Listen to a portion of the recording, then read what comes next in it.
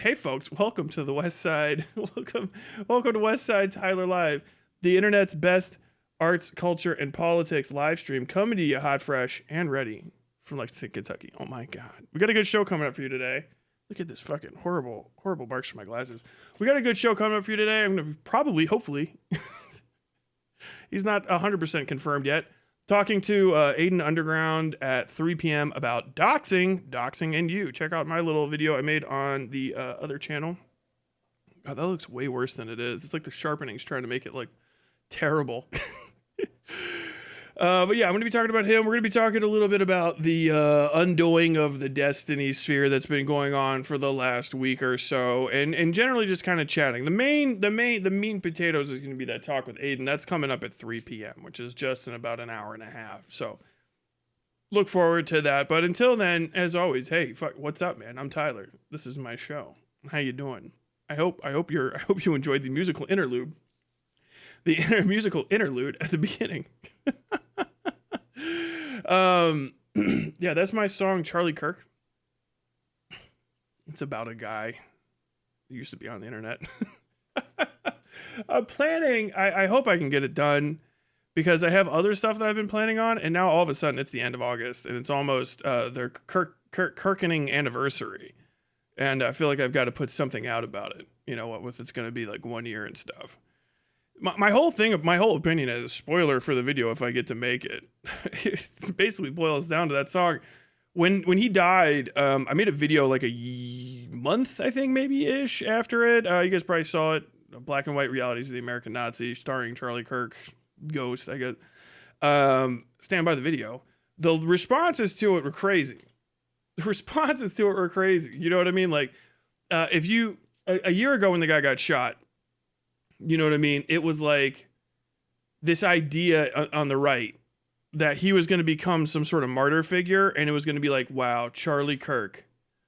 He's going to be the one that really unites the right. Like literally, again, after Charlottesville, he's going to like unite the right. And like, he's going to come back. You just made a million Charlie Kirks. Like that's where people were talking about that for. And people are going to rally around him, and he's going to become this beatified, sanctified figure, and it just did not happen. It didn't happen within 3 months. It didn't happen within 6, and a year out, he's just conspiracy fodder. He's really just gone. He built a legacy of nothing. It's crazy, but it's real. Like that's the case. Like when, other civil rights, leaders or political leaders die, very often you'll see people like kind of pick up the pieces when they're done. But Charlie Kirk really was an honest to God grifter, like an honest to God grifter with an honest to God grifting company, which even if he believed what he was talking about, the only reason he was famous wasn't because he was good at it. It was because he was being propped up by billionaire oil executives. There wasn't a lot of natural love for him as a person. At best, he was just a message. So when he died, that it was like literally just turning off a very expensive human speaker permanently. It's depressing, but like he has had less effect after his death than a lot of people. Like he hasn't really been mourned. No, there was no care or consideration given to his corpse. His wife was going out there, fucking penny money, fucking Annie up, trying to get dollars off that dead boy before he was in the ground, running on it. Donald Trump mumbled a little bit at his funeral, and then I think he mentioned him a few times, and then it's gone. I think this anniversary is going to be the first time you're really hearing about him as a person. Probably since he died, because everything other than that has really just been his quote unquote legacy and talking about that shit. And it's just like Candace Owens has turned him into a time traveling, possibly getting ready to leave not just his party, but maybe even his marriage over Israel. Like he's just a pawn in the great and endless Israel-Palestine game. His company is dog shit now. They just fronted money for, from what I understand, they fronted the money for Andrew Wilson to lose a debate over him. His murderer is going into court and mogging his wife. She's in there doing crocodile tears in her $5,000 fucking courtroom outfit she'll wear one time, and he's like chuckling while she cries. Like, just doesn't give a fuck. Tyler Robinson doesn't care at all. No one on like his allies aren't even unified over whether or not the person who so evidentiarily killed him, it's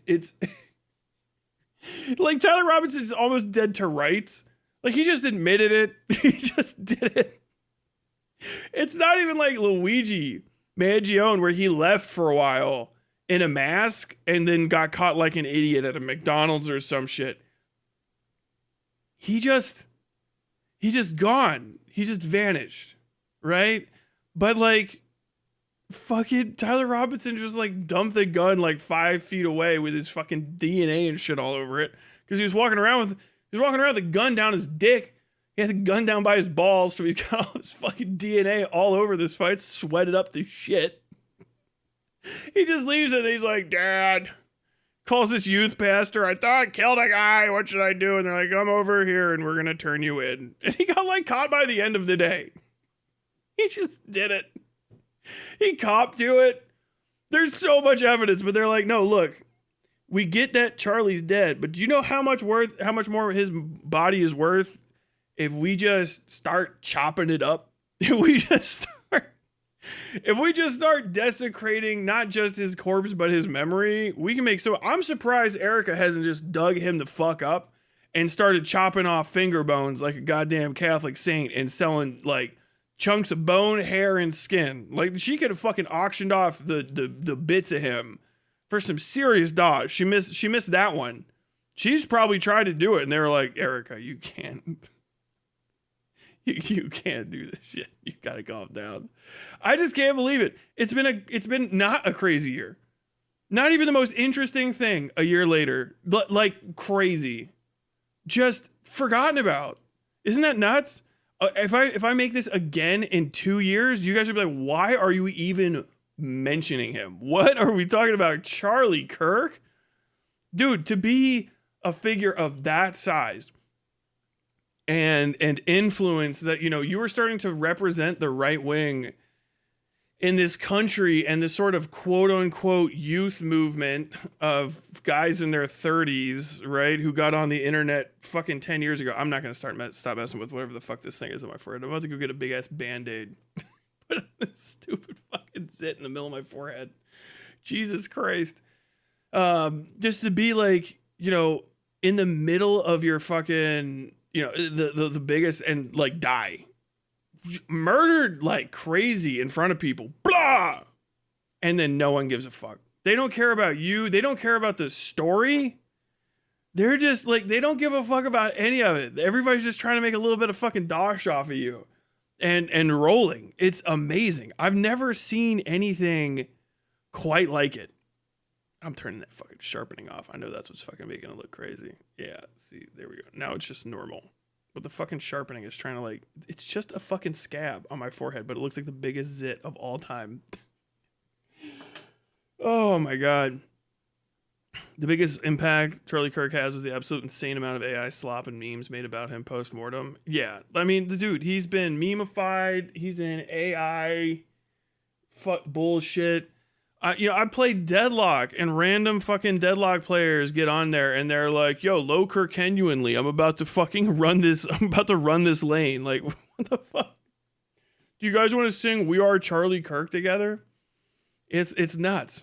Tyler Robinson's like, I'll throw my life away to kill this guy I don't like, and I respect it. Yeah, it's his Second Amendment right. If you don't understand, that's your Second Amendment right if you're an American. It's, you don't, legally you can't kill anybody. You can't just go and smoke someone. That's a certain situation. Look how flat my fucking hair is. I'll just do this. All right, there we go. Now you can't see what I can see. I'm about to put a fucking baseball hat on because this is so irritating. Oh my God. But no, like, yeah, that's your Second Amendment right. That's the right, is the right to like maintain the ability to kill probably at least one guy if you hit your target. That's the whole thing. Like, it's about, you know, fighting, you know, tyranny and stuff and yada yada. Yeah, how do you do it? You shoot one guy. You gotta go in, you say, What can I do? Will I throw my life away to shoot a judge, to shoot a fucking YouTube streamer, to try to shoot the president? Yeah, you can. You can hold on to the ability to do it, and then you throw your life away. Like, it's a crazy fucking right we have. You don't get the right to kill the person. You go to jail. They might even kill you. You know what I mean? You get the Thomas Crooks treatment, free fucking Secret Service enforced dental plan right on the spot. Unzip your fucking head, that whole deal. But you still get a shot at the president. Like, you get to maintain the ability to, like, carry lethal force in such a way where you can go and take shots at the president of the United States or the former president getting ready to become a president yet again, like a butterfly in a lawsuit cocoon. Like, that's crazy. But that's what the Second Amendment is. Don't let anyone ever try to talk you out of it. There's nothing. No one gives a fuck. No one needed a well-regulated militia or any of that shit for deer. We didn't. We weren't like, nobody's arguing over like, oh, I need to have an AR-15. Fuck that, dude. I need to have an M14 EBR. I need to have an M14 EBR with a 412 variable scope. For deer? Yeah. That's what I need to kill a deer. An M14 enhanced battle rifle with a 412 variable on it. Do you know what I mean? Yeah, I'm practicing to shoot the fastest skittery-ish deer in the history of mankind. I gotta be able to plug this deer in the left eye socket from fucking 2 miles away. I gotta be able. I know it's crazy. I've done the deer stand up for no real reason, like a clock tower. And all of this literature on JFK's assassination is just light reading material for no reason. Okay, I've just got fucking a tattoo that says the Industrial Revolution and its consequences for just different reasons. But I need an M14 EBR with match point ammunition and a 4x12 variable scope for the deer. I need to shoot a guy be able to shoot a human-sized target from 2 miles away for home defense. Like, okay, yeah. No, it's so you can fucking smoke somebody. It's so you can smoke somebody that feels like they can't get killed. That's why you have a gun that shoots 2 miles. It's so that the guy that's 2 miles away can die. It's not for 15 feet. It's for the 2 miles. And that's why you have the Second Amendment. I don't know why people don't say it more often. The Second Amendment is so that any American can go to a fucking Walmart and buy the firepower needed to kill the president of the United States if they just practice. It's fucking psychotic. It's crazy, but it's true. It doesn't matter what president. It doesn't matter, not the current one, former ones. I mean, just look with JFK. He got cracked in the head with a fucking Carcano or whatever, I think it was. Like a bolt-action 5-shot magazine rifle. Dude, not even as good as an M40. Do you know what I mean? Not even that good. You can get presidential-grade assassination tools at, like, Gander Mountain. We all know it. That's why they double check you, you know? And it's for anyone. It's for anybody. Like the fucking rifle that Tyler Robinson shot Charlie Kirk with, if you believe the government rumors, it was just like I can't even remember what the hell it was. It was a 30-06, right? Some old school snick-snack 30-06, right? Which is like a bog standard rifle. It's not even expensive. You can get snick-snacks, little bolt action, cha-cha, for $150 to $250 starting. And then they get a little bit more expensive there. Like, Tyler, not new. Like, you don't have to get it new. You don't have to get your little snick-snack new. You can get it used. It doesn't matter. It still shoots people. It's a fucking 30-06. It's not a fuck around gun. It'll blow your shit, as they say on the internet these days. Smooth off. That's your Second Amendment right. It's not. I'm not saying anything crazy here. That's what it does. That's what it gives you. It affords every American the right to get one shot. The one you get to try once. Keep your shit to yourself, and then you get to try once against anybody. I don't know, Tyler. I don't really like that. It's not my fault. I was born 200 years after they signed that shit. I've been around for a minute. Do you know what I mean? It's been a second, right? 1787. They're like, yeah, everybody should have a gun. You shouldn't take them from anyone. What do they do with them? Whatever the fuck they want. So long as they don't break the law. What if they're going to break the law? Well, until they do, they get to keep it. So you mean you can have the gun up until we catch you planning to do something? And if you don't catch them, then they'll probably get to try. That's their fucking right as an American. That's crazy, right? If you're like, all right, this guy's been writing a lot of love letters and going and visiting the grave of like Timothy McVeigh. He goes to Timothy McVeigh's grave every Wednesday and draws lipstick hearts on it. Well, they keep telling him not to, but does he got a gun on him when he's doing it? No. Then there's no reason to think he shouldn't have guns. What?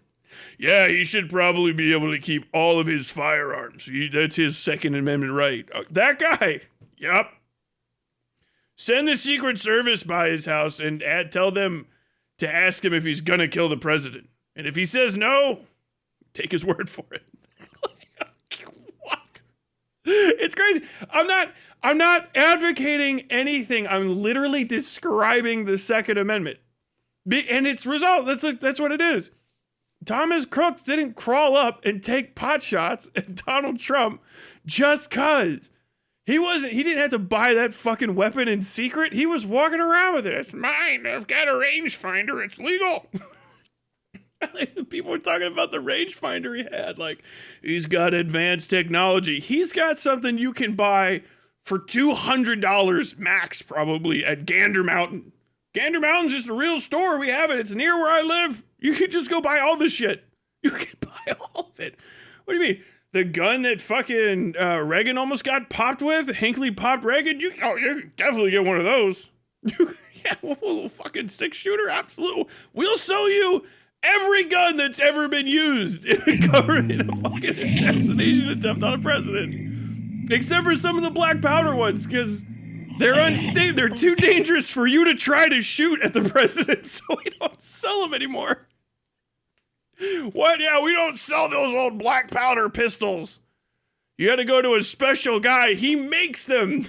He makes little hand cannons in his house. That's legal? This is America. What the fuck? Yes, it's legal. Not only is it legal, it's fucking expected of you. Dude, go do it. Be a good American and own the ability to kill one person if you can before the government collapses on you. How long am I going to go to prison? Depending on how uncool we think it was that you killed that guy, anywhere from not at all to like 20 years. Maybe we'll kill you. Maybe, but also maybe not. 20 years to life. Damn. 20 years. You know the death penalty, like, or the penalty for killing somebody like 10 years or 100 years ago, if it wasn't like aggravated, like you pre-planned it and shit, you're just like, hey, fuck you, pop, pop, pop. It was like 10 years. I can do that. You know what I mean? It's just absurd. We had to kick it up to like, all right, we'll kill you back. Well, maybe we'll kill you back. Baby. Jesus Christ, it's fucking nuts, dude. I love it.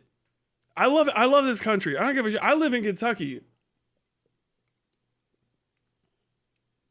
They're like in other parts of America, like Texas, where like everybody pretends to be hard, but you guys only got like 15 hard dudes left. Except for in Austin. Yeah. Like Texas people are fake hardcore. Texas people are the least country people on earth outside of people that live in Nashville, Tennessee. That's like the two places. Every time I've met somebody from Texas, they're a fucking disappointment. Every person from Texas is the most disappointing Texan you've ever met in your life. I don't know where the real Texans are, but they don't leave. All the rest of Texas, like millions upon tens, hundreds of millions of people, it feels like, they leave and they're just the worst example of a Texan. They're all like Ohioans, where I'm from. It's like, hey man, you from Texas? Oh yeah, I'm from Texas. What do you do for a living? I'm a geologist. What? Okay. Everything's bigger in Texas. Yeah, I bet it is. Including your student loan or something. Shut the fuck up. People have a fucked up electrical grid in Texas, just to not even be poor. Not even a poor state, but they live like poor people while being rich. They're the most goofy fucking human beings on earth. Texas people are bullshit. Texas people are fake country. Oklahoma people are what Texans think they are. Oklahomans will fuck you up. Okies will not even know they will look at you like they haven't heard any of the language that you're saying, but then you cross them and they'll plug you one, the fucking rock. Get your ass. Nebraskans, fucking Okies, Nebraskans, fucking maybe some people from Kansas, right? That's the real ones. They're real ones. Everybody in Texas that's like, I worked on a ranch. Like, yeah, if you're white, you fucking hired Mexicans to do all that shit for you. From Mexico, vaqueros, or whatever the fuck. They came up and did that shit for you. I'm a rancher in Texas. I got a degree. Oh, well, watch out, big schooling. I went to Texas A&M to learn how to ride a horse. Fuck off, dude. Where do people in Okie learn how to ride horses? You talk to some fucking Okies like, I stole me a horse when I was about 13 years old. I stole me a horse. They chased me 2 county lines away, and then I shot that lawman down. What year was this?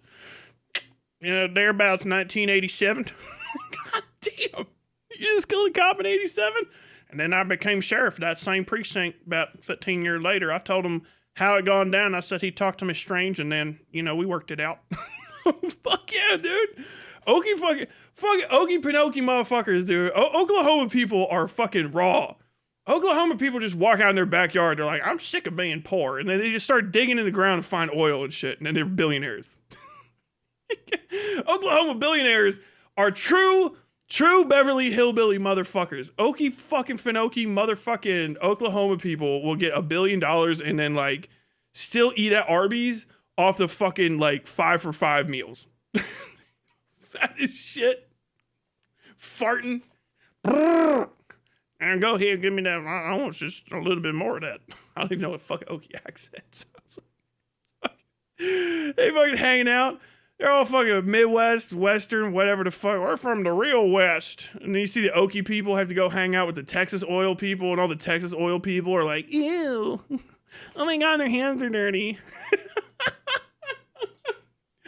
Man, I'll tell you what, if you've ever shaken hands with a Texan with calluses, you shook hands with a Mexican. That's real shit. They're fucking goddamn Texans can't work. They're white, lazy people.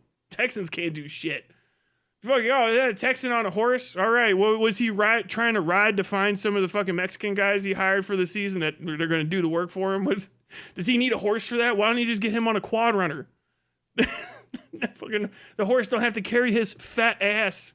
All right, 6 fucking acres till he finds the Mexicans that work for him. What? Tell him to buy a cell phone. Call up Jorge. Hey, Jorge, I need those cattle in because I got to take a picture for the local newspaper. Why don't Jorge? Can you get the cattle into paddock 4? See.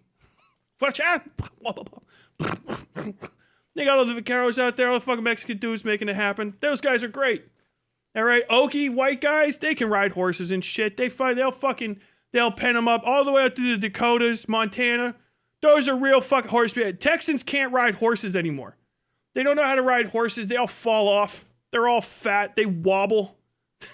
It's like sticking flubber on the back of a horse. You just see the horse is crying, begging to go lame.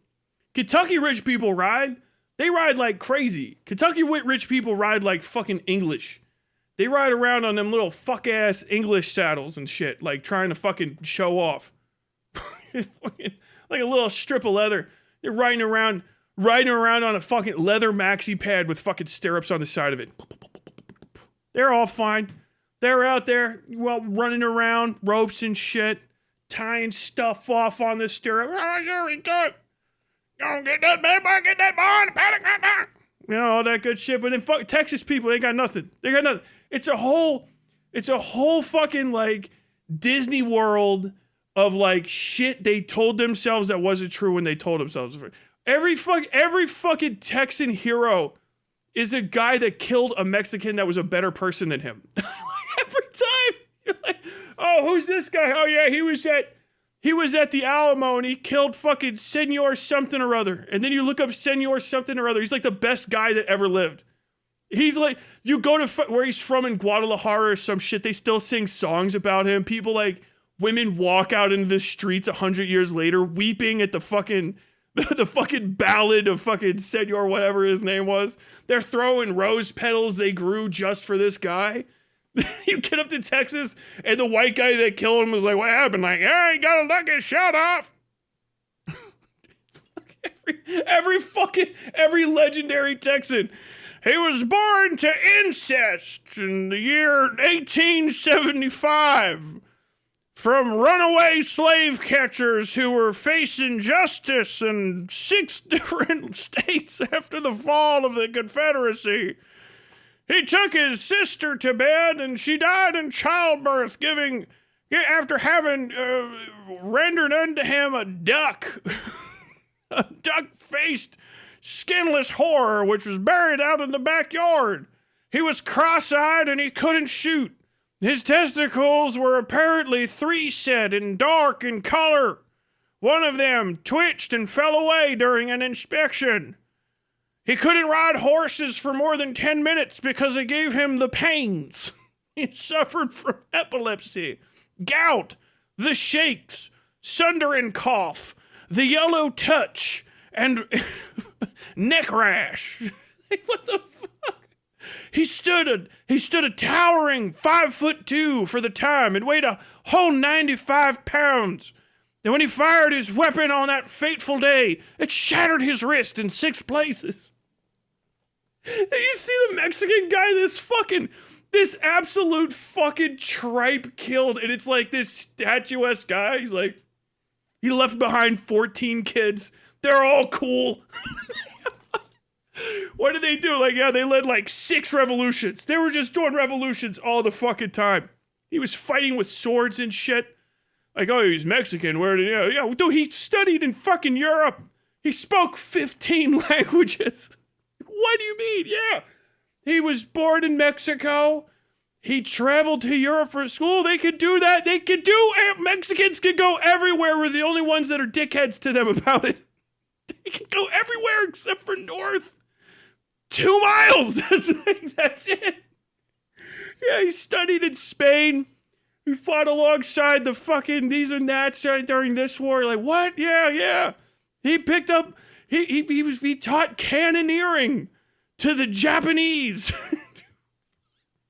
What? And then he came back and he raised up like 6 missions because there's like only 2 loves in life were Mexico and the Catholic Church. He loved God and Mexico. Like, oh, this dude's fucking crazy. And he hated slavery. And he hated Americans because they loved slavery. And they were trying to do slavery in Texas and to make Texas bigger and into Mexico. So he fucking stood with just a handful of men. And he was shot down by this inbred son of incest. Fucking Confederate, fucking former slave catcher's child. Like, what? Dude, I know this specific story is made up, but then you look at all of Texas history, it's just over and over and over again. You're like, yeah, what? Oh, that's a Texas Ranger. You ever seen Walker, Texas Ranger? Yeah, we made it all up. They would never work with a black guy if they had to. What? They were basically like Texas's own publicly enforced Pinkertons. They would just go around and make sure that poors, Indians, and blacks couldn't get land for too long. They would enforce the cruel laws of the fucking cattle herd. Like, what the hell? Texas Rangers were basically the devil if you were anything but a white Protestant. Fuck me. But if you were a white Protestant, they were kind of like if Chuck Norris did karate in Austin, Texas. What?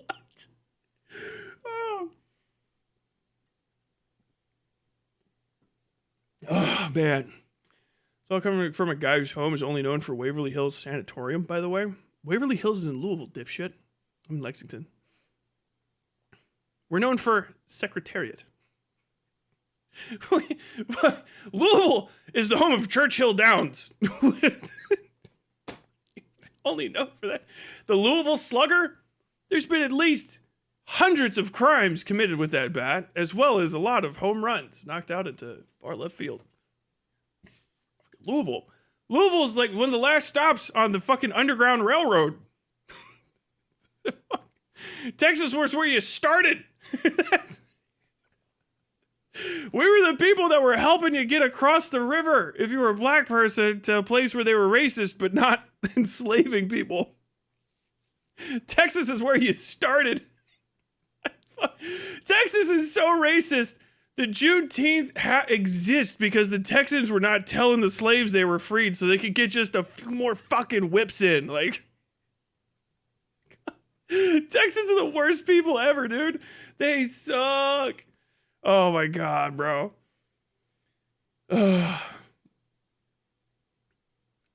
Sorry, I confused your city for the better one. I don't know. What city are you from? Sister fuck Texas? Daddy's girl Texas? Fucking goddamn. Oh my God. Like, Dr. Jose Protasio Rizal Mercado y Alonso Realonda is somewhat related since the Philippines was a Spanish colony for 333 years. He was a polymath and spoke 20 plus languages. He was a liberal reformist. Based. Executed by the Spanish. Damn. Every time. Blitch McConnell, a corpse upon a golden wheel throne. He's not even here. He's in fucking he's in fucking DC. Oh my God. Fizzy Fox in Lexington. That's like a fucking mile away from my house. Like the horse secretariat. Yes. We're like the horse racing capital of the world. They're like, that's why all the horses are out. I can go see horses, race horses that are worth millions of dollars. I don't even know the ones that are expensive versus the ones that aren't. But if you just look off the side of the road, they're there. We're just multi-million-dollar horse racing industry. It's not necessarily the best thing ever. Bourbon, from your alcoholic uncle who got a hobby 3 years ago. That's us. God damn. Harlan, you guys ever seen Justified? That takes place in Harlan, although I don't think almost anything was ever shot there. Tyler Childers is from here. Black Lung. We share a lot of good Black Lung with us in West Virginia.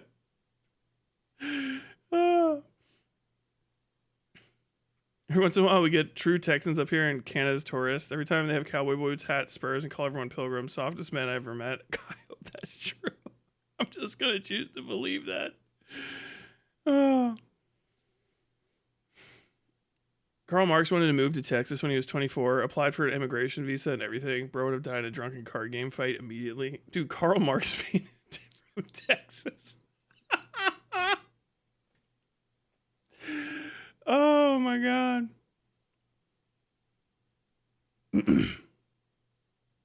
The LARP Star State. Yes. All they know is call police, drive Ram 1500, eat unseasoned chicken, and lie. It's true. Oh my God. Well, the southern states I've lived in, Louisiana's a different breed. I lived in North Texas for a while, in Oklahoma. They both suck. Dude, everybody I've talked to from Oklahoma is from Oklahoma, and they ain't never going back. Destiny is supposedly from Nebraska. That's what I understand. Yeah. They got him. They got rid of him. He's in Miami now.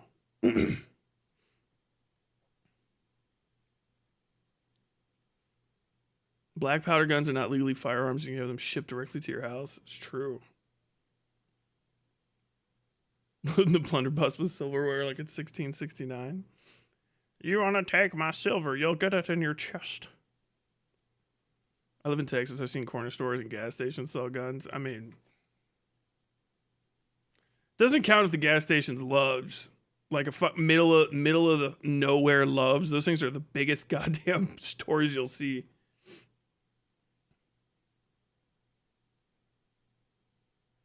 El Paso here, that tracks. Fun fact, don't mess with Texas was originally an environmental slogan to get people in the state to stop littering so much. Oh my God.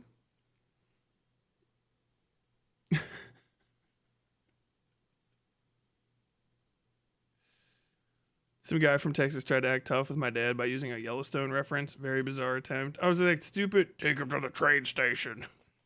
I don't know anything about that stupid show other than fucking, is that Kiefer Sutherland? Who the fuck? No. Oh, I can't remember who the fuck that guy is. This is the main character dude. And he just, take him to the train station. take that son of a bitch to the train station.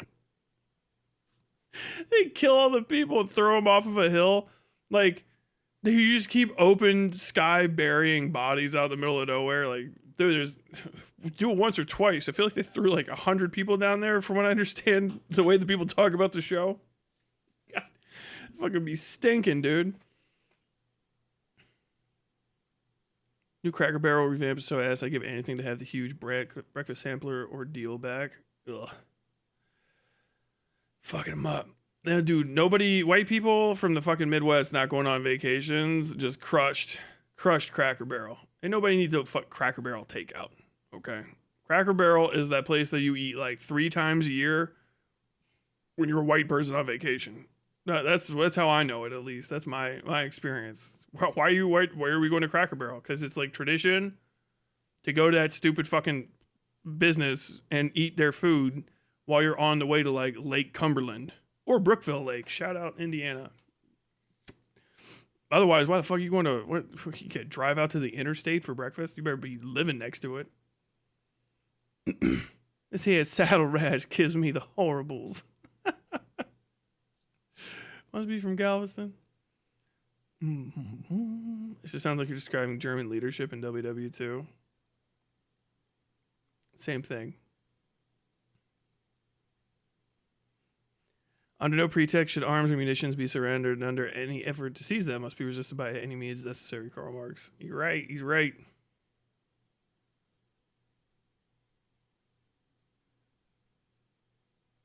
I mean, we have fucking... I live right by the Lowe's I go to is a horse graveyard. And it's nice. It's a nicer graveyard than a lot of people get. Will I ever do a chat with Hutch again? That man's out of control. He spends all day doing anti-Hassan shit. I doubt he would be up for it. I would yell at Hutch again in a second. I want to fuck with Hutch all the time. Constant fucking with Hutch. I got something wrong with my throat. Hutch needs to be fucked with all the time. Hutch is out of his fucking mind. Is just what it is. Fucking with him about the AI use is crazy because I can tell it got to him. That pissed him off. But if you ever ratio Hutch or get like a bunch of views on a tweet, like he'll feel compelled to respond to you. He is a loser, dude. Like beyond loser beyond losing. It's getting crazy at this point because he doesn't know fucking anything about anything. And that's like the craziest part about it is he's obviously using like Claude and shit to put together his thoughts. But because of that, he actually does not know anything. But like his spiritual belief that he can't be wrong causes him to like triple down on stuff. So like half the clips I see on him are him going like, no, Joe Manchin, I'm standing to this day. I stand by Joe Manchin was a good, what was it? Literally, Joe Manchin was a good leader in West Virginia. I think he said he may have just said senator, but I think he might have also just said in general, he was a good Democratic leader for West Virginia. And the only reason he didn't win was because of his further support of Joe Biden, which is just insanity. It's not even true. Joe Manchin did not support Joe Biden. He didn't.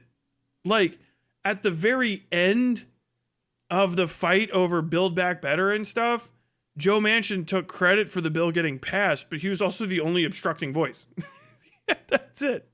He was the only obstructing voice.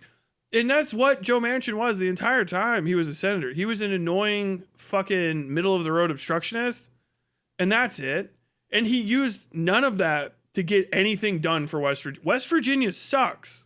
Not the people and not the place itself, but as an infrastructure-wise and being taken care of by the government that runs it, it's dog shit. It's so fucked up. And no one from West Virginia is going to disagree with me on this, by the way. They're right, left, and center. If you go, yeah, West Virginia, your guys' infrastructure is dog shit, they'll either say yes or they'll say, I don't know, I haven't left yet. Or they'll say, well, I know it's better than Beckley. I live in Charleston. It's better than Beckley. The fact that you got to pay tolls to drive on the roads in West Virginia is nuts, because like those roads aren't even as good as the ones you can drive for free in Kentucky. And it's Kentucky. Kentucky gets talked down. I grew up in Cincinnati and we grew up talking shit about Kentucky. Harder than we even talk shit about Indiana. And Indiana probably deserved it more. But like Kentucky feels like the future compared to West Virginia. And I'm not talking out of I've been there. This isn't like, I'm not a fucking coastal dipshit. I've been to Eastern Kentucky. I've been to Western Kentucky. I've been to Eastern Kentucky. I have been to Harlan. I have been to the Three Cities area. I can't remember the hell that's specifically called, but you know, fucking Kingdom Come National Park and all that. I've been past Virgie from I'll Follow You to Virgie, the fucking Tired Childers song, right? We're all Black Bears and all that good shit's out there, okay? Been to Williamson, West Virginia a couple times now. That place is crazy. Only building made completely out of coal. I've been to Matewan twice, in and around and through. And I've been around War, Welch, all that shit. Like, and I've been back and forth. And you can see the border between West Virginia and Kentucky. And Kentucky ain't making that much goddamn more money than fuck West Virginia. Not to that extent. Not to the point where it's like I'm in Kentucky. It's the same fucking mountain ranges. And Kentucky's got the fucking guardrails on the side of the road. And West Virginia has the guardrails 100 feet down the side of the road, where they ain't gonna catch nothing but fucking some of the smaller logs that fall off on the next wash. Like half the goddamn fucking roads, especially in that part, southern West Virginia, are just gone. Gone. You drive up the side of a fucking mountain and you just run into a stoplight that somebody put in on the mountain. You're like, what the fuck is this? Obey that stoplight. Because somewhere up ahead of you, in a span of distance that could be a quarter to 5 miles, you have no idea, unless they marked it, and the marker may have fallen down the road. Oh, well, there's a wash, and the wash has reduced the road size because the road is gone. It has fallen down the side of the road, or down the side of the mountain. The road's gone, all except for a bit that one person can go by. Right? And so you got to wait for everybody to go through, and then the light goes on, and then you go. That place is fucked. Fucked to piss. They can't keep people there. The brain drain is crazy. Your kid do not stay in West Virginia. They don't. People, there's trash everywhere. Everywhere. Because people just throw it out. Companies will just dump shit on the side of the roads. They will not clean up mines. The mines are full of fucking poisonous water that just breaks the fucking side of the mountain open when it freezes and just pours fucking mercury and cadmium and fucking uranium dust, all sorts of weird, crazy, radioactive shit into the fucking people's drinking water. And it doesn't have to be like that, because I live in fucking Kentucky. Kentucky is not that well run. But Kentucky is that much fucking better than West Virginia. And it's because West Virginia got fucked by Joe Manchin running that fucking state for decades. He was the governor, and then he was the fucking senator. I think he was the attorney general for a second, too. I can't remember. He was the top Democrat there, and he was such a fuckwit slack-jawed, sideways, do-nothing cunt that people said fucking Democrats aren't shit. And he had to agree because he couldn't even run as a Democrat anymore because they're like, well, if you're just going to be a fucking Republican, then the Democrats aren't going to vote for you. Anyone that wants Democratic type shit. And the Republicans are just going to vote for a Republican because why the fuck have you? What the fuck good are you? He was no good. West Virginia didn't want him anymore. If West Virginia wanted him, they would keep him. They would still have him. West Virginians don't put shit out on the fucking side of the road. Jesus. They will hold on to a bug-ass, fuck-up, sideways motherfucker in politics for forever. And he was so bad they didn't want to hold on to him. It's got nothing to do with Joe fucking Biden. Nothing to do with Joe fucking Biden. He was a bad candidate. He was a bad fucking leader. He was the most powerful Democrat and the most powerful person in West Virginia for fucking years, and he couldn't get shit done. He refused to get shit done. He was a not doing shit motherfucker. Lazy, trifling piece of shit that went and fucking hung out on his houseboat in fucking DC and pretended to be the fucking king of compromise. That was all he would do, is get fucking the people that relied on him to try to pass shit to give up on stuff so that he could go and suck a little fucking Republican dick. Even Donald Trump's like, why are you a fucking Democrat? Switch over to Republican. There's no reason for you to be a Democrat. And he was like, I just want to be a Democrat. And when it came time, he wouldn't even do that. He switched to independent. He switched to independent to try to fucking run and then couldn't win. He's a fucking stooge, a stoolie, 2-bit carpet bagging fuck up. I fucking hate Joe Manchin. I've met him, bitch. Talk about, I'm not talking lightly. I have met Joe Manchin. I interviewed him for a news story and I didn't like him then. I don't like his fucking haircut. He looks like the fucking Shah of Iran. How about that? Fucking Sopranos reference. He said I look like the fucking Shah of Iran. He really does look like kind of like Phil Lombardo, but Phil Leotardo. I don't fucking like that guy. The thought that Joe Manchin is an ideal of anything is insanity. Insanity. Andy Beshear is what you're trying to say. Everyone who's like, oh, who is good at being a Democrat in a red state? Andy Beshear is. Why? Because Andy Beshear will tell you socialism is the stupidest thing he's ever fucking heard of and it'll never work. And then he will just put socialism into practice with no pride whatsoever. Without a wink. And you're like, oh, yeah. Trans people in sports. Blah, blah, blah. Yeah. Oh, my gosh. Wow. And then he'll just do it. And that's what leadership is. Okay. Yeah. Well, did your tax bill go down? Yes. Do you enjoy driving on the new roads? Yes. Okay. Well, yeah, we got it done. We got it done for Kentucky. People from outside of the state, I don't know. They're like, I do and I don't like him. I don't give a fuck. I love fucking Andy Beshear. Voted for him. Got what I wanted. What did you want, Tyler? I wanted fucking highways at work. We got better highways by far. I've driven on both of them than West Virginia. West Virginians will either agree or they are lying to you. Drive out of fucking Williamson. Drive out of Matewan. Drive out of Welch and War. The fastest you can get to Kentucky and tell me when your car starts jumping and bumping. When it stops jumping and bumping and bouncing and you can start driving the fucking speed limit without worrying you're going to fly off the side of the fucking road, then you're in Kentucky. Until that point, you're on fucking goddamn Joe Manchin's bullshit. You're on fucking Jim Justice's bullshit. It's fucking what? He wasn't building any fucking roads. He wasn't making anything happen. Fuck that motherfucker. Fuck him. Fuck leadership that doesn't lead. I don't give a fuck. He won the election. What the fuck good is it? He won the election, then he obstructed blue fucking policy. Suck my dick. I don't give a fuck. Oh my God. I tell this story all the time. Tyler, when did you talk to Joe Manchin? What was it? What did you talk to him about? What was it? They have a fucking airport called Yeager Airport, Charleston. And I think, if I remember correctly, Joe Manchin was the one to fight for Yeager Airport being right next to the fucking Charleston State Capitol. How do you get it that close to the Charleston State Capitol, right? It's the West Virginia State Capitol in Charleston, State Capitol building. Well, the only way to do it in that area is to put it on top of a fucking mountain. You put it, Yeager Airport's on top of a mountain. You got to drive up a mountain, and then you got to land on a mountain in a plane. Tyler, is it conducive to air traffic? It is fucking not. Tyler, are there the landslides and such that affect the rest of West Virginia? Do they affect Yeager Airport? Oh, they certainly do, and that's what I was there covering. Giant chunks of the fucking runway the planes land on, sliding down the side of a mountain and destroying a church. Because the goddamn state has no fucking flood infrastructure, or infrastructure in general.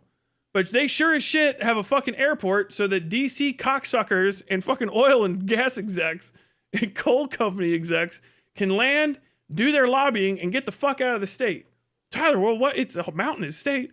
Is there anywhere else they could have put it? How dare? Yes! Just go fucking west from Charleston for 25 fucking minutes. And it's flat. It's flat as shit. It's a fucking river valley. The Kanawha River Valley. Flat. Tons of flat land out there. It goes forever. There's nothing there. Bullshit. Nothing. You just go ahead, flatten a little bit of it out there. No, we gotta have it as close to the fucking Capitol building as humanly possible on top of a mountain so that it's as dangerous as possible to land on. The shortest possible runway with the highest level of fatality if you fall off the end of it. It is the stupidest shit ever. And what happens? Every once in a while we'll have a rainstorm or melt. It'll just get warm after it was cold. It happens every year. Hard to plan for though. And just part of the mountain will leave and it'll take the runway with it and the runway will get shorter. Stupid fucks, dude. Jesus Christ.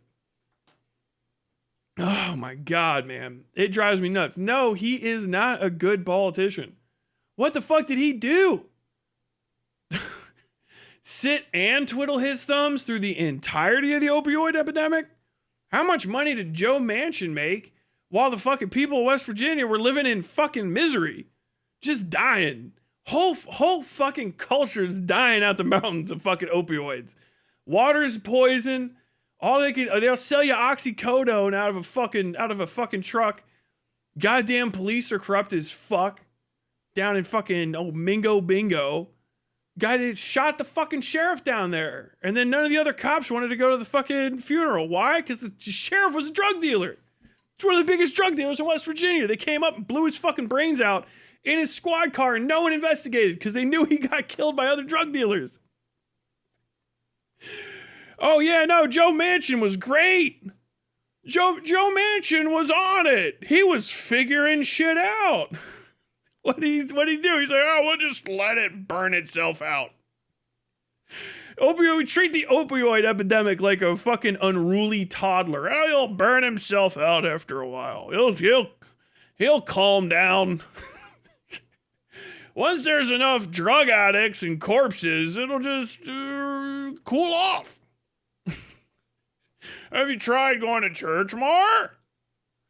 What I do whenever West Virginia's getting me down is I go live in my houseboat in Washington, D.C., and I have a few drinks of bourbon with war criminals. Okay, sick. God damn. Every fucking time, man. Worst thing I can say about Ohio roads is that all the oil trucks busted the sides of the rural roads and ugly ditches. I mean, imagine that. It's literally the same thing, but it's on the side of a mountain. They'll try to drive. Those fucking coal company truckers, man, they'll hire some people from wherever the fuck they can get. Somebody that either pisses fire from America or someone that barely speaks English from usually like East Africa or something. Well, I don't know how. There's like a trucker program, East Africa to Swift. You're like, Tyler, is this racist? I'm telling you not. It's ask truckers. You just go around. It's like, do you think that there's a East African to Swift driver pipeline? And they'll go, how did you hear about that? It's not, I don't have any fucking gripe with those folks getting jobs. It's just, they don't make them fucking practice fucking thing. Those guys are learning how to shift when they get on the hill the first time. So like I could just imagine this poor guy from fucking East Africa. He's like, I'm gonna go to America. I'm gonna get my shit together. I'm gonna get a job here. And then like the first words he has to learn are 15% grade ahead. And he's just looking at an Alice transmission like, what the fuck am I supposed to do here? All right, so listen there, Scooter. There's two parts of every mountain highway. All right, there's the part with the big black part. That's the road, and it's going down. If you start smelling like your semi-truck's on fire, the second part's made out of sand. It goes up. So remember, black goes down, white goes up. Black goes down, white goes up. That truck starts smelling like it's on fire. You make sure to go into the white part. All right, you go to the white part. It's called the breakdown lane. These dudes is like crazy. This whole gigantic chunk. Swift is a freight company in America, and they are like, when I was a night security guy, they would be complaining about the Swift drivers, and like the Swift company trucks would come in bang to fucking piss, like not like they were in an accident. Like nobody knew how to park them or drive them around. Because if you don't know, like truck drivers on the highway is like 15% of the difficulty of the job. The rest is fighting the difficulty of alcoholism and womanizing. That's like another 25%. And all the rest is parking the fucking thing, which is the hardest part. And it separates the guy who should be getting paid from the guy who shouldn't be getting paid, but it doesn't actually separate them. And they both get paid. While the guy who is like actually good at it is watching some dude scrape the fucking paint off the side of the trailer that he has insured because he's a single trailer hauler. What the fuck is happening? Swift guys drop their trailers off. They're a big company. So they drop and trade trailers. This doesn't always happen. Some places, some guys are single trailer people, right? Or maybe double trailer. So like they work for a company that is dropping their own shit off. One truck, 2 trailers. Other companies that ship, they'll have like 15, 16, 150 trailers all around America, or maybe they're working with some company and they're just the truck and they attach to the trailer. The Swift trailers are everywhere. It says Swift down the side. If you see Swift on the side of a fucking tractor trailer in America, just know you got to get on the other side of that fucking truck before any wind blows, before any sort of signs that are written appear on the road. If it's not some shit that an IKEA manual would have to explain what's happening ahead of them, that Swift driver is taking your life in his hands because he's in the bigger fucking truck. These dudes don't speak a lot of English, which is like crazy because you got to at least be able to tell me like, what fucking company do you work for? And they're like, I thought Swift. Okay. Trailer number 2135. Like, what the fuck is this? And like they would come back and you would see these Swift trailers, dude. They got dents in the side, they got gouges, like they have just been put through fucking hell. And then you talk to the other guys, because sometimes they'll like stop in your lot for a couple of seconds, like, oh, what's up, man? And like you just every once in a while they have to be near one of like where the Swift's like chunk of the drop-off lot will be. All the Swift trailers are next to each other. They're just looking at the trailer like, goddamn Swift drivers, I swear to God. It's in their fucking mind. And dude, like Swift would hire anybody, it felt like. They like shout out like immigrants that don't speak English. Them weirdos, white drug addicts, like a white guy that's just like got pinhole eyes and fucking like red. Hey man, I gotta take one of the trailers. Can I take one of the trailers? Don't take the ones with the locks on it. Okay. You get back there just to double check. Hey, you can't take the trailer with the lock on it. Oh no, man, I can't, man, I can't. All right. I'll hook up to another one. You got another one I can hook up to? Yeah. Why are you trying to hook up to the trailer with the lock on it? You know you can't. The doors are open on the unlocked trailers. Why are you trying to take the trailer with the lock on it? It's got a lock and a tag. Why would you try to take that? I got no reason I'm trying to take that. I just misunderstood you. Okay, buddy. Okay. Unhook that trailer. I'm not opening the gate until you unhook that fucking trailer. No, they always come back and check. Okay. Oh, if you don't understand, it's shipping. Some trailer, the trailers get dropped off, right? Because you don't always get to unload it. And so like You might move the trailers around your yard. The company won't necessarily have an empty for the guy to take, but a lot of times they'll drop off the loaded for dump in the morning, right? They go and put it on one of the docks. Our people will come and move those empty trailers off into the empty trailer lot. But sometimes the empty trailers have locked trailers because they've been loaded up to go and they've been moved off the dock, whatever. If it has a lock and a tag on it, no one picks it up except for who is supposed to take it. The empties can go to anybody that's from the same company, right? Or however you have it set up. So Swift truck comes in, Swift can take an empty because it's Swift's trailers, right? The guy is going to go and he's going to check all the electric and all that stuff and make sure that it works, hook it up, run it, and roll it. But if it's got a lock and a tag on it, it's only for delivery. That's a specific, they're coming to get that because you don't just need that trailer. So if someone tries to take that off the lot, more than likely they're trying to fucking steal it. Do you know what I mean? Or they'll get somewhere and they're like, fuck. They might just make the mistake. But it's hard to make the mistake because the trailer inspection you have to do is to walk all the way around it. And one of the things you have to do is put your eyeballs on where the lock is and make sure that you're not taking a trailer that has a lock and a tag on it. The tag is included in the lock. It can only be ripped off and broken. So if the tag is broken, it shows that the fucking back door has been tampered with. Don't fuck with it at all. Very, very funny. Talking mad shit. I only half an hour. I didn't even cover anything else. Let's see. Went from Seabus to West Virginia and took a couple hours to get to West Virginia. In 45 minutes, drive maybe 15 on non-existent rural roads. Yeah, if you get into West Virginia and you've got to do like any of the splits, 64 to 77. I mean, aside from having to pay fucking money to drive from Charleston to Beckley and then a few other places after that, those aren't too bad. But if you have to like veer off and go onto some of the country roads, I mean, I enjoy it because I like looking around at stuff, but you might have to have a 4x4 at least, like a little bit of posi track. You know what I mean? You can't drive any sort of like low cut boosted car, anything with a body. You see somebody drive across the Kentucky to West Virginia border in a fucking car with like a body kit on it, like a low front body kit, like that shit ain't gonna fucking survive. That's done. That's gonna have about 50 cracks in it by the time they get to the other side. Oh man. Let's see, Tyler, what does Democrats need to do to win Kentucky? Any policies like Medicare for all would move a needle? Win Kentucky. What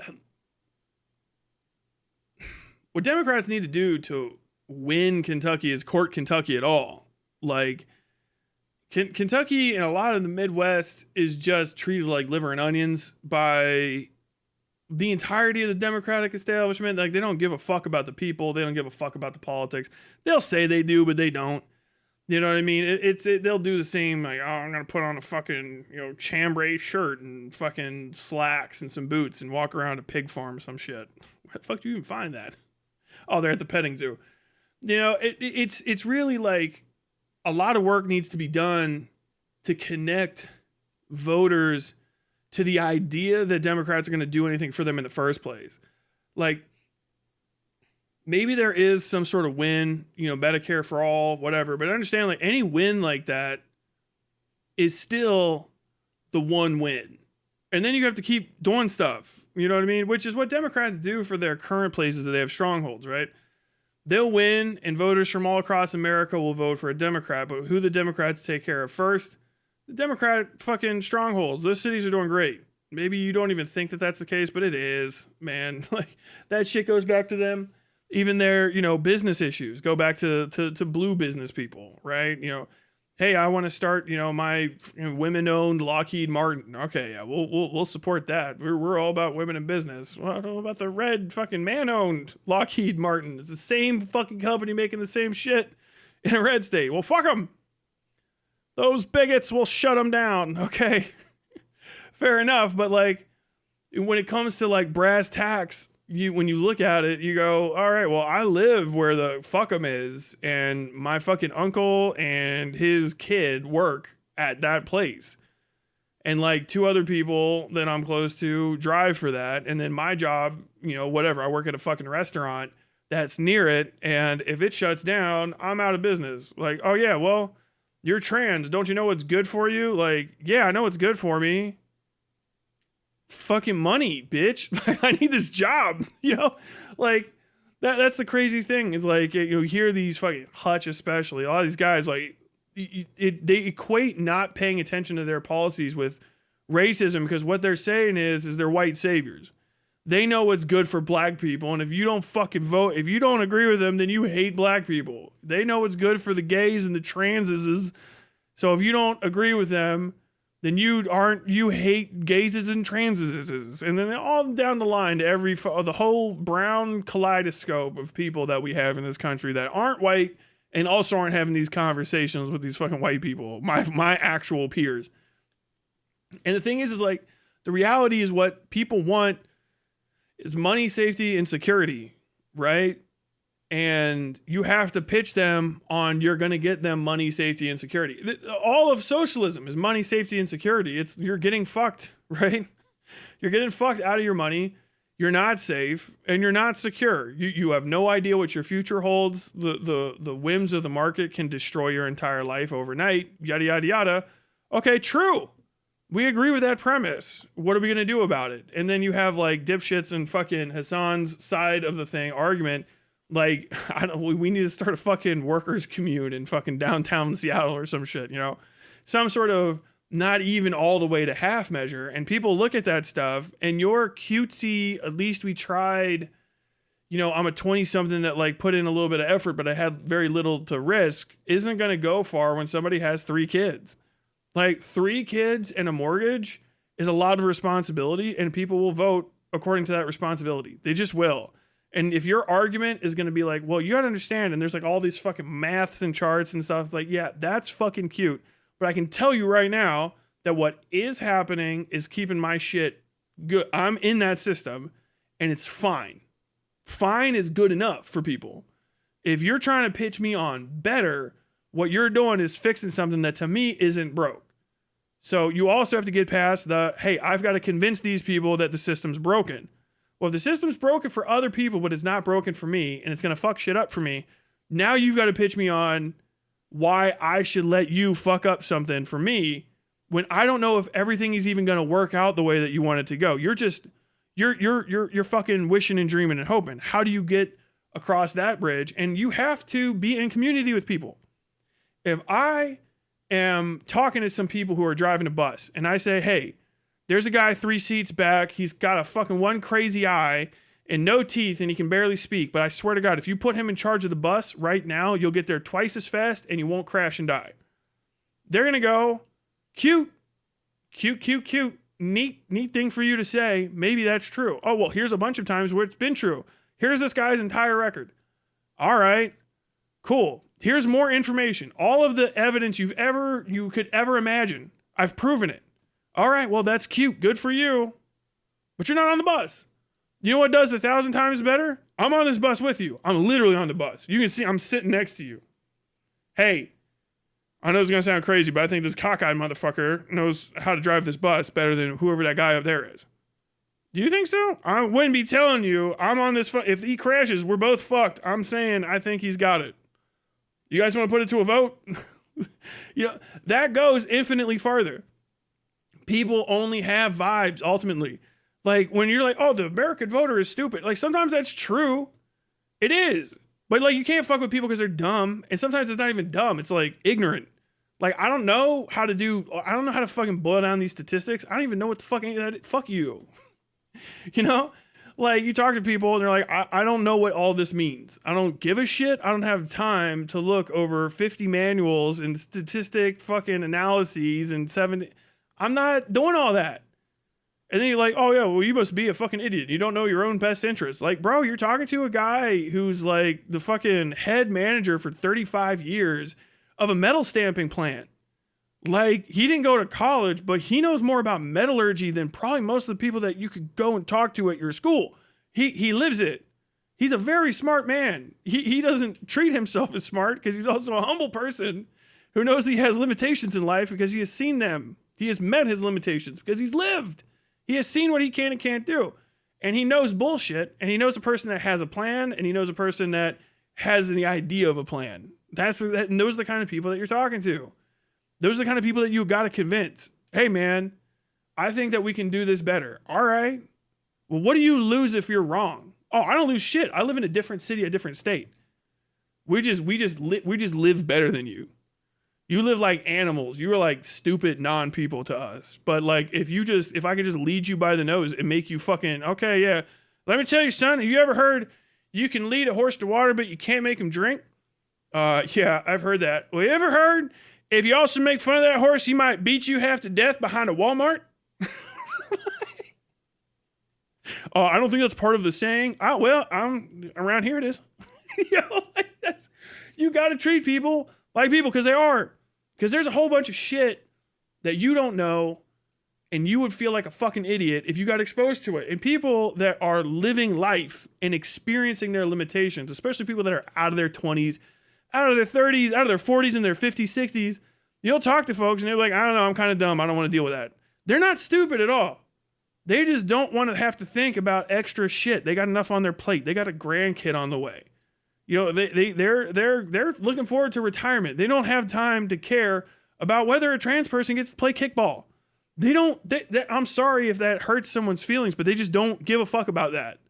And if the only thing that you can bring is like, you need to care about these other people, and I've got to upset your entire life to do so, they're not going to give you the time of day. They're not even going to necessarily fight you. They're just going to go like, all right, whatever.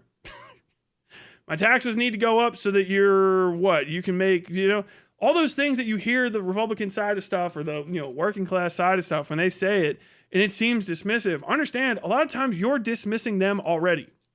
That's what people need to do. You need to start understanding the people that you're fucking talking to. And this doesn't really go out to people who do leftist politics in and around me, because they talk to people normally all the fucking time. All the fucking time.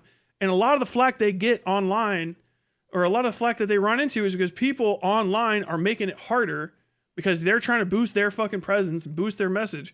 Hassan Piker types are out there making it harder for some dipshit PSL guy in Louisville or a DSA person or an anti-AI person here in Lexington, because they're going up and they're like, yeah, like, oh, you some kind of socialist? I am, but like, it's not that big of a deal.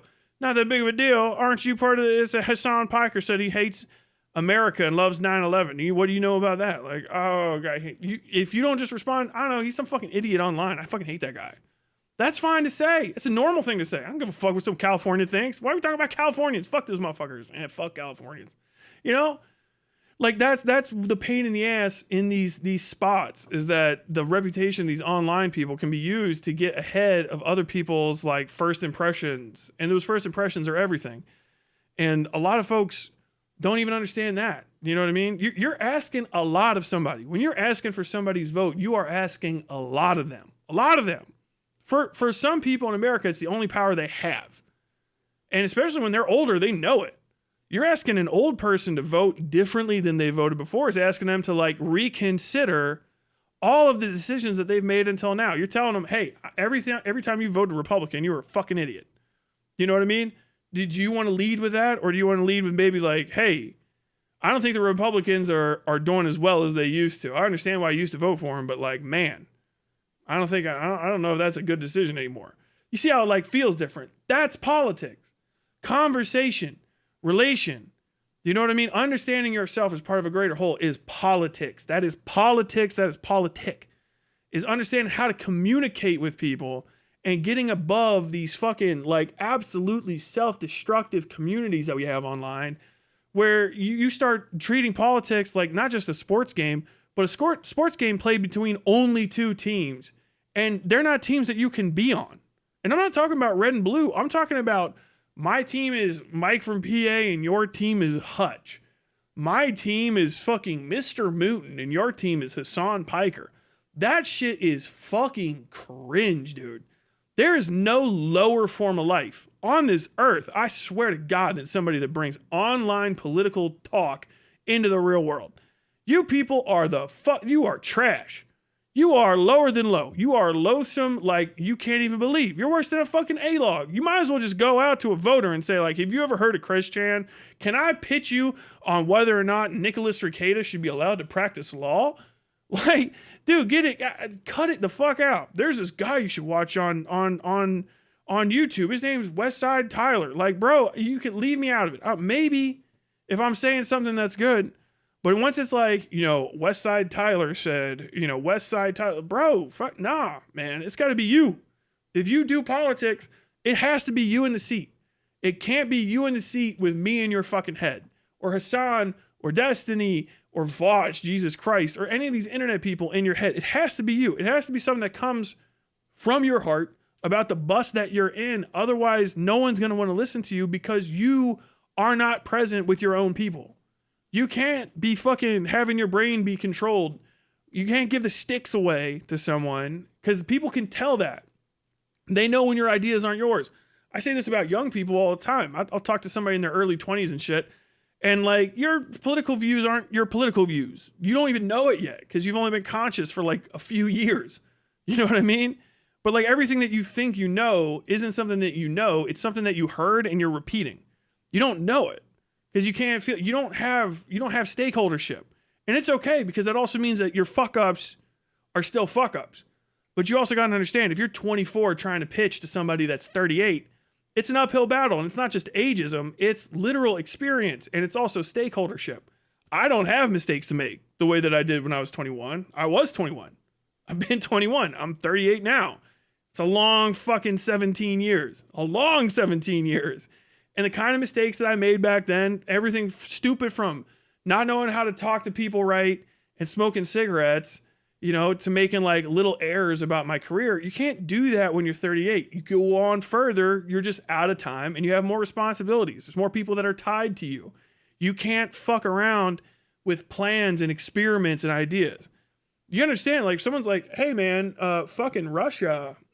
Wow, that was crazy. The fucking hold my door. You ever heard of that? Like, oh yeah, starved all them Ukrainians. What was that, like 1978 or something? Like, yeah, I think so. I can't remember exactly.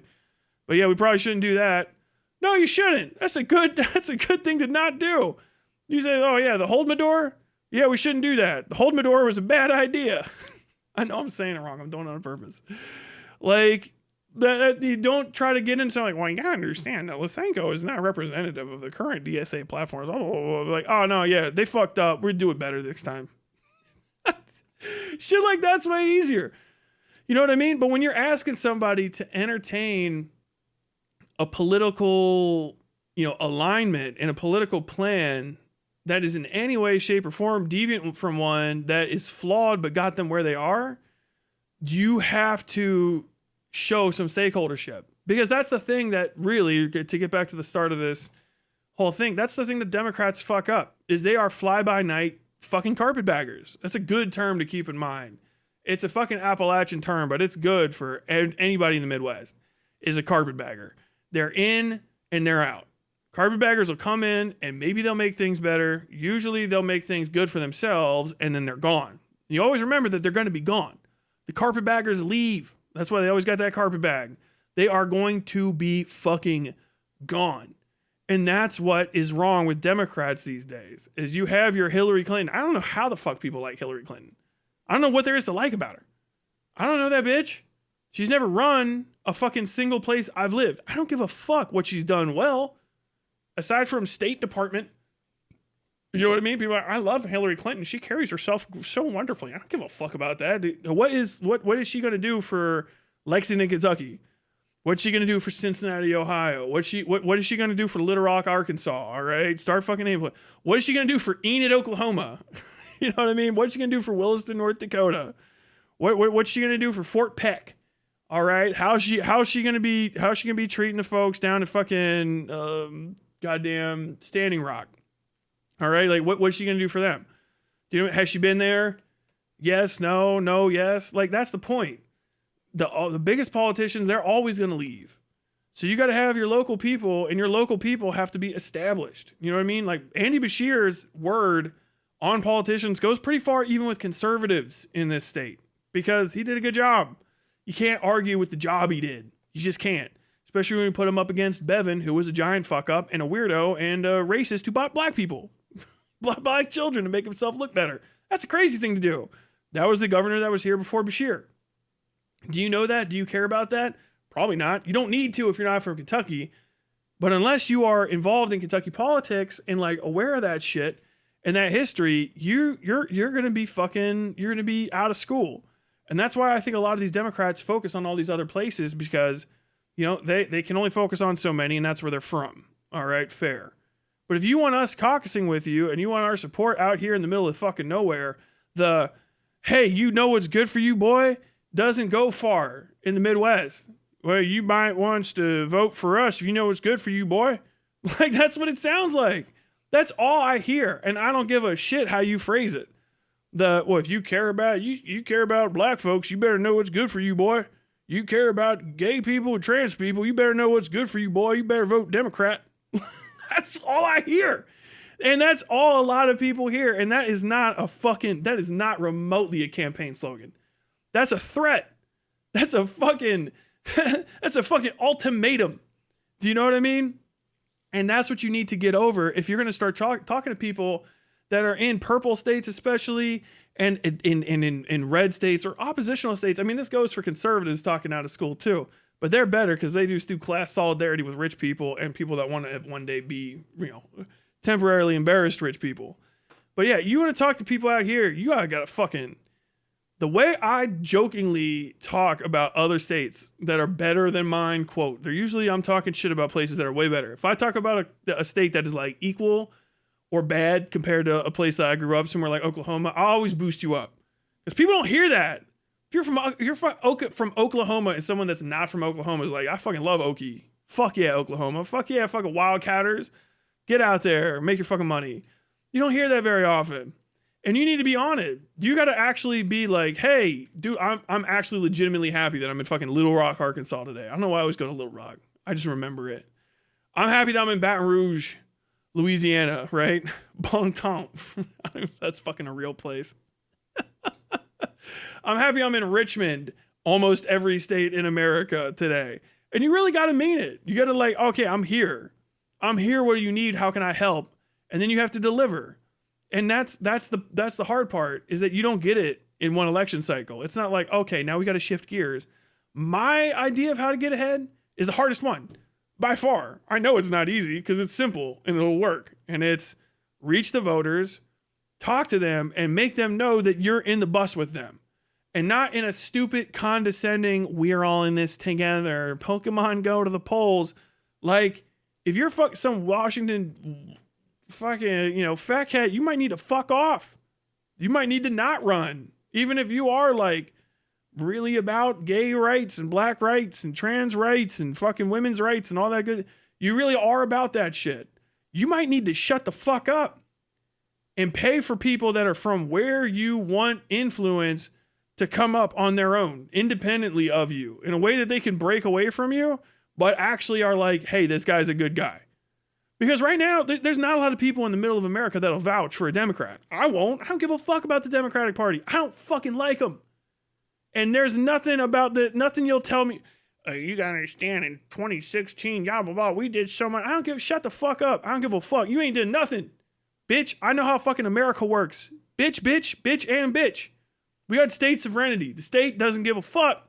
Oh, you did something at the federal level? Oh, that's cute. It works in the fucking blue states. Oh, that's adorable. Yeah. Oh, yeah. We can all run away to the blue states. No, not everybody can. And the states that are red pass their own shit and do whatever the fuck they want because we're in America. You didn't do fuck all. You didn't do fucking anything. We passed the law for all Americans. The fuck you did. Does it supersede state authority? No. Then you did not pass the law for all Americans. Shut the fuck up. Shut the fuck up with that shit. It's so condescending. Just because I am from outside the DC Beltway does not mean I don't understand how the government works. You cunt. I fucking hate you so much. And other people do too. And it just drives me up the fucking wall to hear people talk like this because it's just a loss after loss. Republicans are never going to be doing shit in most of the states they live in. Sometimes they do, and it's a fucking miracle. And usually the other Republicans get pissed at them. Like, I don't know if you know this, but you're kind of going off character. Well, I'm just doing what Jesus Christ would do. Okay, we don't do that. There's good Republicans out there. There's people, and I know it's hard pressed. They're wasps like a motherfucker, and I swear to God, they walk the path of Christ every day. And they are more fucking egalitarian and concerned with the plight of the poor than any fucking play pretend YouTuber you've ever seen is. They're just a rarity because that's just hard to do in general. But they'll get some stuff going, and just, you know, painting them with the same brush is rough too. It doesn't mean you have to assume that every Republican you come across is actually going to be like, oh shit, you actually believe in Jesus's word in the Bible? Like, yep. Okay, that's crazy. It's not a common thing, but you got to understand, like, there's people out there that are like that, and you got to reach people where they are, and you got to be on the bus with them. And sometimes the best thing to do is to not get involved in places that you don't understand, and especially that you don't respect. I don't involve myself in New York's politics because I don't fucking respect New York. New Yorkers going, oh, you couldn't do that anyway. We're New Yorkers. But then, like, you think, like, okay, so I couldn't do that to you. Then why the fuck do you think you can do it to Kentucky? Why the fuck do you think you can do it to Tennessee? Why the fuck do you think you can do it to Louisiana and Alabama and fucking Okie? You know, you just keep going, man. Idaho, fucking Iowa, the Dakotas, Minnesota, fucking Wyoming, Wisconsin. All the places that don't ever but fucking once a goddamn decade get mentioned because this or that thing is happening. Just ignored. Raw ignored. You know what I mean? It's fucking irritating, right? And if I go in that direction, go, no, fuck, no, absolutely, no. If I say, well, I'm going to start getting involved in California politics. Come on, oh. But then Californians are like, we got to save West Virginia from itself. We need to can we just save the Carolinas from themselves? Fucking irritating, condescending cunts, dude. Fucking hate you guys so much. Like, up the wall, irritated with those kind of people. Sorry, you got me. That was a good one. I'm gonna have to take a leak here in a second and then call Aiden Projects.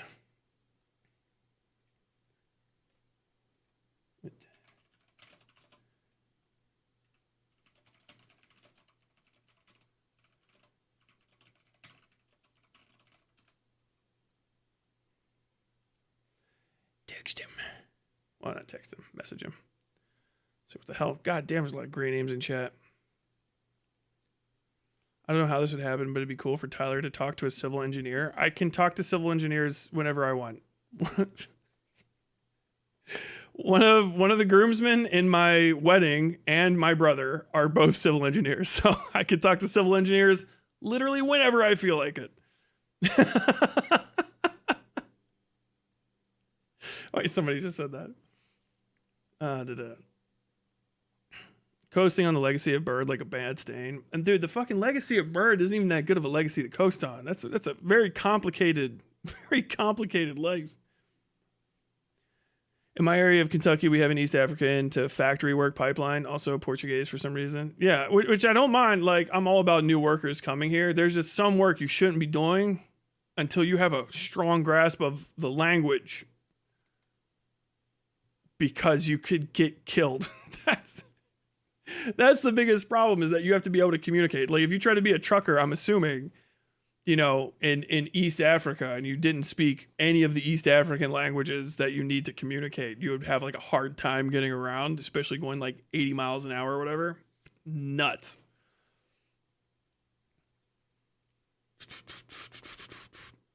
I'll go triple digits on the highway if it means I get past the Swift truck faster. True. I think it's Gary, Indiana's at 2+ weeks without power. Around 2 weeks, yeah. Fucking data centers. Jesus Christ. Parking is why they ain't doing robo-haulers anytime soon. No, yeah. Everybody's like, oh man, trucking. You can take the truckers off the highway. That's the hardest part. That's the part they don't give a shit. They all fucking zone out.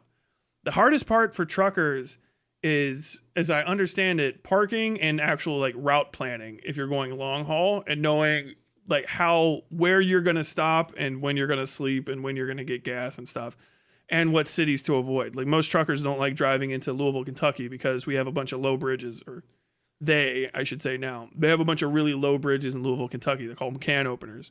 And if you don't plan your route, you can't trust GPSs, because the GPSs don't have them programmed in for whatever reason. If you don't know your route and you're not a good trucker, you'll peel the top of your fucking truck off and ruin your whole load if it's that kind of load. I'm pro train because I hate how many freight trucks drive on the highways. I mean, yeah, more trains is less highway travel, but there's still going to be a lot of highway travel. Most of the trucks, honestly, that you would see on your highway normally, that total load, if we have more trains, I don't want to get people disappointed, but that total load only goes down, I think, like 10 to like 35%, because if you're on the Beltway, those are usually last mile truckers. So like 275, around a city, those are last mile truckers. The truckers that are super long stretch, those jobs would be cut down and usually probably replaced by actual freight jobs on the train doing the same kind of stuff. But like a lot of that last mile trucking is not going to get taken down by trains. Like you still need it because it's from the train to the destination. That way of moving is still going to be very, very important, unless you manage to get the most overly complicated tram system in the history of mankind. Like, it would be insane. But you could probably have smaller trucks. That's not meth, that's meth. You never met somebody throwing meth. Did Swift hide some crystals around their trailer so the crackhead has an incentive to walk around and they just let him roll? I mean, either or. They're going to be awake. This is exactly why there's so much urban hate on the right. I know, and I get it. It's fucking annoying. It's fucking annoying when I hear it. I'm not a pick-me. I'm not trying to be like, I'm one of the good ones. I live in a red state, but it's a red state socialist. I want to... Nah, fuck that. Time to turn Wheeling, West Virginia to Wheeling, woke Virginia. Wheeling's woke as fuck. It's like the worst city to pick. Wheeling's nice. From what I understand, Wheeling's just like a suburb of Pittsburgh. So it's all the way up there. It's up, if you see West Virginia, Wheeling's up here. It's like on the go-between. So it's nice. It's stuck between like Cleveland and Pittsburgh. So it's fine up there. They're good because the fucking bridge is going over the top of West Virginia from two states that give a fuck. That's really the case. That's why if you go from, because I've just gone from Cleveland to Pittsburgh for family stuff. It's just a nice drive up there. Because it's like the one time you can get Ohio and Pennsylvania to hold hands is they're like, let's not let West Virginia control any of these roadways, okay? We need to actually be able to get from place to place. God damn. Tyler, why is there a Florida Lee behind you? Do you support the independence of Quebec? Sure, but no, that's Louisville shit. This was actually made by some street photographer. I got this as a birthday present from my friend. Okay.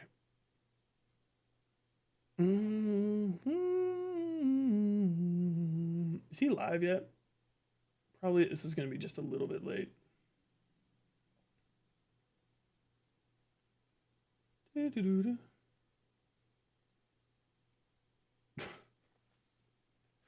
Let's see. Hold on.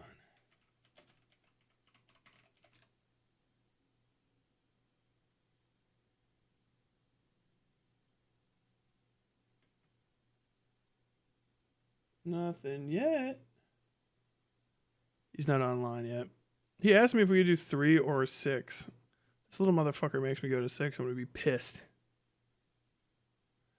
Okay, I'll hang out for a second, and then I'm probably going to take a real quick break. I don't think he's going to be here on time. I just want everyone to have their meds and stuff. I mean, yeah, that's a good start. All you understand is how little they care or understand you is to live in the sticks for a while. Yeah. There it is with the Cali hate. Every time. I live in California, but I get it. Hate to say fuck everyone here, but too many people are progressively toxic in LA, and I'm glad I left for Montana. It's a different world. I'm glad I left for Montana. It's a different world and for the better. Based. Boosting the confirmation bias and egos of their audience is more important than actual outreach. True. Maybe if I say the most vitriolic and hateful shit ever when they disagree with me, it'll make me look good. Yeah, it's like the whole Vosh thing. Like, no Voshite type people are ever going to reach another audience. Nick Rekieta is the gift that keeps on giving. Oh yeah, congratulations to Nick Rekieta, by the way. Nick Rekieta. This is. I've got to hammer this home. Because nothing has made it more like it's just a good grounded. Nick Rekieta is a guy on the internet. Nicholas Rekieta. Does he count as a lol cow? I don't even know. Nicholas Rekieta is just a content cow. I don't know if lol is there or not. I think that's a mileage may vary. But he's like right wing, I guess you would say. I don't know. I don't fucking watch too much of his stuff, but he would give more conservative-y takes, but more like libertarian internet conservative, not like fucking Charlie Kirk conservative. You know what I mean? Takes on law. He is a practicing lawyer and has been for a long time. I think he's older than me by a bit. I think he's in his 40s or something. I don't know for sure. But he got a massive audience doing I am reading lawsuits. Now, has he been successful, smart? Is he capable? Is he competent? No. He's all over the place. Nick got temporarily suspended, I think is how to jump. Temporarily suspended from practicing law for a lack of continuing education certifications and probably not paying for his bar fees or whatever the hell during that, and then went to jail. Nicholas Rekieta went to jail for child endangerment, drug trafficking, and a slew of other charges. His child had cocaine in its system. I think it was in her system. She was like 8 or something, like 8-year-old, not nowhere near an appropriate age for cocaine at all. Very much an illegal substance.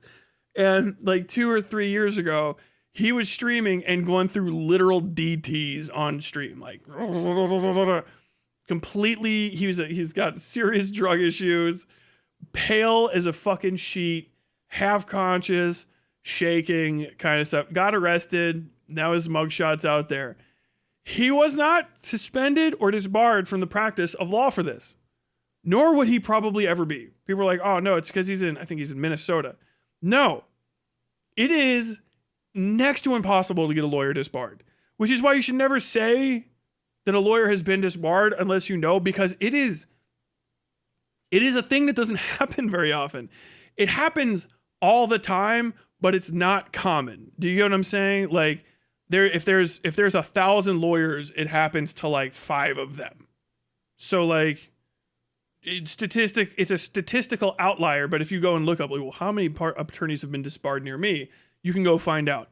Really, and I think it's like the only way you can get disbarred as a lawyer is fucking over your clients. And I don't mean like being incompetent. Being an incompetent attorney does not get you disbarred. It's so hard to become a lawyer. Depending on who you are, levels of difficulty, whatever, light work for me. But it's so much money and effort to become a lawyer. And one of the cool things about it is becoming a lawyer is kind of like getting tenured, being a practicing attorney especially. Once you've passed the certs and passed the bar, you're in. And you're in kind of for life. Disbarment applications or like reports and stuff that you might as well just wipe your ass on a sheet of toilet paper and fucking mail that to the toilet. I'm like, it is useless. Lawyers are their own club and you're not invited. And inside the lawyers club is a series of additional clubs. But understand, I see this all the time. If someone's going to go like, this person's an attorney, and you're like some fucking, President Sunday-esque individual.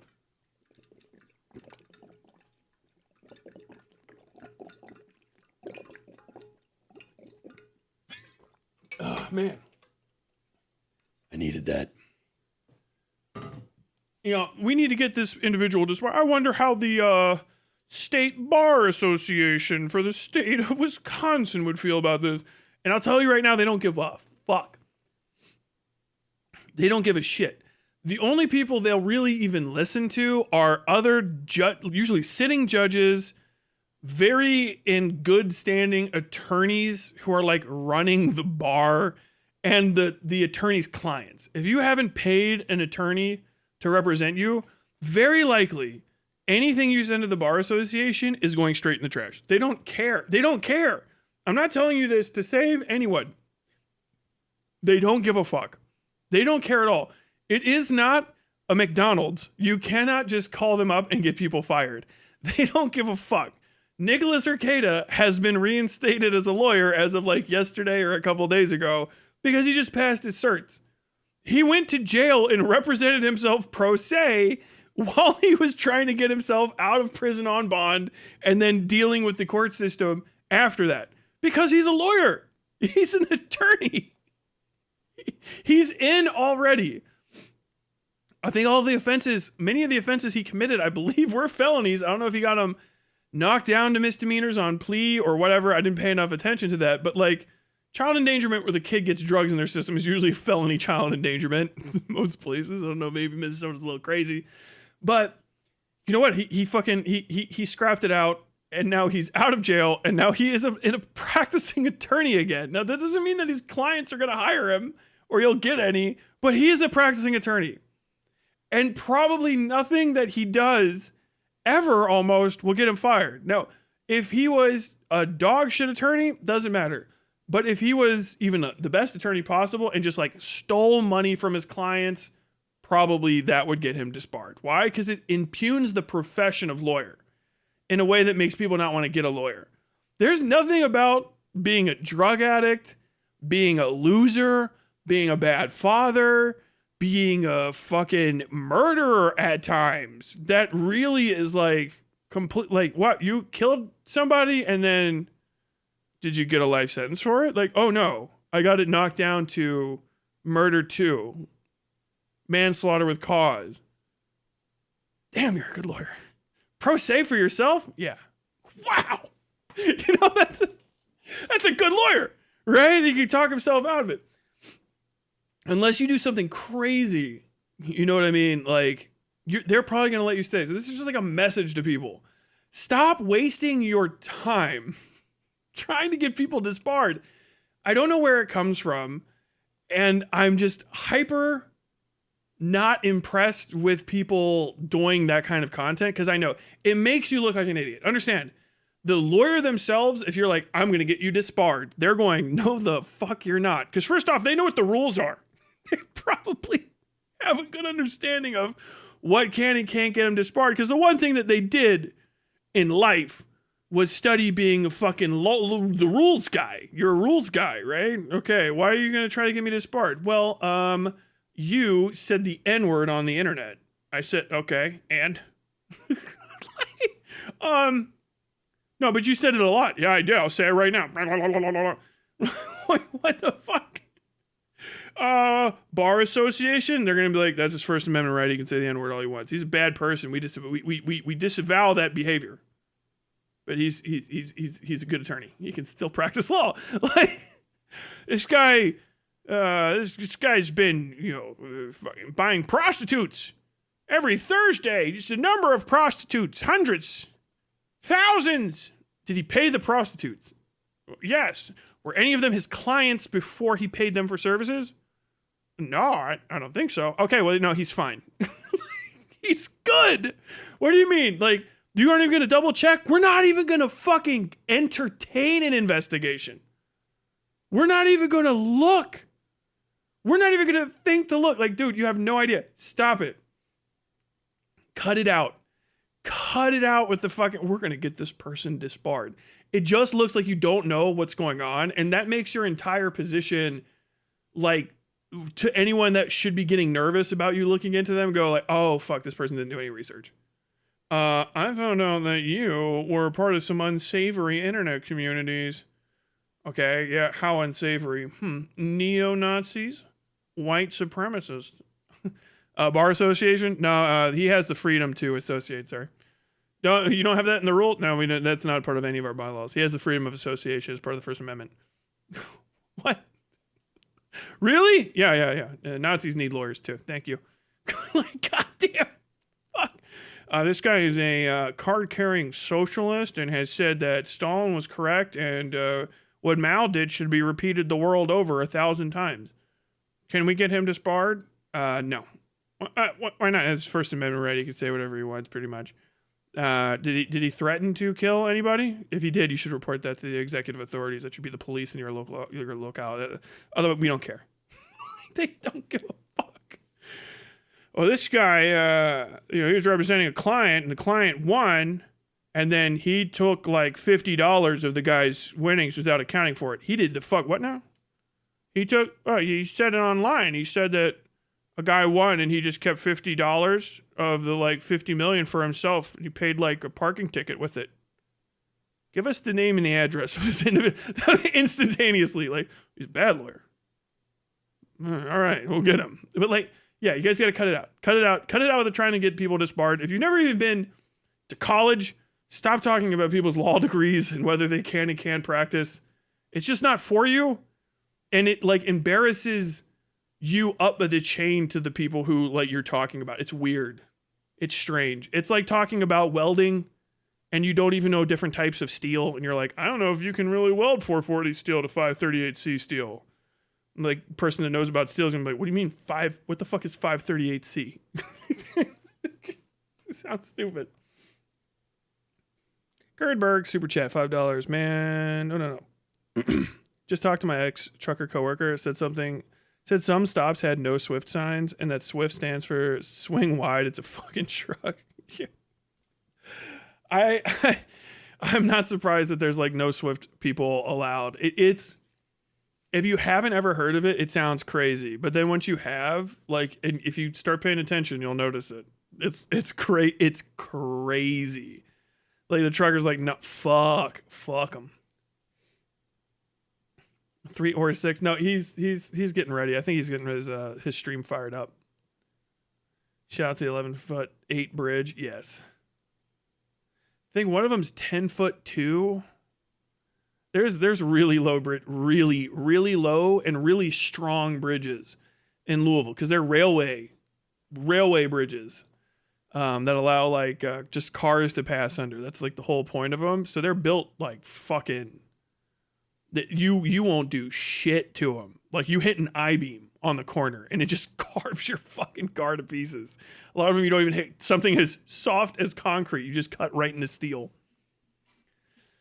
Every time a tech company moves in or slashes employees, check an SF newspaper and it comes across as Ari has smote the farms upon the Nile and is upset with us. You mean Raw?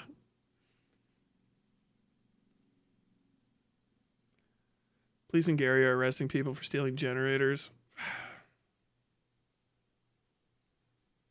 Man, fuck Wheeling. Went there for some free dental thing, ordered $14 worth of burgers and fries, and it took them so long to get out that we couldn't eat it before we had to head back. Okay. I'm going to be calling AidenUnderground. AidenUnderground. All right.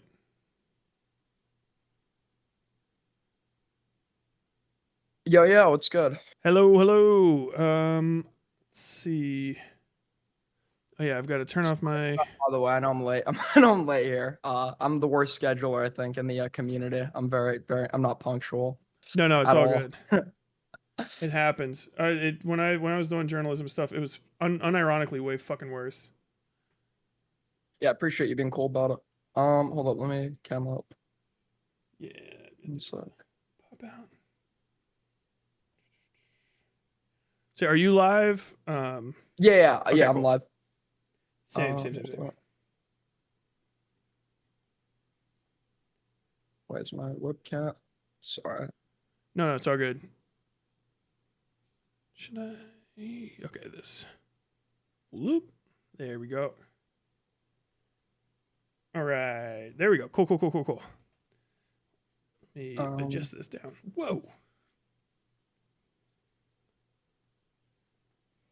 Can you see me? I can see you and Is I my can hear camera working? Okay, perfect. Okay. Well, what's All up? right. What's up? Nothing much. I know that doxing is just something in our community that's like the big no or whatever. And I heard that you had like a nuanced viewpoint on it. And somebody actually told me you have the best, sort of like nuanced argument on this. Even though they disagreed with you, they said they couldn't really refute it. So Okay, I was very curious to hear it. No, all good. Yeah. I guess I could do a preamble if you don't want me talking for a few seconds, just to kind of like. Yeah, no worries. Okay. So, and I put a video out on this that's like longer if somebody wants me the more in-depth version. But basically, right now, like the situation, if you would agree or not, is that doxing is kind of this like permanent conflict point between like, the quote unquote snarker communities, which is small commentary people that don't like Destiny, in my opinion, and the Destiny community, where both sides are like, hey, you've doxed, this is bad. And then the other side responds with, hey, you've also doxed and it's bad. And then it's like an infinite recursive back and forth where everyone either tries to say no, this is my very, very specific way when it's completely okay and then I'm allowed to do it, or just, no, Destiny has doxed and it's fine because Destiny felt nervous and he's skittish like a small deer. And so he just says people's like, home addresses and tells people to go there or whatever the fuck.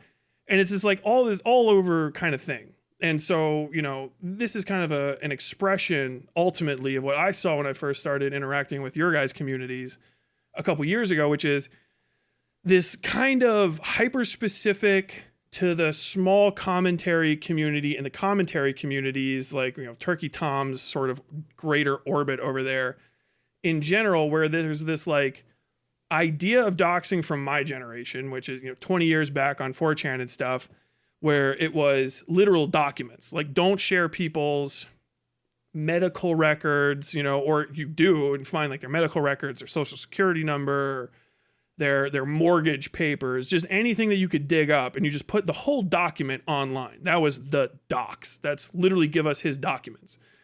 And that kind of evolved to where you guys are, where the worry about that, I would assume, has kind of, aggrandized and become this thing where you can't give any identifying information about an individual at all, even if that person is, for in case in point, like a pedophile, like with food shops.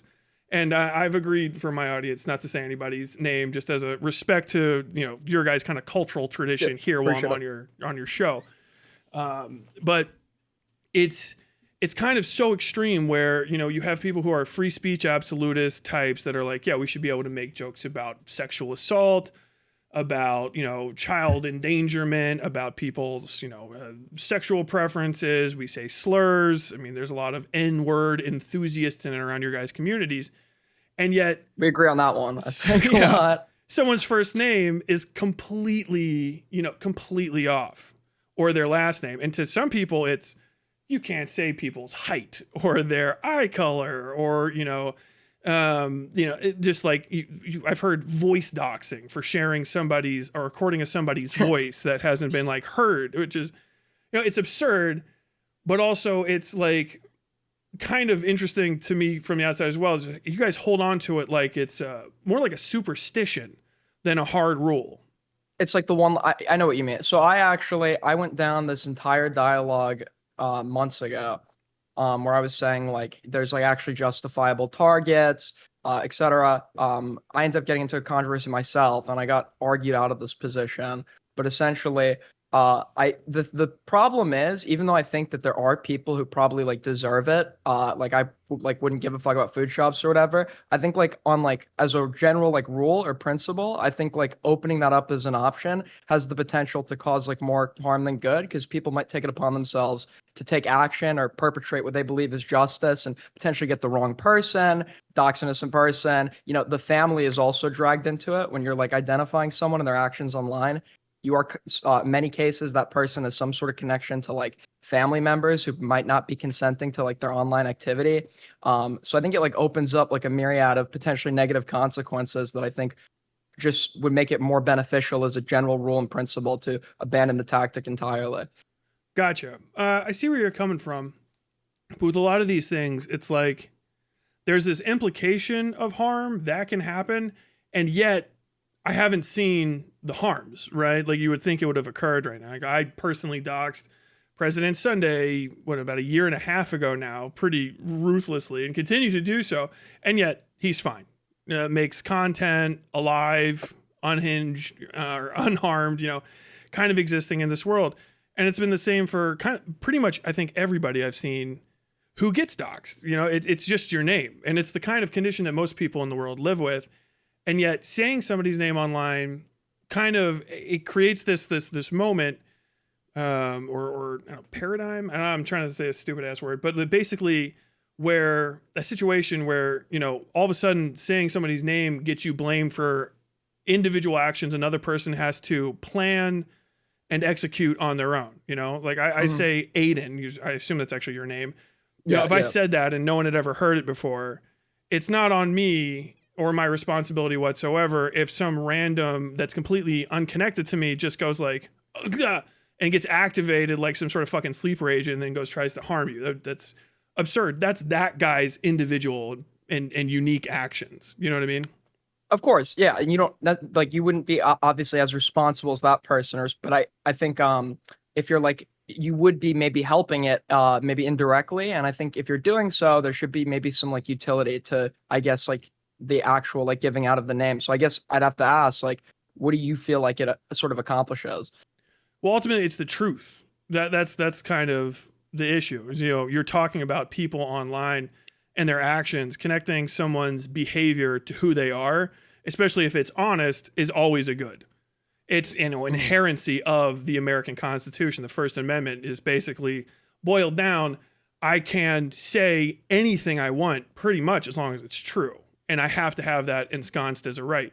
And usually a lot of the arguments against the First Amendment are, some sort of extensive, slippery slope argument, kind of similar to the ones I hear around doxing, where it's like, well, if you say this, then possibly in the future this thing can happen. You know what I mean?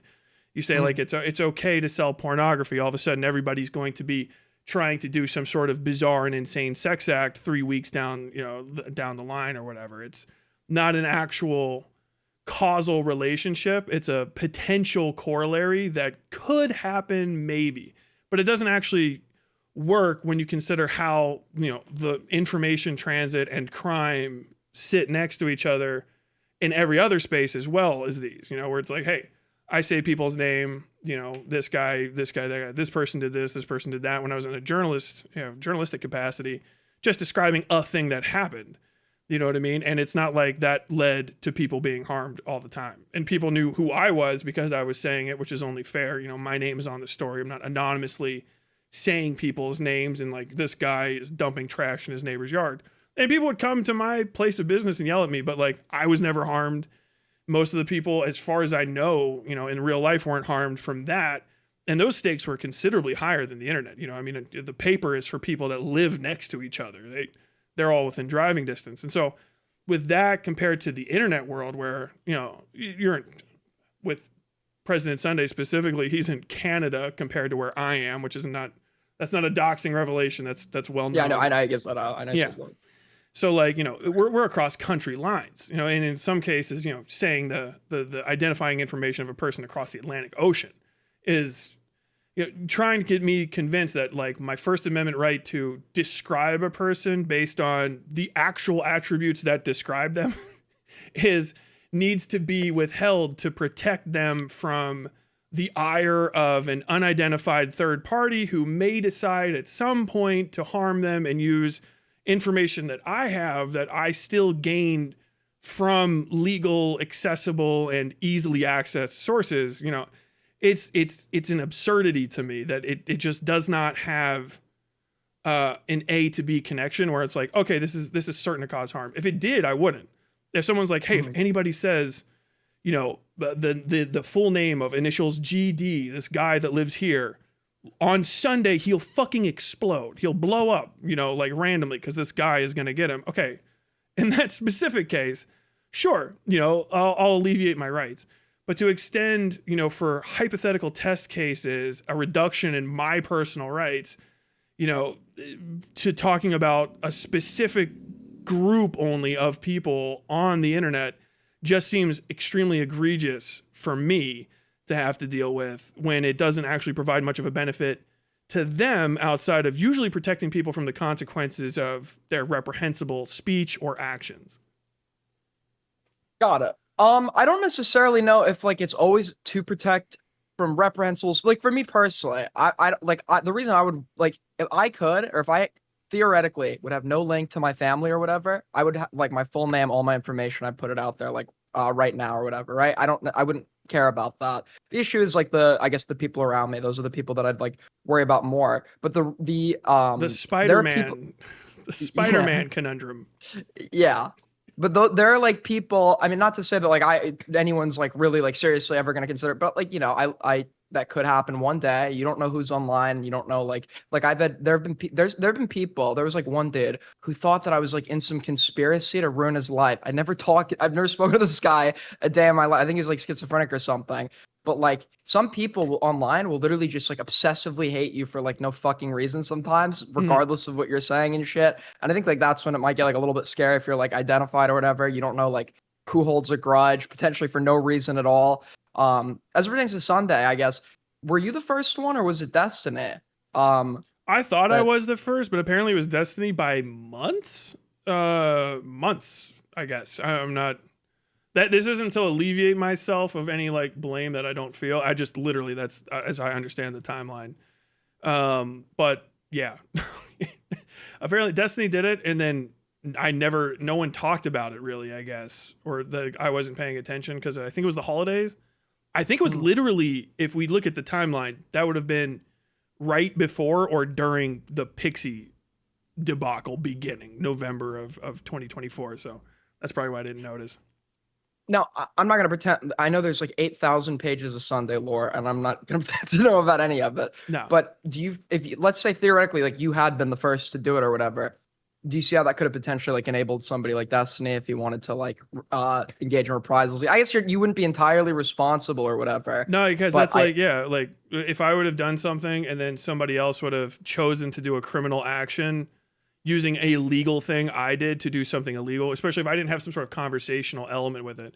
Like, obviously, if I'm like, hey, I'm gonna lay this up so that you can set it down, you know what I mean? Then yeah, that's conspiracy to commit a crime. That's a crime. But Mhm. if it's just, I'm a, let's see, I'm a taxi driver and I pick up some people and I drive them to a bank without asking who they are because I never ask anybody in my taxi their business, and then they rob the bank and get back in my car and then force me at gunpoint to drive them away. Am I, am I an accessory to this crime? No, I've been forced to drive at gunpoint, and before, I don't ask people in my cab what they're going to do. So I'm just doing legal stuff. But these people that are doing illegal actions on top of something that I'm already going to be doing, that's their decision to make an individual and discrete action. That's a crime. Sure, sure. But I think like I think like you have to do like obviously like a calculus or whatever. Like, and I asked you before. I think about like what the benefits would be or whatever. And compared to the risks, which I don't think if those risks happen, you'd be like entirely responsible for or whatever. But if you're gonna potentially contribute to it, I think it should generally be for like a good reason.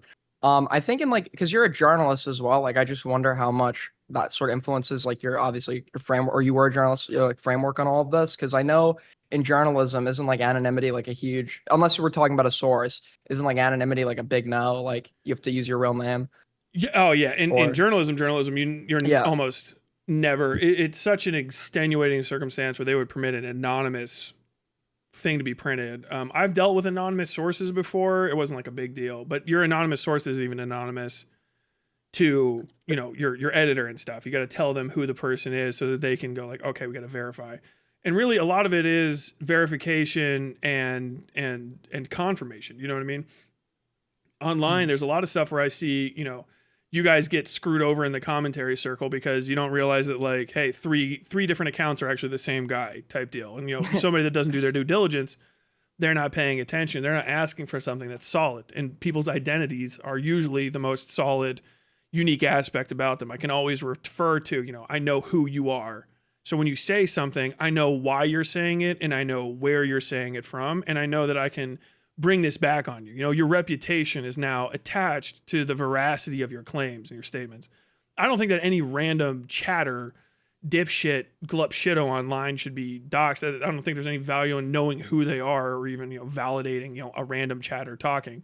But when it comes to people that are making any sort of money, that are appearing in these spaces, levering accusations at people, I think I was looking at your stuff. Apparently, the individual who was making up stuff about Dickers, was caught fabricating evidence. You Mhm. have to connect people's identity to their behavior, and the more of their identity the less they're going to be able to get away with fabricating stuff, making stuff up, and taking extensive risks when it comes to maybe fabricating something about another individual, because now that information can get tied back to them. They're not just an anonymous person talking shit. It's Dave Johnson who lives in Kalamazoo. Like, this motherfucker is the guy that's calling you a rapist, which is part of your additional rights deeper into the Constitution. the right to face your accuser. Yeah.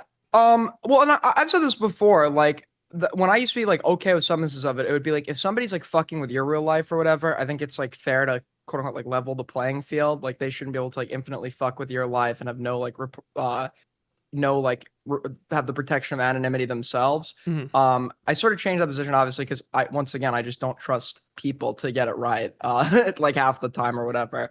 But I think it's like a double-edged sword because I think on one hand, some of the benefits you're describing like can be true, but I also think there's like a potential to maybe like people might want to, in good faith, engage in like legitimate discourse online that they're like present. I don't know, real life circumstances would make it unideal to do so or whatever. I think they should have the opportunity to be able to like or to be able to say that without like fearing personal reprisal or whatever, depending on like the messaging. And I think that if everybody was identified, that like sort of room for discourse would be like heavily impeded, right? Because everyone would be worried if I say the wrong thing about Destiny, he's gonna call up my parents or something. If I say the wrong thing about like me personally, that's all the biggest thing that I'd be worried about. If my shit was out there. Like if I continue to talk shit about Destiny or criticize Destiny, like one of these people would like fuck with me like that or whatever. And I don't necessarily think that would be fair. But yeah, it's like, the issue is the criminal or, untoward actions of a third party. This is kind of like, it's always the situation here is like information can be misused. Like I'll accept that. Yeah, information can be misused.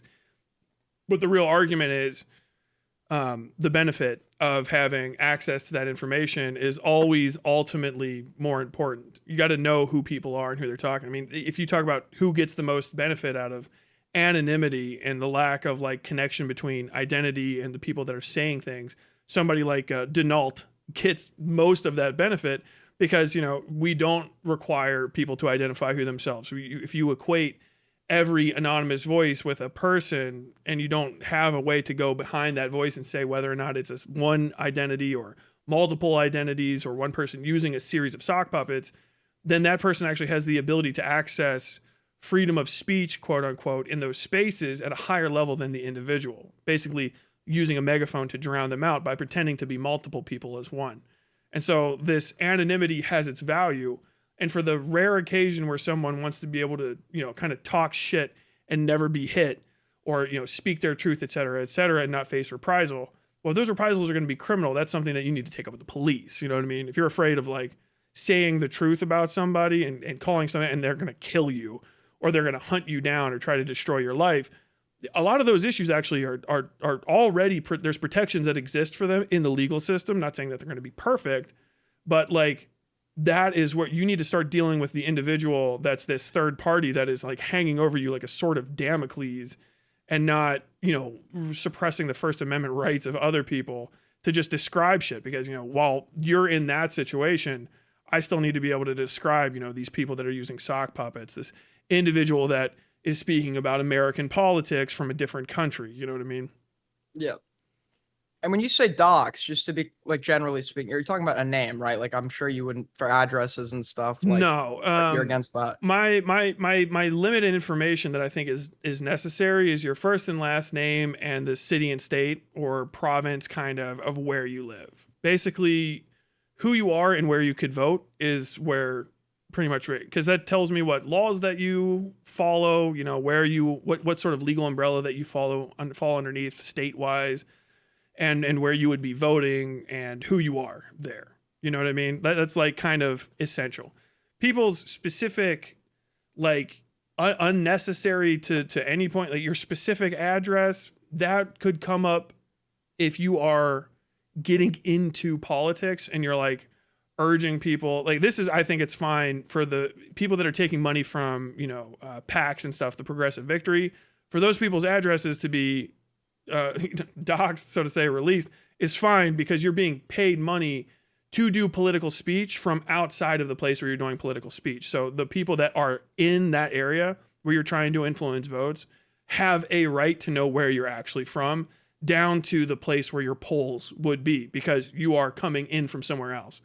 You know what I mean? If I'm like, I live in Lexington, Kentucky, but if I go and I start taking money, literal taking money to go and talk to people in another state, those people should have the ability to access records and find out where I live because I'm coming from outside of their voting block. and talking. And if I live near them, then it's not going to matter anyway, because, we're all part of the same community. Hey, man, where are you from? Oh, I live over on fucking Fisher Avenue, et cetera, et cetera, et cetera. I might even like agree with you in the context of politics because like you have the like Russian disinformation bots like from in Yeah. 2016, et cetera. Like you do have like foreign actors regularly trying to use social discourse to like influence foreign elections, and like there could be an argument there about I think you just made it like about like civic integrity I and mean, think about how freaked out a lot of quote unquote creators were online when even just Elon Musk's Twitter started adding the location of where your account like logged into. And then all of a sudden it's like, oh, okay, yeah, you guys are all really concerned about Wisconsin politics from Nigeria. You know what I mean? Oh, you guys are all really, really into this new federal election account from, Wanchong, China, or the fucking from Okinawa, Japan, or et cetera, et cetera, et cetera, from fucking Polosk, Russia, like all these different fucking places. And then all these people, oh, what, you can't call me out there. You can't do this. You can't do that. Like, no, we need to know where the fuck you're from because we all have a vote. But then I got 500 people I've got to listen to about how I should use my vote. And not a single one of them are fucking American. Like, I got Canadians, I got Brits, I got French, I got fucking Germans, all these motherfuckers crawling up in my shit to try to say whether or not someone should vote blue in, fucking Panhandle, Florida election. It's absurd. And it shouldn't be not necessarily permitted, but it shouldn't be encouraged to like maintain this anonymity for these people that are coming in and trying to affect the politics of my country. And I think the opposite goes the same. I don't think that people in Germany need to hear from me about what the fuck's going on in Berlin. And I don't think that people in China really need to hear about me, about whatever the fuck's happening along the Yellow River. I don't think they need to hear from me because I don't live there and I'm not a stakeholder. And if I was trying to sneak into their country, you know what I mean, like via the internet and influence their politics in secret, I don't think I would have a leg to stand on complaining about being, doxxed literally down to my address because who the fuck am I to try to influence their shit? Now, this guy is from, this place. He's not who he says he is. Mm-hmm. I think for me, like as I'm thinking through my head, I think for like politics, like when I do the utility calculus, I think it's way more apparent, like the benefits, I think to me, like compared to, I guess like the shitter commentary channels or whatever. I think there you have like there's much more of like a apparent benefit, I guess, because as I said before, you do genuinely run that risk of foreign actors like influencing elections, people getting paid by foreign governments, etc. And I think that like in that context, I think it is like the voters' right to know who they're being influenced by. And I've noticed, and this isn't like a flaw or a fault, but I think it's a good transitional point for the other kind of half of my argument, is that you've kind of been describing it as like, what is the benefit? And I've heard other people that were trying to kind of argue me out of my position, saying, what is the benefit? But the other thing is also like, I can take an action, right? Now you can argue to me and maybe like convince me like, okay, I'm going to be convinced of Aiden's, whatever. It's a moralistic thing, like to not do doxing the way that I do. However, that doesn't actually equate to a control schema, right? It's a rule. Rules only have as much value as your ability to enforce them, right? So for you guys at best, in commentary, from what I've heard is, you break this rule, we kick you out of commentary, or I'll ban you from my server for some semblance of time, which only works in community. It makes it a community rule. So when it goes outside of that, I think that's where you guys tend to run into a lot of your first hurdles in even convincing other communities that like Destiny has doxed somebody. He's like the worst person ever, because then they find out like what happened. Like, okay, yeah, there's this guy and they said his first and last name, but like nothing's going to happen. Right. So how do you enforce this rule that you have for people that aren't in your community and don't care to be on them? Like, what is the repercussion? My opinion is that there isn't one, but I'll let you answer the question. Well, there isn't, right? There isn't. I can't do anything to that guy over there for doxing or whatever. I think that, like, I guess my question would be, because I'm thinking over as well. Is the only person you've doxed, is it just Sunday? I mean, that you guys would give a shit about. Yes, I guess. I mean, everybody else I've been beat to. I think Gilded Poo, I got beaten to. I got a bunch of other people's stuff, but they like stopped doing commentary. So I was like, all right, I'm not gonna. You get another job. There's no reason for me to fuck with some guy who's fucking let me drag you back in to have a conversation with me. I don't think there's any point in that. Oh, and food shop. I mean, this is the thing with like I don't I said dislike that Sunday. you give a shit about. I don't, if you care about food Yeah, shops. yeah. I No, know I your don't. community. No. Your guys' No, I was community reading the took chat. painstaking I don't efforts to care. block out fucking food shop's name in that debate Food I shops had. literally the only reason, honestly, I'll just say it on the record. I do not give a fuck if this psycho gets doxxed because this person is called for my doxing. This person is called Yeah. before I was even criticizing Destiny. I don't give a fuck, right? I guess the issue is, or the reason I wouldn't want it up there is because when I do it, they say, well, he's doing it, so why can I go? Like, why?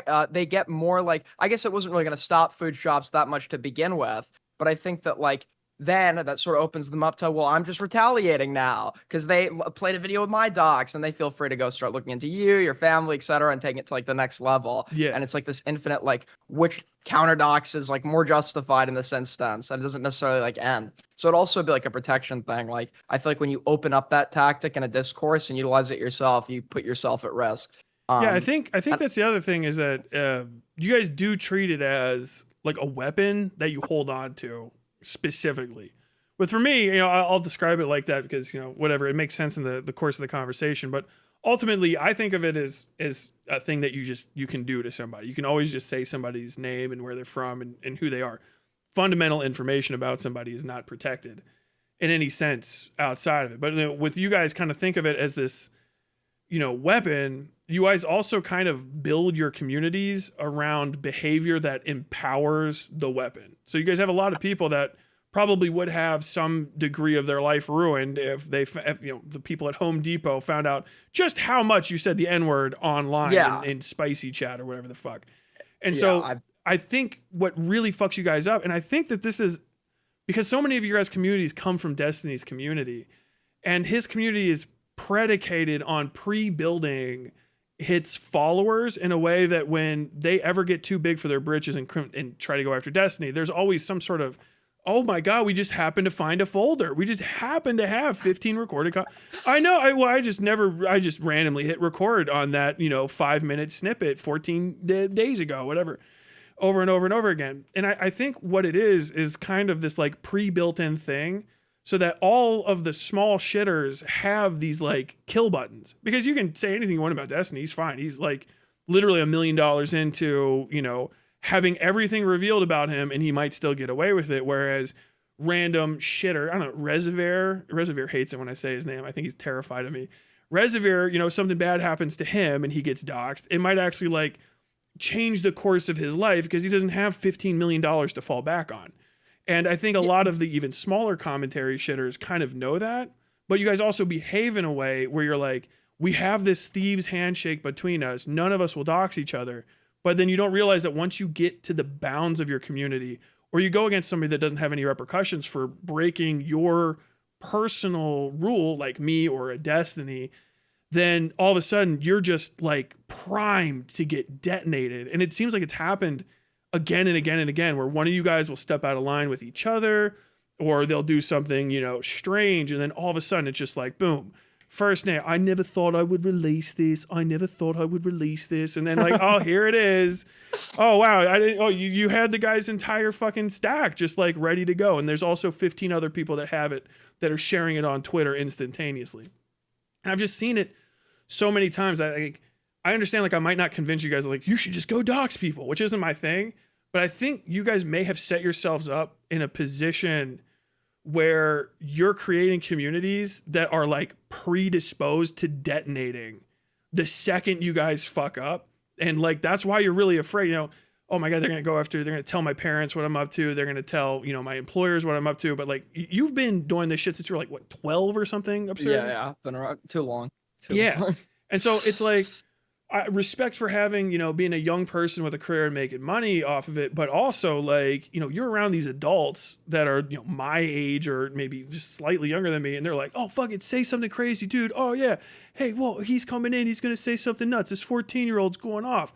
But then like, you're gonna be 26, 27, 8 years low, and then all of a sudden people are like, hey, why do we have this video of you doing this thing when you were young? Not like you, that exists for you. I'm not trying to fucking like, well, no, it does. This is like I've said, like, On our because I've been around like obviously I think you haven't really grown up. You don't have regrets, but because a lot of my growing Yeah. up was happening on here, right? I have a ton of regrets. There's clips of myself that I watch.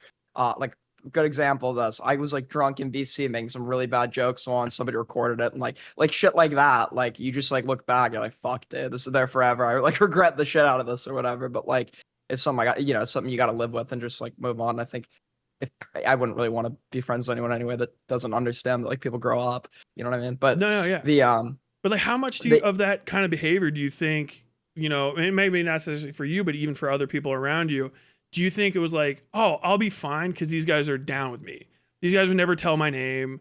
They would never like drop this. They would never like, because we don't dox. We don't dox here. We would never dox here. But now like you've been in it a little bit longer and all of a sudden, oh no, that recording's coming up.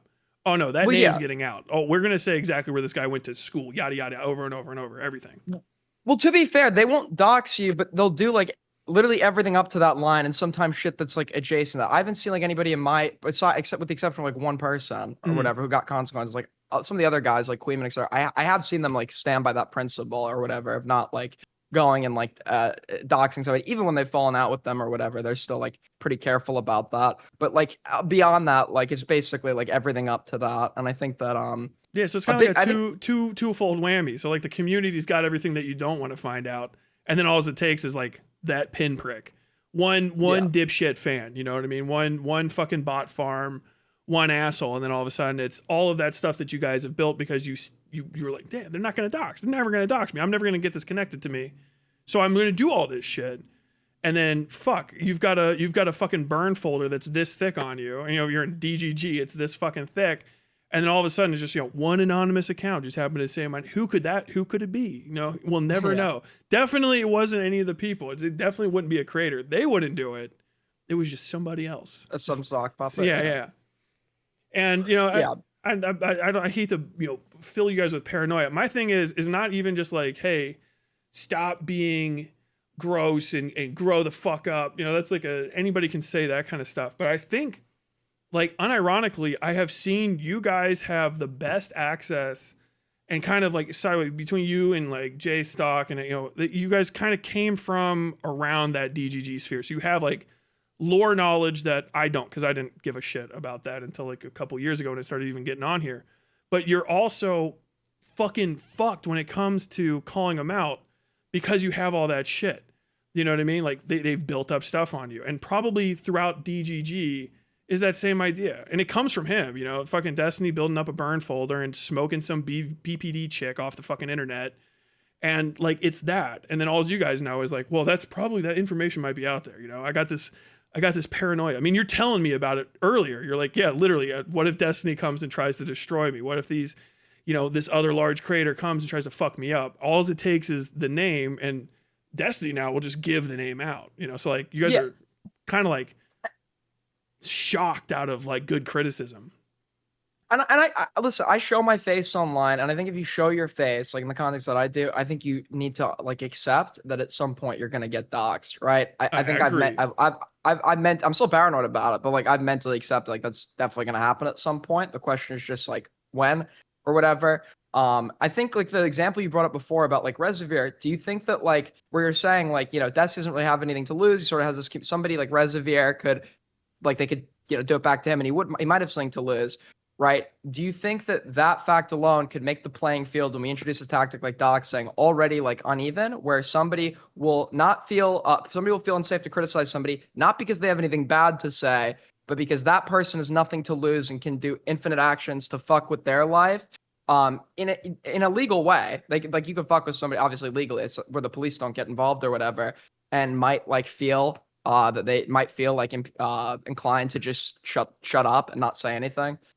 Yeah, I mean, Like like, it's like if you're saying like doxing's just always there. That's kind of the point too. Is like it's a thing that you guys are kind of mostly concerned about that exists only in these new online spaces, whereas before you're out in the real world saying stuff, people can see you. It's your face, maybe you're fucking writing it down, drawn on a bathroom wall, but making money anywhere in history. This is the first time you've ever been able to like kind of make a bunch of money anonymously talking to somebody across like the Atlantic Ocean or, the country, et cetera, et cetera. So it's only ever existed here, and everyone else has kind of been fine or worried about reprisals, and that's like why the government has the First Amendment. So it's always been there. You know what I mean? It's not a tactic that gets introduced. Just naming, shaming, or going after somebody that's smaller than you is just always something that they could do. Like if I did, and I'm not going to, Rezi, don't worry. You're a dipshit, but I kind of love you. I don't have any problems with the Reservoir. I don't care at all. He's very funny to me, the little moth guy. But if it's somebody like him and some giant guy wants to come down and crush you, it's always kind of been the case that they can. The idea that you're safe at all is something that you're telling yourself in your head, and you're trying to just kind of like superstitiously pretend like it's not going to happen, but it will the second he decides to. He's going to. You know what I mean? Like Ethan Klein, I didn't know what Dedham's name was, and I don't think that was even something that was necessarily accessible. But the second Ethan Klein wanted it, he got it because he's rich. You know what I mean? And then it's boom, it's out there, and no one cares. No repercussions, no social blowback of any value. He's still a multimillionaire. Thousands upon thousands of fucking concurrents. It's done. And nothing at our level of, Glup Shitto Plus really changes any of that. You know what I mean? Like we go, oh, hey, tomorrow I'm never going to say somebody's first name again. It doesn't make them safe. It just creates the idea of safety, and it doesn't introduce or de-introduce the idea of saying somebody's name and attaching their behavior to, their IRL persona. It can just happen. The government knows who you are. YouTube knows who you are. If you've given money on these platforms, your fucking credit card processor can be directly connected back to you. PayPal, all that shit. You got to be behind magic fucking internet VPN shit that I can't do to do it. So I just try to not do anything online that I would be embarrassed about. And I still get embarrassed, but that's kind of the pay to play. You know what I mean? Of course, yeah. I'm pretty like people tell you I'm soy or whatever. I'm like I'm trying to discourage like antisocial behavior in our space. I think like the N-word and stuff, like shit like that, like needs to be cut out. I've been saying that for a long time. But like in general, like it's not the biggest problem I have as well is like a lot of people. I don't want to say like saying cancel culture is like stupid or whatever. But the other problem I have as well is like when it comes to like clips or like things online, people kind of lose conception of time. If they're seeing a clip of something, I might not understand something was said or happened 6 years ago or whatever. And you could sort of like take whatever you want from somebody's past, make it look like present, remove all nuance, and sort of just like utilize that to also like fuck with their life, even if they've like changed and like started to like, sort of make their appearance online more like serious, less, fucking around or whatever. And I think like shit like that as well is just like obviously like a big like concern. But you're probably younger than that concept. I think you're 20, right? You don't have to say. I'm 21. 21. Okay. So like that concept, it's crazy because your generation, and as me, I'm an old guy. You guys think of the internet as being like way safer than we do. Because when I was growing up, anything you put on the internet's on there forever. Anything that's on the internet's on there forever. Is what we got hammered into us in the late 90s and stuff when it was like AIM chat rooms and, future Chris Hansen guest appearance and enthusiasts. Like those kind of people were on there and just like, don't put anything on the internet. Don't ever put anything on the internet. You're not anonymous on the internet. Don't put anything on the internet. Internet's forever.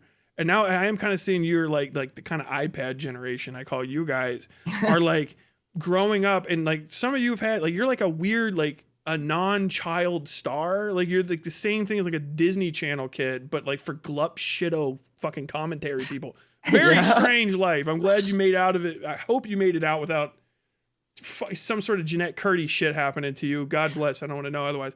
I'm good. Luckily. I heard about fucking Purple Perry or whatever sneaking through your fucking underwear or some shit in London. I wasn't. So it was. Wasn't my underwear, it was my computer. And then the second time was allegedly my backpack, but actually we're finding out that actually was somebody else allegedly that falsely accused him. So I don't know, man. All right. The people in this fucking space are like psychos. Yeah. Biggest mistake of my life. No, I imagine. I saw that go down from a distance. I think like the only person, like, I think Aiden was fine in this. Well, my experience generally has been like up until that point, like people online, even like the unhinged ones, are super fucking normal when you meet because I've met plenty of online people like in person. Hmm. When I met them in person, like even like the trolls and like shitters, they're like normal people. When I talk to maybe like quiet or a little socially anxious or whatever, but they're not really like, they're not how they are online. So that was like the first time I think where I saw like the unhinged behavior online actually get like carried over into a real life I context, was which I fucking wasn't nuts. expecting to happen. Yeah, I like think people normally have some sort of like shame, I guess, with shit like that. Or I personally, if I was going through someone's shit, I'd like feel embarrassed, anxious, or I don't fucking know. Oh, I think But I that's kind of crazy. I might have fucked this up direction wise, but and we're late in the conversation. Could you introduce yourself very late in the conversation? I'm seeing now my audience actually doesn't know 100% who you are. Yeah, no worries. I'm Aiden. I was Aiden Projects online at one point. I got big on YouTube when I was 12. I ended up having a channel with 800K. Stopped doing that shit because I wasn't making a lot of money doing it because copyright, and I wasn't really having fun. And I sort of grew up or whatever. I was gone for a while, been in and out of the space. I was on like some other like Augie RFC. I don't know if you heard that guy. I was on his channel a lot, and I've like interacted with a bunch of basically like everyone. Played around different communities, and I came back to streaming about 2 years ago now, and I just stream mostly about like drama, some politics stuff, and I'm trying to build it up again. Gotcha. For your audience, and I feel like all your people know me, but because I've been controversial, I'm Tyler, Westside Tyler. I was a journalist. I'm a combat veteran. I'm like 38. I'm old. I started doing this in 2023. That's it. 2023? Yeah, arts, Really? culture, and politics. Yeah, well, it's actually my first stream was basically literally 3 years ago. Yeah, at the end of August.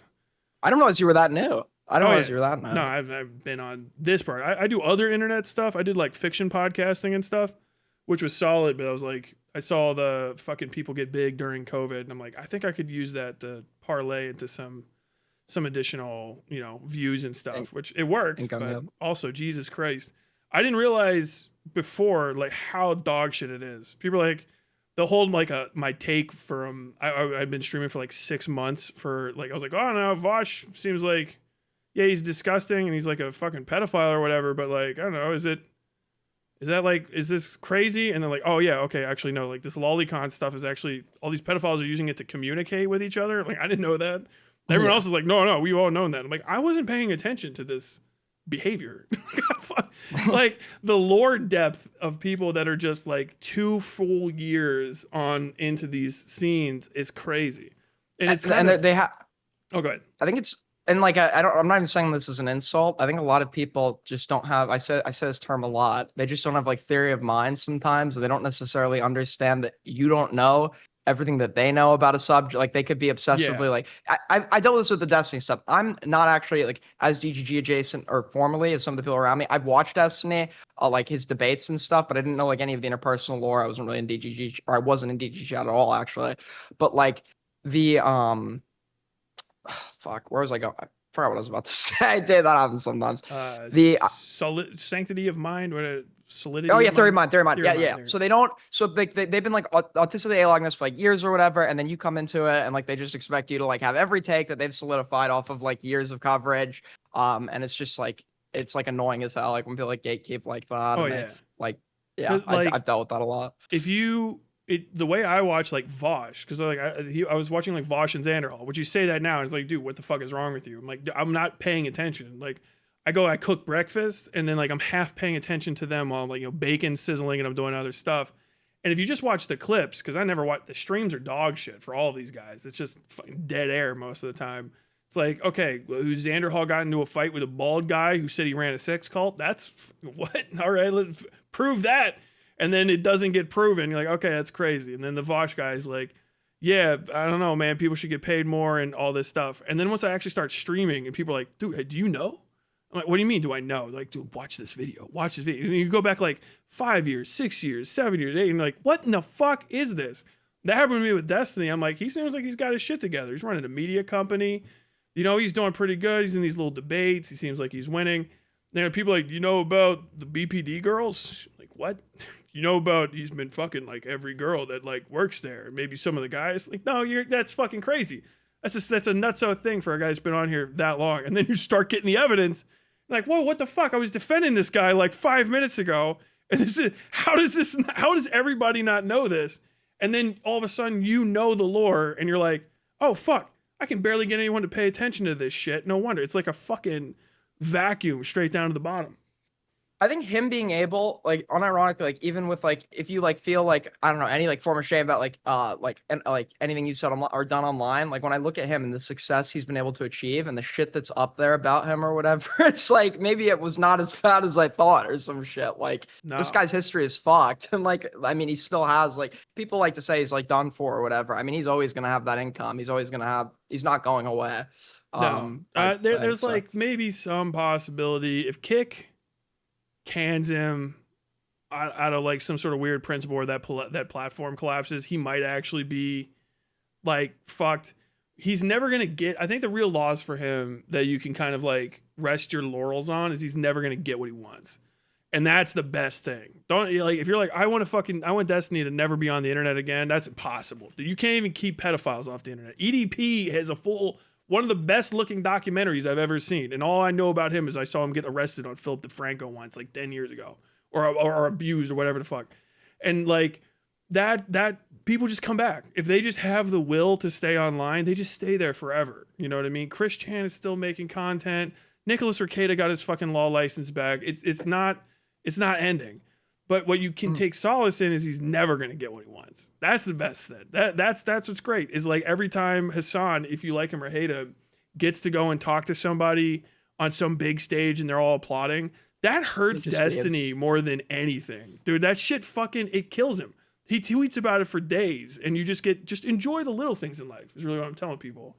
And just focus on always reminding him that Hassan is bigger than him, even if you hate Hassan, just because it curdles his milk. Mm-hmm. I think it's like the double-edged sword as well about like his like narcissism or whatever. I think in some respects, in some facets, that's allowed him to get successful, and like sort of somebody that's like super confident in themselves. You almost like have a natural inclination to maybe be confident in them or whatever, but it causes like this infinite like seething over when he's not like the Hassan shit. I just started looking into that lore as well. Like the Hassan shit, it literally just seems like he's mad that the guy left his orbit or whatever and did it without him.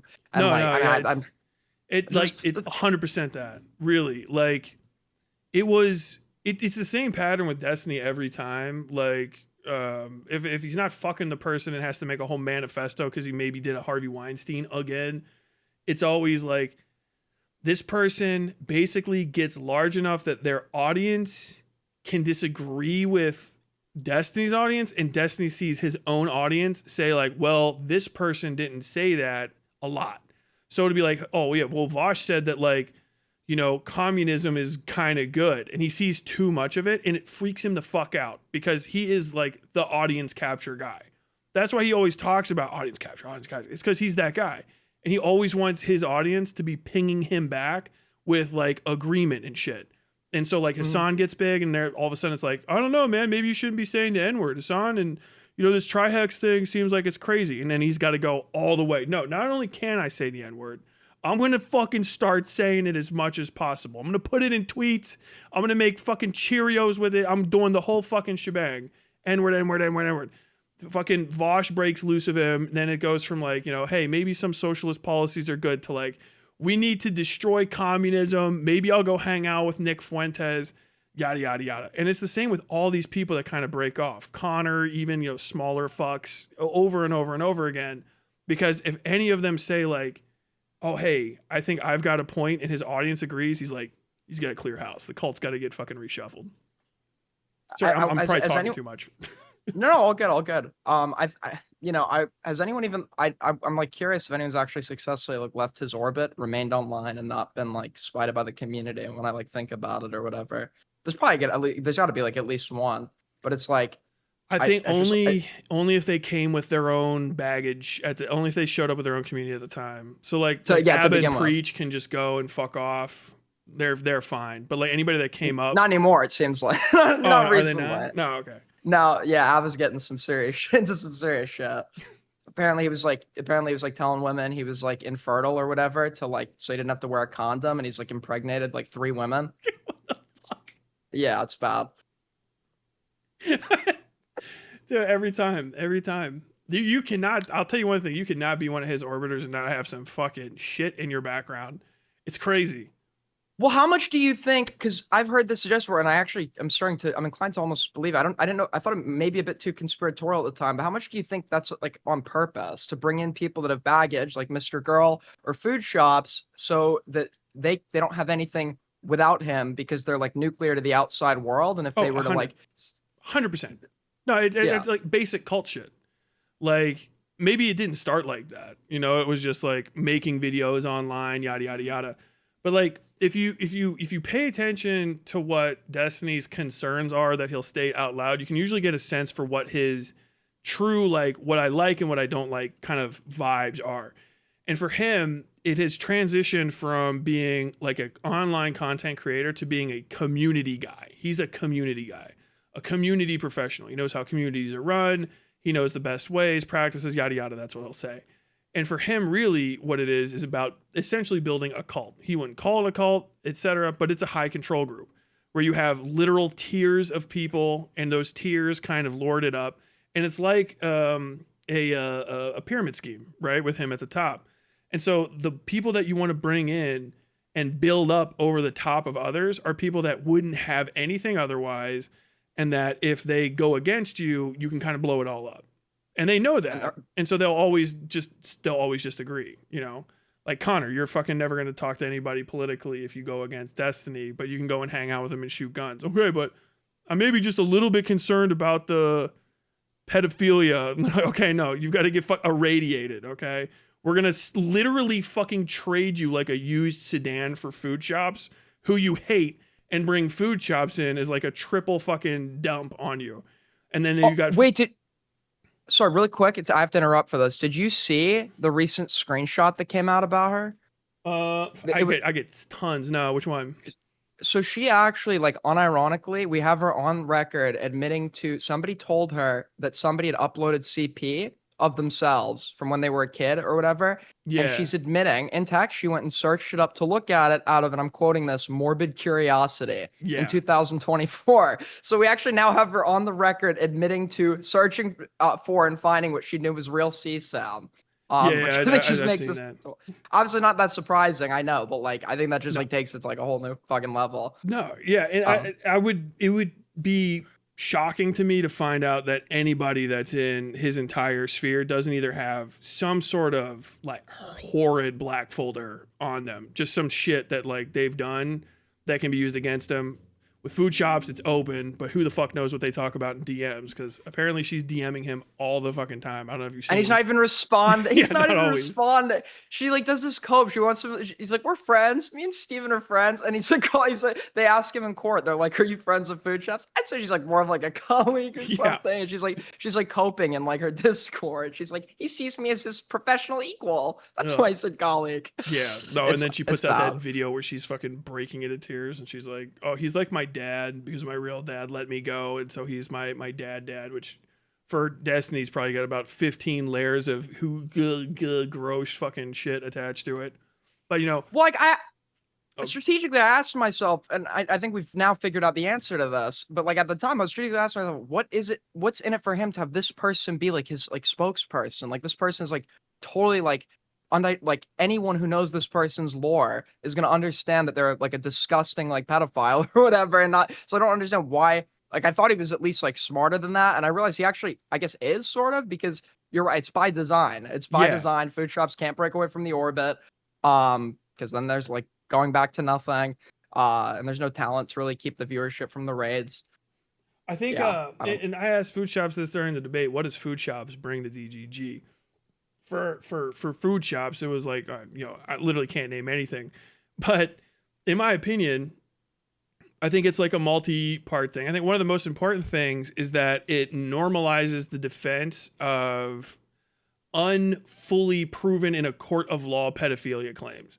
They like to do this thing where it's like, okay, everything about you suggests you're a danger to children. You even on food shop statements literally like saying, I would have to cross a road because I'm afraid that I would like lose control and start fucking doing pedophilia in public. So like now you can get used to like having a pedophile around and like the defense of sex accusations that are good for people. Like it, having something proven in a court is after the court investigates, past the executive function, the cops go and look at it. You don't have the ability to do any of that. As a private citizen, you can go, you're acting like a pedophile. I think you might be a pedophile. I'm going to cut you out of society. You should fuck off because you're being too weird. It's a hard bridge for normal people to cross. Very fucking difficult. But like these people have crossed it already. And so now what Destiny's community is doing is getting used to being on that side of the bridge. Okay, yeah, no, like actually, if you're going to accuse somebody of pedophilia, like let me see the video evidence of a sex crime that you're legally not able to possess, Well, if she was trading CSAM, do you have the CSAM on you? And then you like, Yeah. no, obviously. Well, then how can you prove it? How, like, dude, I don't need to. You just, the And vibes then- are weird. And then the burden of evidence completely changes when talking about a critic. It's like, Yes. all of a sudden, it's like we've actually gone through like 15 years of like posts or whatever, and we've actually weaved together like 5 statements, like with all context removed, that sort of make you look like we could argue you're a pedophile or whatever. I mean, I watched them like, I don't know if you know about like the Doobie shit or whatever. I don't really know Doobie or like that well or whatever, and I think that like I've made like disagreements with some of the stuff, obviously what I've heard. But like they've essentially gone through like with a fine-tooth comb this guy's entire past, weave through anything they could put together to do like a Mott and Bailey where asserting he's a pedophile. Then I pressed Destiny on it, and that's like, well, I've never said he's a pet, which was a lie. He did say he was a pedophile. Oh, that dude, he'll lie at the insinuating. drop of a hat. It's fucking insane. And it's one of their biggest skills. I'm sorry, I cut you off, but like, yeah, No worries, no worries. with the Doobie stuff, my bad. No, it's like like I've said this because a lot of people got mad that I said Destiny's like smart in some facets or whatever. I think in terms of like narrative control and like and weaving together a narrative and spinning it and then like manipulating all of that, I think he's actually pretty good at that. He's very well experienced. Yeah, and like you sort of I call him an he's an uncommonly clever predator, really, But he's nothing special. That's where people get hung up. Is he a rocket scientist? No. But he can really trick a girl that doesn't have a lot of money and has a lot of mental issues into having sex with him. You know what I mean? And then like giving up a bunch of information that lets him blow her up later down the line. He's that you could when I talk to him, like he's experienced, but like I even see he's getting rusty. I think like I just like I'd hyped up in my mind this like I guess like before I spoke to him for the first time, I was like legit. That was probably the debate I was like the most scared for. I was like, this guy, like I remember watching him. He's like the best debater online or whatever the fuck. Like he's getting like it was just not what I remember at all. No. Well, he's also he's arguing the hard way, which is against the truth. If you remember Destiny doing like JonTron and shit, he's asking JonTron like simple questions like, "Hey, do you think that like black people should vote?" And JonTron's like, "I don't know, voting's kind of crazy, whatever the fuck." It was like crazy that JonTron was saying this. Like, have you seen that debate? I don't know. Yeah. JonTron That's what got me admits into him. to the most like hilariously like comically racist shit that he didn't know was racist, which is easy. Okay, yeah, there's the debate. Okay, it's true. You're debating some like crazy right winger about like, hey, I think is God gonna show up on Thursday? Like, I don't know, maybe when Thursday came and went last time, he didn't show up. So I don't know if God's gonna show up this Thursday. How about that? Logically speaking. And they're like, that's his whole thing. But now he's got to argue against the truth, which is just everywhere. Like he has abused Pixie. He's abused all these women. He's been getting this shit documented by thousands of people who fucking hate him, but a lot of whom have actually like transcended the like petty, well, I'm also going to say like a little extra. Like Destiny did the thing, but also here's a little extra. People have stopped putting that fucking extra layer of icing on it, and they're just hitting him with, no, you said it. It's on page X of the thing. You said, I don't know if I need to check for ID. Is that a law that I need to make sure the people I sexed with are adults? Is that, whoa, that's crazy to me. Like he's dead to rights on so many different things. So all he can do is just like cackle maniacally, tell people they're crazy, call them a slur, and then try to like end the call as fast as possible. I like what you said about like, because I actually said this about the Pixie stuff as well, and why this is like, I think listen, once again, I'm not like as well versed as the spicy people in all of his lore, but this would be obviously the hardest drama I think to beat, because it's never been like the truth. I think this is like the most like elucidated. I think the truth of wrongdoing has been like maybe in a drama pertaining to him. Like, how does he talk his way out of? I mean, we just saw the log show up in court now. He's been using the implied consent, which was a ridiculous argument, by the way. Yeah. Anybody who believed that in the first place is like a moron. But it's now on record. He's admitting to somebody in DMs that he knew she didn't want it. He knew she probably wouldn't want it. So he didn't even believe in the implied consent at the time. So that's another fucking lie. I don't know how they're going to talk their way out of that one now. A series of lies throughout the entirety. Like, he cannot be trusted. At this point, like, him giving a statement on whether or not he remembered something is kind of inconsequential, because he's just gone back on so many things. I covered the initial leaks after, Sunday and Beckett fucked that up and called her basically like a money grubbing hooker. And, you look at the fucking conversations with Straighter Aid and stuff, and he's like, no, I called Rose. I called her I've spoken on the phone to this person extensively, and I trust that it wasn't them. It's got to be this boyfriend. And you're like, look at the logs. You're like, yeah, the boyfriend I was talking to. But like, they're in constant contact with each other about like the stupidest shit. These people are like, oh yeah, Destiny, Rose, we were watching your stream together. We were watching you talk about Nick Fuentes, blah, blah, blah. And like, we go from all of this to like, what? I can't remember. I don't know. Like, oh, it's just like so many years ago. Did I send that? Over and over again. And then also saying like, no, I would have never spoken to them. That's crazy. I must be misremembering. But like, it's just constantly changing, constantly changing. Even when I asked him, it's like, just like shit that's easily verifiable. Even when I asked him, like, did you dox Sunday? Were you the first person that, or did you say he's like, did I say Sunday's dox? Like, pretending like he did it, pretending like he wouldn't know or wouldn't remember that. Like, at first, it's like, it's just like, it's crazy. I feel like he understands that the only people left are the sycophants. So I feel like he doesn't even put in the effort at this point, because it's not like he's like doing it. I mean, you saw fucking Owlish, like, did you see the Owlish, first Owlish Pisco combo or whatever on, with all due respect, Owlish is fucking unwatchable. It's like an exercise in frustration. Owlish, if you're watching that, quit, dog. I think I would rather like literally have Pisco do a pretend argument with a fucking wall instead of listening to them. But it's not just like an insult. Like, no, yeah. I heard them trying to articulate, but you were making a point. I'm sorry. I'll stop with the bit. No, it's all good. Listen, in your free time, I think even if you don't like watching Alish combos, the first combo she has, I think Pisco is also like pretty boring. I think that that first combo is like one of the worst performances I've ever seen in my whole life. Like, she's still arguing that MD means a master's degree. Yeah, I think that's the segment that the people in my community sent me. It's like, yeah, no. But like, medicine.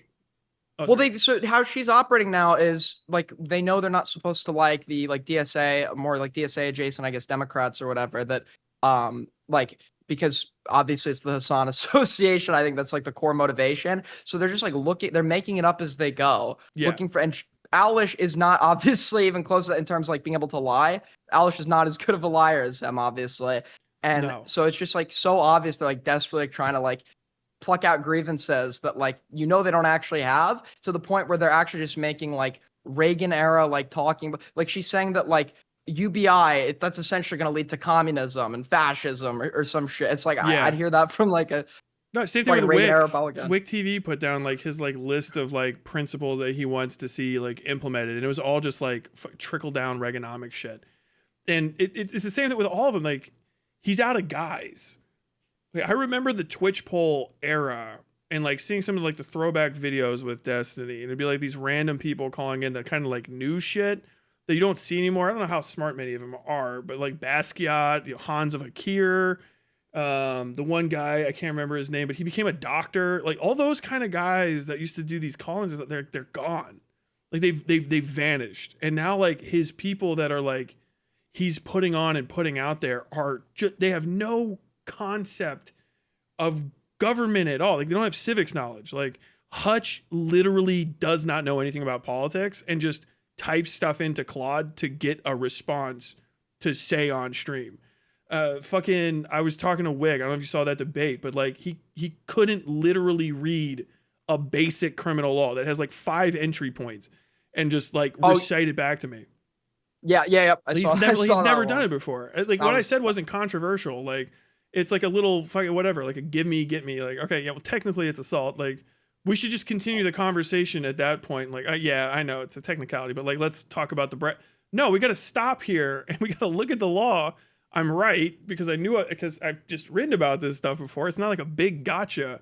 And then he can't even just read 3 paragraphs. Like he doesn't even know how to read the paragraphs. Like how do you guys have such strong opinions about politics and you've never done these fundamental civics things? It's crazy to me. And I think that also, like, I clocked it, like, before I even watched the debate. I knew exactly what he was going to do. If you won against him on substance, it was going to be posturing of, like, isn't this guy, like, crazy? Like, sort of, like, posturing in, like, that regard. And I feel like, if I remember correctly, I think that's, like, exactly what he ended up doing. No, you just gotta, you guys just gotta make entertainment out of him at this point. I don't take the DGG sphere particularly seriously. They never know that much about stuff, or they have, like, flowchart talking points. It's like having a conversation with the fucking salesman. You know what I mean? Like, oh, well, have you ever considered a Hyundai? Like, well, I don't know. I haven't ever considered a Hyundai. Well, a Hyundai is like one of the finest cars in the American market. And then you start getting down to the thing like, I don't know, I kind of like Toyota. Toyota's a car for communists. Are you a communist? I don't think so. You probably want a Hyundai. And like, just keep going over and over and over. And then if you break the flowchart, they just start like screeching slurs and saying like, are you insane? Are you good, bro? Are you good, bro? Like over and over and over again. I hate the posturing stuff. It's like, and then they'll like, or the performativeness, and then they'll be like, "Oh, your laugh is fake," while they're doing the like, "Is that guy crazy?" Fake laugh is my favorite shit. It's a meme in my community. I laugh at the drop of a hat if something that's funny. I just can't not do it. And they get me fucking going because like you hit like these logical fucking break points where someone just like will respond to you and they haven't heard what you just said. Like, okay, but can we keep going down this? Like hypothetically, the hypotheticals are fucking amazing. Like we can just talk about something that happened, you know. Hey, what if, you know, instead of Al Gore losing, Al Gore had won? Okay, well, hypothetically, what if Jeffrey Epstein was going to run in a race against Hassan Piker? Who would you, and then be voting for? I wouldn't be against entertaining like dumb hypotheticals, but the problem is they're unwilling to engage. If you like flip it on them, if you use the same hypothetical on them, they're just totally unwilling. That's a ridiculous hypothetical. That would never happen. It's like if you want me to engage with your hypotheticals, I'm getting this.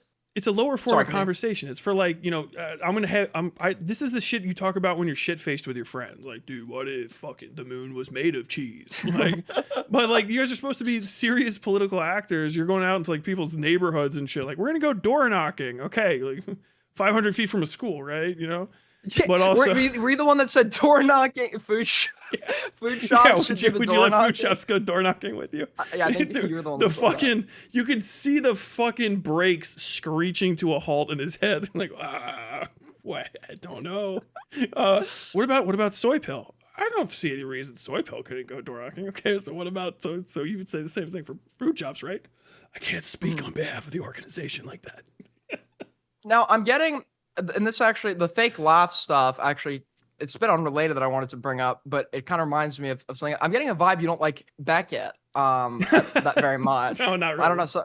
Something's telling me you don't like that guy. I don't know what there is to dislike. Oh, did you have a fucking a break with Beckett recently? I hate that. He's a rat fuck, dude. He's a liar. He's a piece of shit. He should leave the internet. That guy fucking like sucks. Like unironically, he lied about me because he was mad. According to him, because he was angry. So he just like admitted to lying about me or whatever.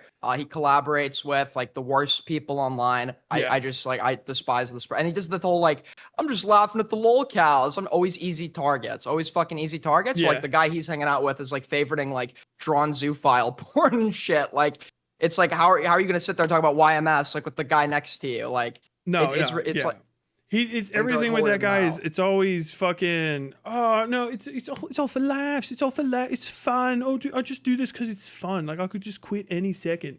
But then like if you fucking dick around with his like community at all or you fuck with him, it's like, oh, you're not. I thought we were friends. You've gone against me. We were friends. He's trying to destroy everything that I've built. Like I knew this guy. He came and talked to me. He sent me a random DM when I started covering. I don't know if you know about my coverage of Demon Mama. It's like kind of the reason that. Well, there was Demon Mama, and then I covered Demon Mama, and then there wasn't. You should go watch the video. But it caused that's what caused the fallout between me and President Sunday. I'm not gonna get into it, but he reached out to me around then. I'm like, whatever, I'll fucking talk to this guy. Like, we should talk about 4chan sometime.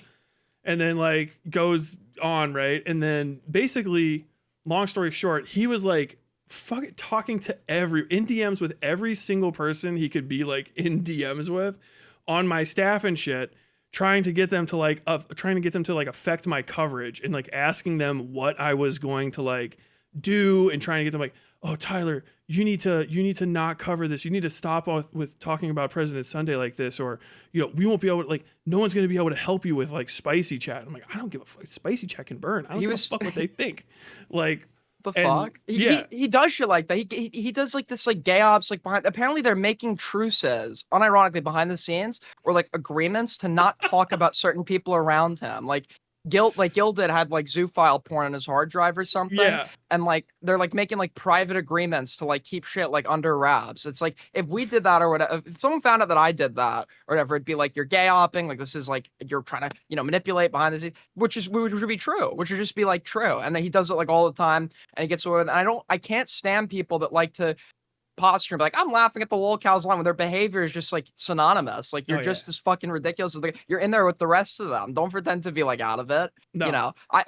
I'm listen, I acknowledge I'm like eternally online, like whatever. Like I don't pretend to be something I'm not. They like to always act like they're just so removed from it. They're he's like talking to some guys like jerking off to dogs. It's like, Yeah, that's the case. And then like, I talk shit about him. He comes into my community. He's like, oh, I just want to bury the hatchet. You said you're going to make some videos on me, but I think we could just leave it here. And he's like talking, like trying to like talk to my staff, like basically showing up after he's like pressed his fucking balls back up into his pelvic bone and just like, oh no, you should just be nice.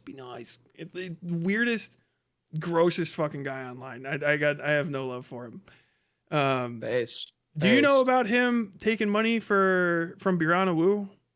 So I briefly heard. I don't know if you know who QQ is, right? No. Like I think they said. They said something about this at one point, but I don't remember the exact specific. I know that something to do with Jenny Matrix, his co-owner, I guess, of his channel, or I don't know what the role is exactly, but something about them getting paid by Brianna Wu.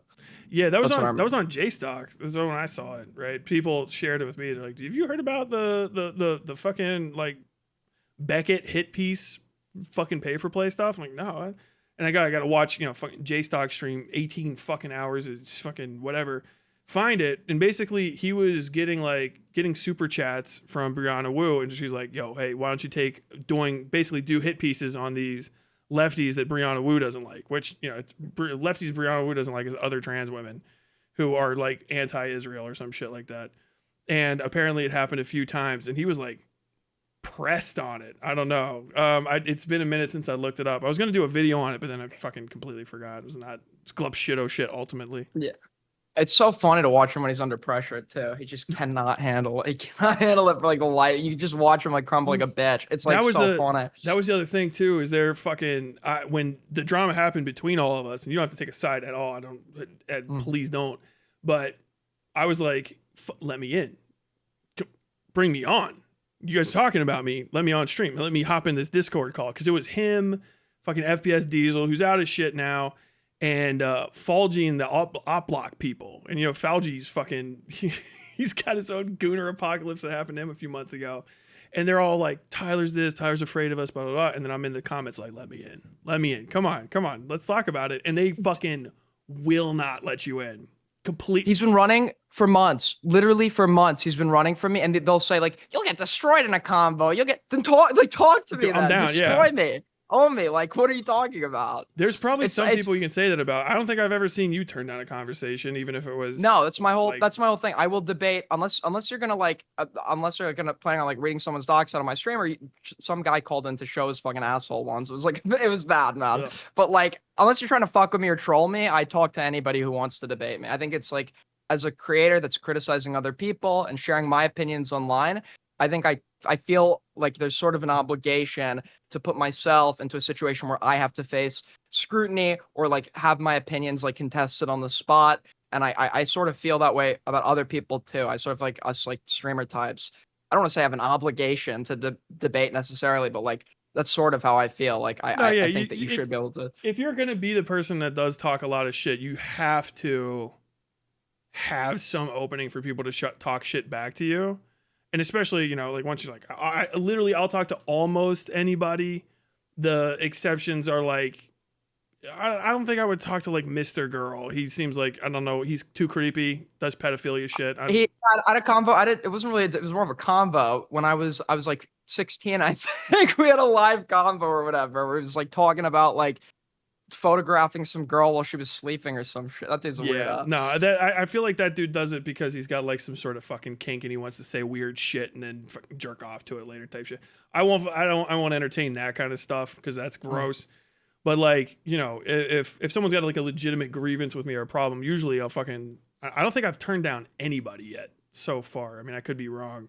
Aside from like, you know, the dude who wants to scream the N-word 6 times in a row and he's like already been booted one time kind of shit.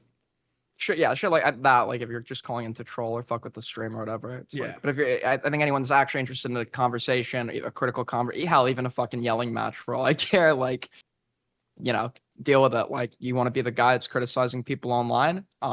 You should be able to like face the music yourself. And I think I can't stand like I cannot stand like pussies who like to, I don't care all that much if somebody's a pussy. I care that like when you're like a pussy that wants to be like the tough guy on the attack, like I feel like you don't get to be both. You don't get to lock yourself in your little hug box of like drunken like 50-year-old cat lady wine moms or whatever, while like constantly posturing over they'll never face programs in your life. Person.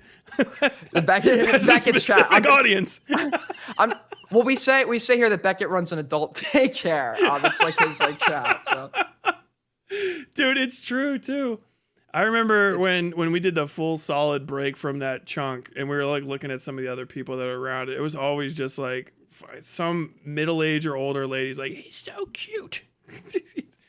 I've drawn you some fan art. Do you want to look at some fan art of you? And I've drawn you a little clown. Like, what the fuck is going on over there? Like some guy that's really like, he's really hip with the grandmas that want to hear about fucking zoophilia. Like what? Yeah. I mean, also, where do you stream, by the way? Do you stream on YouTube or Twitch? I forgot to turn Twitch on. I'm on YouTube. You're on YouTube? I forget to turn the Twitch. I have dual streaming on. I forget about it all the time. Half the time, if I turn Twitch on, I don't even update the fucking thing. Okay, fair enough.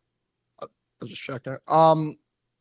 Yeah, I mean, I think that I just think that honestly, I'd love to see legislation that like obligates these people to debate one day or like have their voice permanently silenced online. No, I'm kidding. I kind of feel like how you feel about doxing is how I feel about debates and like critical discussions. I just I cannot stand people who fucking avoid that shit. Yeah, I think I should make like a final statement about the doxing thing. It's just like I respect that you guys don't want to do it. I think that's it, but you can't. I'm not gonna stop, but also like I get it. I think I do want to say that. Like I get what your guys' concerns are. I don't think that. I don't think they're gonna be alleviated, but like I respect your superstitions. You know, so like don't worry. If somebody does want to remain anonymous, like it's just like a personal preference, you know, like there's all these VTubers and shit, like it's fine. Do you know what I mean? Mm-hmm. Somebody's asking, obviously, I think this is just like a troll or whatever, but I feel like I should ask because I've been very critical. People talk about your like service or whatever. They're like, this guy commits war crimes or some fucking shit. Is it just literally because you served in the military? That's it. There's no war crimes. I would be in jail. I would have been dishonorably discharged. I was not in the kind of unit like where people like, what?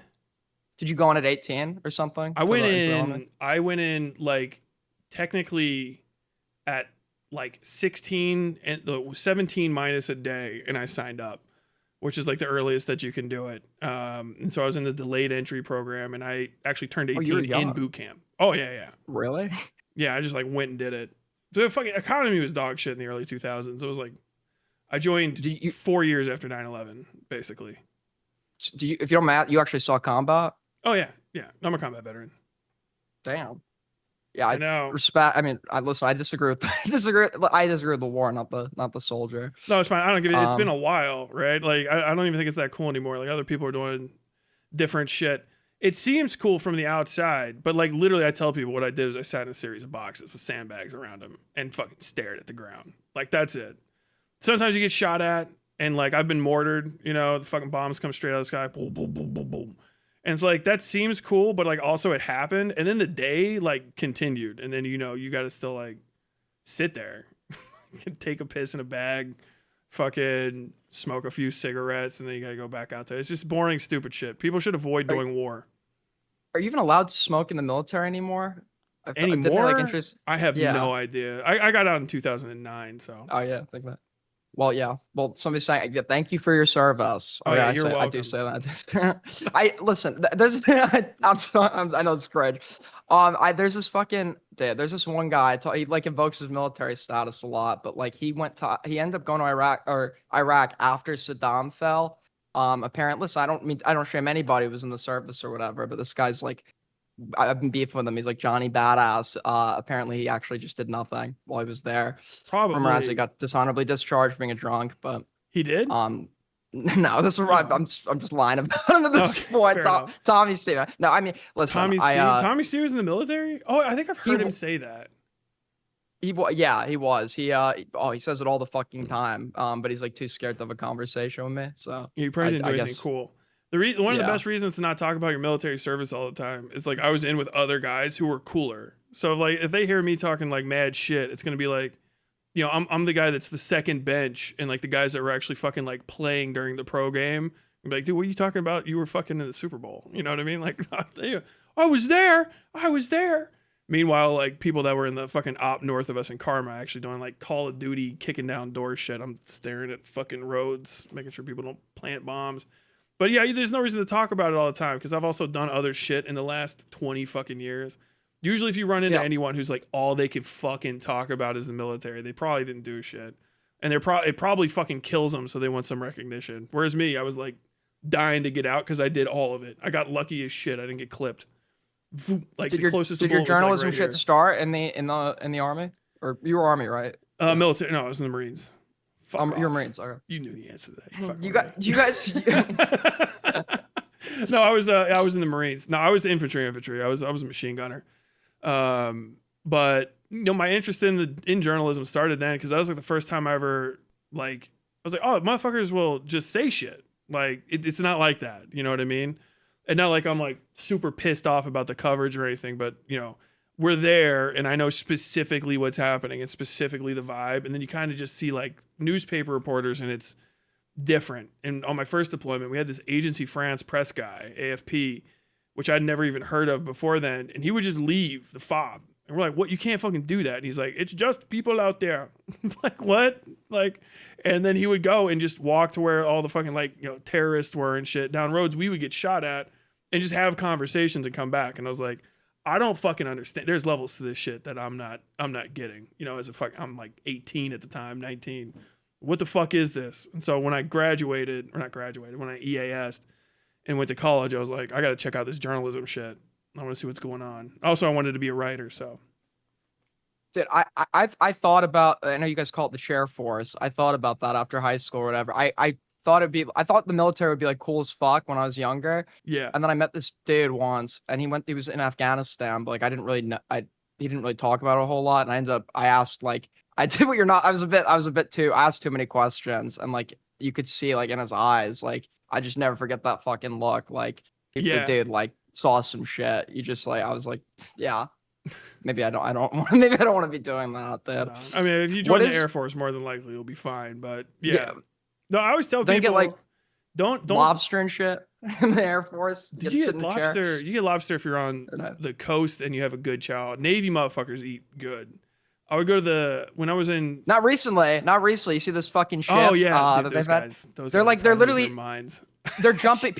They've had multiple Navy try to jump off the ship at this point now. They've been on so long. Like they're having to put people in like barracks and stuff because people are trying to jump off the ship. Yeah, they put them in the brig, probably. Yeah, psych hold. I wouldn't be surprised. It's gonna be like you never know what's really happening. Maybe it is. It could be way actually worse than that, and you're just seeing the bit, or it's like guys like I was when I was in. People ask you about shit, and you're like, I'm just gonna lie to this person because fuck them. I'm not saying that the situation's good. If they've been out that long, that's absolutely, yeah, they're fucked. Donald Trump is running the fucking military like fucking with no brakes on into a wall. It's an absolute shit show. While they do the performative, like, respect the troops shit, or they I don't love even to did like they even posture. say that anymore?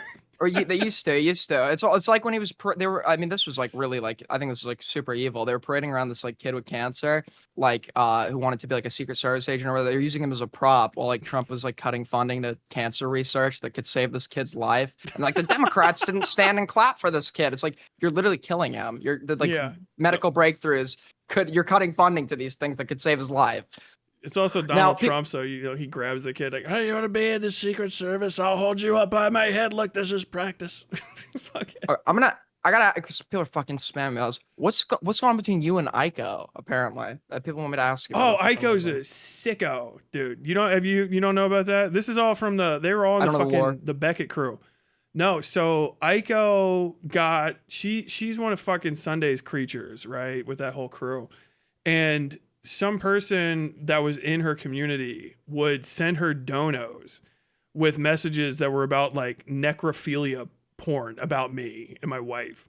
Like Yeah, someone was talking about hyper that. graphic, like fucking eye holes and skulls and shit. It would like, and I downloaded so fucking many of them. It was ridiculous. And then in her community, there was people that were writing like necrophilia fan fiction and shit, and she was like completely spurring it on like relentlessly to the point where even Sunday, like mid heart of the beef with me, was like, "Oh, maybe we should fucking do a little bit less of that." God So damn. was because I think she actually explained this once. Like I think I'd actually asked her at some point about her beef with you or whatever. Apparently, according to her, if I remember correctly, I don't want to misquote here. It was something about like I mean, I know this is gonna be fucked to you. Something about like a joke about how you're like a psycho and your wife's probably like in a freezer or something, and isn't like the joke was apparently the butt of the joke was that you're a psycho. I think, right? I I could be mean, off. that would be fine like once, and if that was the extent of it. But I mean, like it was. I think if one of the videos on my channel, it's like responding to DGen Locals made a hit piece about me responding to that. If you look that one up, I think that's one where I play a few of them, and I've got like 20 of them. They are sexual and graphic, and they go way further than that, like constantly. And she's like, "Oh my god, thank you." And the person was Tyler's wife. So it's actually like role play about it, as though it's like my wife saying like, "Oh, Tyler like fucking did sex assault to my corpse after he killed me, and then like I have spiders in my eyes and shit." Like, fucking the weirdest, most fucking profane shit ever. And that's like, Beckett and them, when they try to do their hippies on me, they're like watching like, "Oh, this is just normal. This is regular behavior." Like, okay, whatever, dude. Yeah, It's good that Aiko of all people is leading the charge on anti-misogyny in your guys' community, as I've heard. we we have a ways to go. Listen, Oh see, wait, for ways baby steps. I made some fucked up comments about somebody's wife, albeit I was doing it in a private VC and I was drunk as shit and it got recorded. Is it the But, like, Leo convoy? yeah, I I was making some fucked up jokes. Like, she wasn't intended to hear it, he wasn't intended to hear it or whatever. It was in private, albeit, but like, yeah, I think that sort of I think people are very comfortable getting very gross with like certain forms of humor or whatever. But I mean, I can understand like if it's your wife, why that would be like It's also like very the personal. difference between like a private VC and shit. I don't give like if people are legitimately private, whatever, they talk shit, they go crazy, like true locker room talk stays in the locker room. If it's on your fucking platform and like it's like people are paying to make the messages and it happens like again and again, and even your own people are like, that's kind of far, but then it keeps going. That's like different. You know what I mean? I feel like I recall the chunks of the Lio convoy thing, because I remember seeing you talking to Chud Logic, and I feel like that's the last time I saw Chud Logic on YouTube. And I don't know if it got de-recommended to me or what, or if he's just like booted off the platform now. Yeah, I've been fighting this war now for months or whatever. Basically, I got into this drama. Essentially, Lyle Convoy has given out all of his PII like publicly connected to his account and his wife's PII. And Like for they're just fully. the edification of my viewers, this is a guy that is, I don't know him personally, but he runs like a Discord where he brings in like 100 people at a time into channels to Yeah, like so yell at he people. Lyo's like a guy that like really wants to feel powerful to compensate for something I guess that he wasn't getting when he was, I don't know. I'm not gonna psychoanalyze too much, but he basically like he'll like get 100 people hyping him up while he like berates some like mentally disabled person, like literally mentally disabled. Like one of these people was like under conservatorship.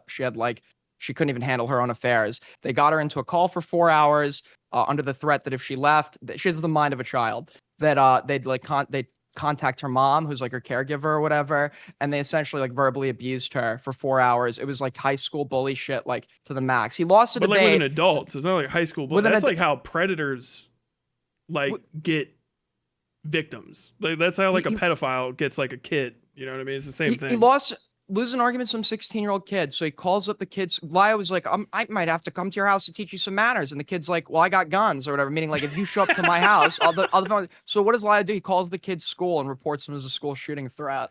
What the fuck? Because he That lost a kid's debate pretty to a base, though. 16-year-old. That's fucking fire. Yeah, but Beckett like has been arguing forever. This guy's changed. He's not changed at all. Where he's like he tried to basically like smear somebody that's accusing somebody else of rape off of, and I'm not even necessarily even entirely sure that it's truthful or whatever. But there's nothing to suggest that it isn't. You know what I mean? Yeah. So he's like now like attacking this person over like this like rape allegation, and it's just like ridiculous. But he The best thing to essentially do in the case of a sexual assault allegation is for, people with no ability to interrogate or enforce or arrest people to just do the investigation for the cops. It's usually the best. What you should do is always just cross-examine a witness in someone else's case on the internet for points and money. It's absurd. I don't know. These communities seem to do this a lot, but I guess like he's one of the like the Hearthstone. I don't know. He's like that's like Jar, right? The Just the Robot guy. They're all what ACC, is that what that's called? Our yes, commentary it is community. Think of the worst community you know about, and I can just like promise you it's even worse over there than anything you can conceive. It's like if you're covering somebody, like you hear about some side reference to like, oh, and he spoke to this guy on the 19th. Well, that guy has like 500 pages of his own lore you have to look into, where he was like sexualizing a rabbit, or like it's just like it's like it's a lunatic asylum, really. It's like a lunatic asylum. Ew. and the people leading it are people like Beckett that will sit there and have the audacity to like laugh at somebody else for being ridiculous. You're the guy you're like next to wants to be. I mean, talk about like he wants to be like Discord Batman, feeling powerful, like threatening and berating like mentally disabled people and like children. He's like 40 fucking years old. I mean, I guess you got to have something when you're that old. I always find it funny. I don't think I've gotten to talk to a lot of the people that are actually like my age on the internet and established. I got to start fucking with them some more. I got, like EFAP type people, Leo Convoy. I know Leo Convoy. You want to talk to me? Come on, hit me up. I'll have it out with you. If you're critical, he will not talk to you. If you want to get a convo with him, you're gonna have to pretend to be mentally disabled first, or try to convince him you're a minor. And then I think the two of you can set up a combo. You have to get everybody to start telling them that I'm literally so unstable that I'll like pop at the slightest provocation. That's one of my favorite things about fucking with Beckett and them is they basically like seeded failure in a lot of the people that have tried to fuck with me since, because they look at like the hit pieces these guys made and they just like make shit up. Like I guess you said like they lie, and they never challenge me. So like people watch their hit pieces and then like bring shit from them to me that's like untrue or I don't care about. Like what about this? What about that? What about this? I'm like, dude, you are so fucked. Tyler's going to lose his mind. He's a crazy person. Nobody should ever. Beckett has admitted he's not just that he lied. He's admitted that he did it. Now, which I can sort of maybe appreciate a little bit. That at least you're willing to own it. But Beckett's admitted to just making up a lie about me because he was mad at me. Despite knowing like the context that significantly changed his narrative. That was literally what he said, right? And he should not be sourced for literally anything. This guy's willing to like make up claims about you if he's mad, per his own admission. I don't know why anyone would source that fucking psycho. No, yeah, pretty much. The whole like the entire thing with me, my staff members that left, like not really staff. They're just people that did like some video editing for me, and one mod from like a year and a half ago is just so full of like errors from their retelling. It's crazy. I don't know if you saw me talk to that North guy that was in I, public. I did. Yeah, yeah, yeah. You two Like, ended up having a. I didn't see the public convo. I saw the convo before that. I heard you two actually got on pretty well yeah, IRL. I don't even know him. I didn't have any grievance. He's like, "Do you want to meet in person, bitch?" I'm like, "Yeah, that's fine. Do you want to fight?" Dude, the frame mock. They're like making edit. The frame mock is so bad. I'm pretty big. People don't think that, like, they don't quite get, but I'm 6'4" and probably right now I'm around 260 pounds, and I work out all the time, so I'm pretty big. So I'm Yeah. not really worried about meeting somebody IRL. I mean, I'm probably about the same size as you are, so. I'm okay, dude. Good one. I gotta start lifting. I'm 6 foot. I'm 6 foot. I gotta start lifting. Really? Okay, respect. Yeah, people. I don't know why everyone thinks everyone assumes I'm short. But Haircut. yeah, that's the one. Yeah. It's a haircut. They I don't. I was kind of upset that you guys didn't actually just do like a fight, like a street fight or It would have whatever. been, dude. It would have been so hard. Like, if you don't know that place that we're in Louisville, it's like it's next to the courthouse, and it's where all like tons of homeless people and cops hang out. So if you just even raise your voice like around there, like the cops are just looking at you, and they're 10 deep because they're walking around checking on all the homeless people that are like laying around to make sure they're not fucking dead. If you start, no one will really care, but you'll definitely have like cops like, "Hey, you guys, is it a lover's quarrel or something?" Like, no, fuck it. Is Kentucky like a mutual like I know some states you have like mutual combat or whatever. Like if two parties like agree, it's technically legal. Mutual combat isn't usually real. That people get confused about that. I was a bouncer after I was in the military, so like people talk about mutual combat. Usually don't fight. It's not real. Usually it means if there's anything that's like that, it means that the cops, if both parties are at fault, they won't fault a single party. They'll just fight. They'll fault both of them. So usually, even if you get into a fight, right, you go into the middle of the street, parking lot, right, and you beat each other's ass. Even if you're in a public, a mutual combat state, you still committed like, public endangerment, and you'll get nuisance things, all sorts of shit. You have to be like really squared up and okayed by like the legal system that there's usually like some sort of fighting law in your state, and you'll fall underneath that as well. So like you're like, oh, it's a mutual combat state. Like, yeah, you're both going to jail, and neither of you, we're not going to pick a winner right now. Also, it doesn't remove any civil liability. So like, Darius, if I go and I don't fight him in a gym, under supervision with a referee and like some legal stuff, maybe some insurance, put out like what street beefs would do, and I fucking tune him up. Well, now I'm on the record saying I'm going to go fight this guy, and then somebody found a puddle of him in a fucking, in a parking lot, and he's going like, well, actually, he beat my ass more than I thought he would. I think I need him to pay my hospital bills. Like, I'm not doing that. So like, always go to the gym. Don't ever think that like mutual combat state means anything. So that's what they told us when we were bouncers. Like, dude, if you got to fuck somebody up, drag them off property, or we'll fire you. Wait, Darius like docked? Darius, people are saying that he Darius ducked hard as fuck. If I've seen people who keep sharing shit because apparently my name is like the fucking boogeyman to him now. But people share shit to him because he's like, "Oh, I'll come to your house." To like everybody, they're like, "Why don't you go to Westside Tyler's house?" And the fucking Twitter chain will end. No more fucking responses after that. But yeah, I like when if I not could say you're unhinged or anything.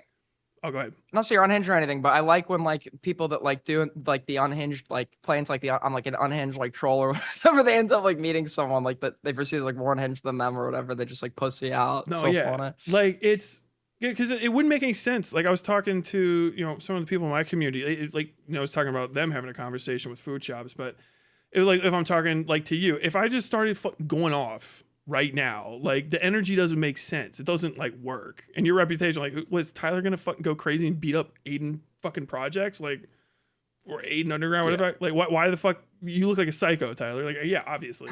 But when somebody whose like whole thing is like literally harassing people in public and like fucking with people who will not fuck with him back because they don't know like the rules of that, or they're afraid of like getting hurt, then you can kind of just like open up. And once they meet like a person who's like, no, I want to fight you. I don't even care who you are. I just want to fuck you up for you. Like, it's just like a personal, like a gift. Like, I'm just going to beat the shit out of you and then walk away and I'll never think about you again. They're like, well, look, you can't just do that. Like, people exist so that I can go harass them and then like I walk away. Like, that's the whole point. And then like meeting them with that energy and fucking them up is like, dude, it's God's gift to me sometimes. I don't know. Everybody else that I've ever known that's done shit like that too is happy as fuck about it. It's sad. It is very satisfying to even as a viewer to see it when I, like I it's like I think it's fucked up his schema over there too. I think me talking to him like that kind of ruined his use because he was like, I called him out as being there tough, and then fucking Wick TV put out like a organizational chart or some shit, or retweeted one where they're like, yeah, these are our generals and our captains. Like, okay, good luck with the fucking Rico case, idiot. This is how we all align underneath DGG in our fucking roles. Like, oh no, it's a joke. We just made an organizational chart as a joke and then abided by it.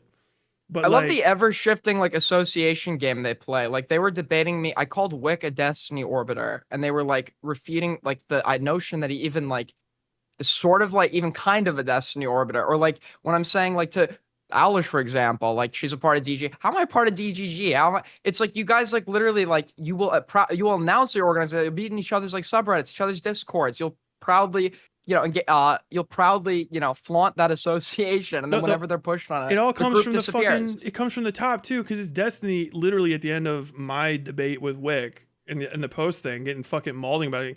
What he's gonna try to say that like I'm like everyone that's associated with me is associated with DGG just because I just because I own it and I operate it, and like he just stops mid sentence because like, well fuck, I guess yeah. But even he's trying to fight it because they just fight any fact. Like that's the whole thing. Like if you present deny a fact, everything. Yeah, they'll deny it and they'll fight it down until you present like concrete evidence. And then you're talking to Wick, he'll just pretend like he didn't present the evidence 5 minutes ago and then come out with like, and you agreed with me on that. Like literally I didn't. What the fuck are you talking about? But they just present a new narrative to the audience that the audience can run with. Wick's like a non-player, dude. I can't even like. I try how you feel about Alish. Like I can't even take the guy like seriously. It's like it's not even like a challenging like. He's just like he's literally. It's not like a useful idiot. He's actually malicious. I know what he does. He basically. Remember I was telling you about that. I was telling you about like those jokes I was making in private or whatever. He was pretending like because when it got leaked or whatever, all context was cut, so you wouldn't know I was like joking or something. So he pretended to me like he didn't know that I was joking, but he's DMing some girl in private that he did know I was joking, and he was being tactical or something. Some random, literally the first, he didn't even know her. She just like DM'd him and he immediately responded. It's like, why are you spilling your whole like game plan to some random like girl? That's the goal, right? You fucking talk to a girl, hopefully a mentally unwell one. You can repeat the whole fucking thing. I guess that's what like Loner Box is doing. But no, yeah, the whole thing is just like horse shit washing. It's just wash, sweep all the way down. It's like laundering Destiny's entire existence, and they're just all a part of it. It's cult shit ultimately, you know what I mean? There's nothing wrong here, nothing to see, sir. Because like Destiny will do something and then they all have to like defend it, but it makes them all feel like they're part of something. You know, they're like, oh, we're doing something. Eventually, if Destiny's reputation is fixed, he'll win the lawsuit, and once he wins the lawsuit, well, he'll go on CNN and he'll call Hassan Piker a socialist, and then he'll be in the White House with the first women fucking president or something of the Democrats, and everything will be fixed and it'll all be good. They're like fucking Jehovah's Witnesses waiting for the rapture every fucking 3 years. But it's never going to come to pass, so they can just say like, oh, it's Aiden Projects fucking ruined it for us, so now we've just got to start again. We've got to destroy him, and now we've got to start again. Or like, oh no, fucking, Pixie ruined us. We got to go and do anti-Pixie projects, and then everything will be fixed. Oh, Hassan ruined it, so we got to do anti-Hassan projects, and it'll all be fixed down the line. Mm-hmm. I wonder if they're even able to conceptualize like for me personally, listen, I don't deny, I think every streamer is like a bit of a secret egomaniac at points. Obviously, you like how people like having fans feel like, yeah, right. Even like me, like if I was like, people are like, someone's even saying like, you could go join the Orbit Aiden or something. It was like, I would, if I was sitting there, first of all, I'd feel horrible about myself. I'm not like I don't have some like I'm not some bleeding heart, like empath or whatever the fuck, but like, to just sit there, it's like must be like soul crushing. Just sit there, have to lie every day, and you're just always living in some other guy's like shadow. Like maybe it's just like maybe it's the ego talking here, but like I would never be able to like feel good just like constantly living in that guy's shadow or whatever the fuck, being his accomplice and henchman. No, you're I you're weren't. you're, you're figuring it out. Like there's nothing about this is new. You're just rediscovering basic cult shit. That's the Yeah. kind of point of how it's established now, where it's like, oh, these narratives are too stupid for anyone to believe, except for like the stupidest people ever. Well, stupidest people ever stopped by, and now it's a win-win. Yeah, you look like an asshole to everyone outside, but now you gained 2 new rubes. And that's what they're trying to do, is build more rubes and the kind of people who do want to feel like they're a part of something, and they're making something happen because they're desperate, they're failures, they're old, no one else gives them a chance, they're a fucking pedophile. And it just goes all in a big circle like that, where you just bring in more and more rubes and rubes and rubes, and you build up this thing that's just really, the whole purpose of it is to defend itself from the reality of what it is. And like it just slugs around the internet, and that's kind of and it accretes more people, like Katamari Damacy. And that's the whole point of his community at this point. They're never gonna do anything valuable politically. Anything that they touch turns to shit, and eventually, like, maybe it'll collapse, but it's just gonna be, one day Destiny will die, and the whole thing will go poof, and maybe 2 or 3 people that are smart enough to like build a new thing will build something from the ruins of it.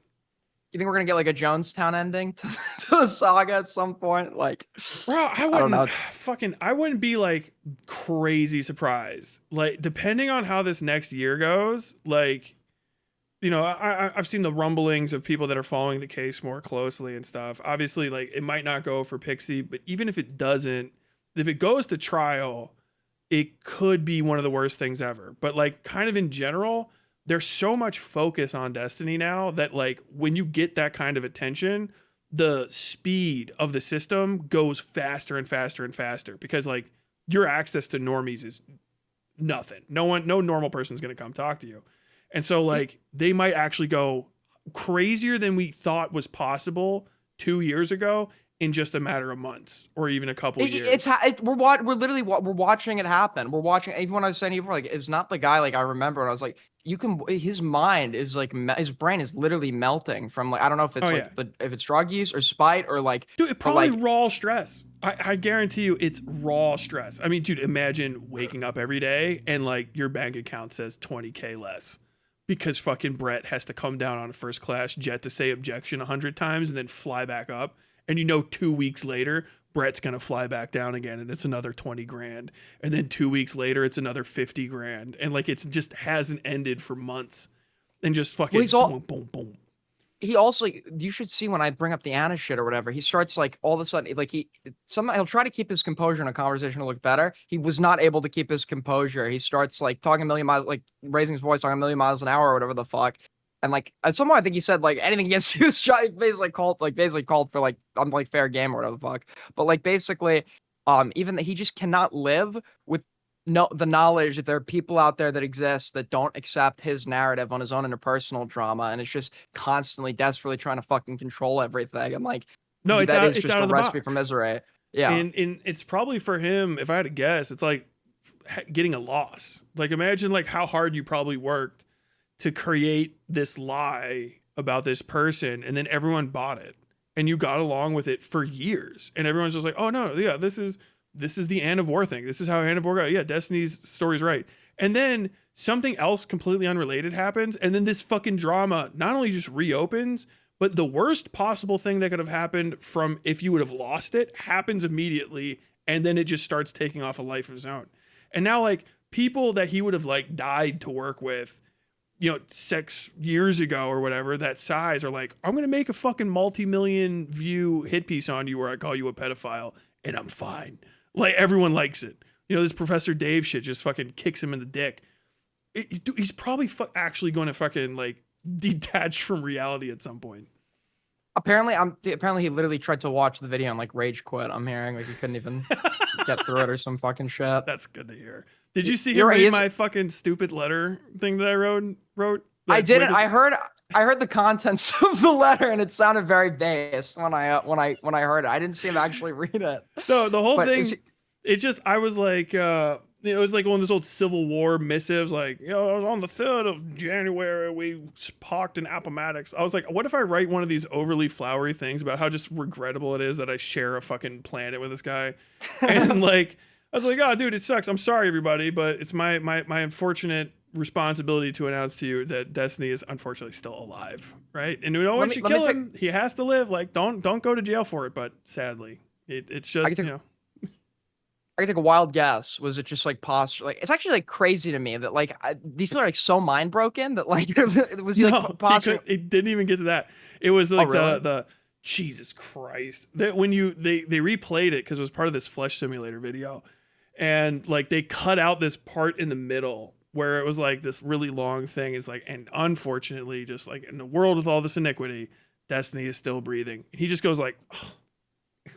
like it hurt him, like it caused him physical discomfort, and they cut that out of the video, like just 10 seconds. And I was like, yeah, that's if you're a writer, those are the moments you live for, like, hey man, New York Times bestseller, very cool, but also just like, I don't like you, can you feel how much I don't like you through words? And just got him. You're covering this flesh simulator shit? Watch yourself, you're gonna get dragged in. It's a fucking whirlpool, dude. I tried, and I just concluded this person's like a schizophrenic or something, and then I don't know, maybe he is, maybe he isn't, but like he just like looked crazy to me, like totally like out of his fucking mind. Yeah, you made the right decision. Like I won that drama casually. He's fucking actually crazy. So the long and short of it is, and I don't want to get into it too much because it's like, yep. He is down and you are kicking him. He's basically saying at this point, like, he's making videos where he's like, if I kill myself, I didn't do it because I wanted to die. Like, he's at that level, like 100,000 people, like, wait, are you going to? Like, no, I've picked who you guys should blame if I just kill myself, which I don't want to do, but it might happen. Like, what the fuck? So his whole thing was like, he's like, I liked his content. I still like his old content. He would make like weird little gizmo videos and like conspiracy theory shit that was like of mid to good to sometimes kind of exceptional quality. Very cool. Randomly, like a year or so ago, he made a video on the Las Vegas shooting that was very bad. And he had partnered with Sam Hyde's $1 Million Extreme streaming company. And like, oh, you have to go watch the rest of this here. You got to pay Sam Hyde, which is like, everyone's like, oh, so are you working with a Nazi? And he could not, beyond Destiny level of couldn't take it, could not fucking take that criticism. And he started imagining this guy named Liquid J was trying to like destroy his life. Like, is that the Malice guy? No, we're before that. This is 6 months ahead of that. And he's like, this Liquid J guy is trying to, so he makes this video like how to conduct a psyop where he's like, I'm going to put out strategically placed videos in order to destroy these leftists' minds so that they destroy their own movement because I know that they're trying to get me. No one was trying to get him. No one just even cared. And then he started like fucking schizo posting about like trans people. And he's like, if I could press a button to turn myself trans, I would. But that doesn't say anything about me. Like, okay, wait, what? Like, or to turn myself into a girl. And like the N-word all the time. Like, and like, defensive screeds about it. And so people started going like, dude, this is crazy. Why are you a Nazi? Do you do this? And he's like, no, I'm not a Nazi. I'm Jewish. But like Jewish people have like a very strange connection to money that I think we should talk about. It's like, what the fuck? Like, wait, dude. Listen, I'm Jewish by heritage. Something we're born with inherently is we can clock any other Jew. It's called a Jadar. Is he actually Jewish? Or is it that's what he said. Yeah, I don't know. I haven't. It's like maybe he's probably like one like great grandparent or some shit. I don't know. Maybe his last name is Gant, which I don't think is a typically Jewish name. It sounds pretty fucking East Coast Protestant. But I despite what he thinks, I did not look that deeply into his life. But March rolls around, and these guys fuck with him a little bit. Dude, the most milquetoast, not even to the level of like spicy chat people getting like lightly irritated with you. They just post like this SpongeBob gif and then like fucking you're cringe, you're a locale type stuff.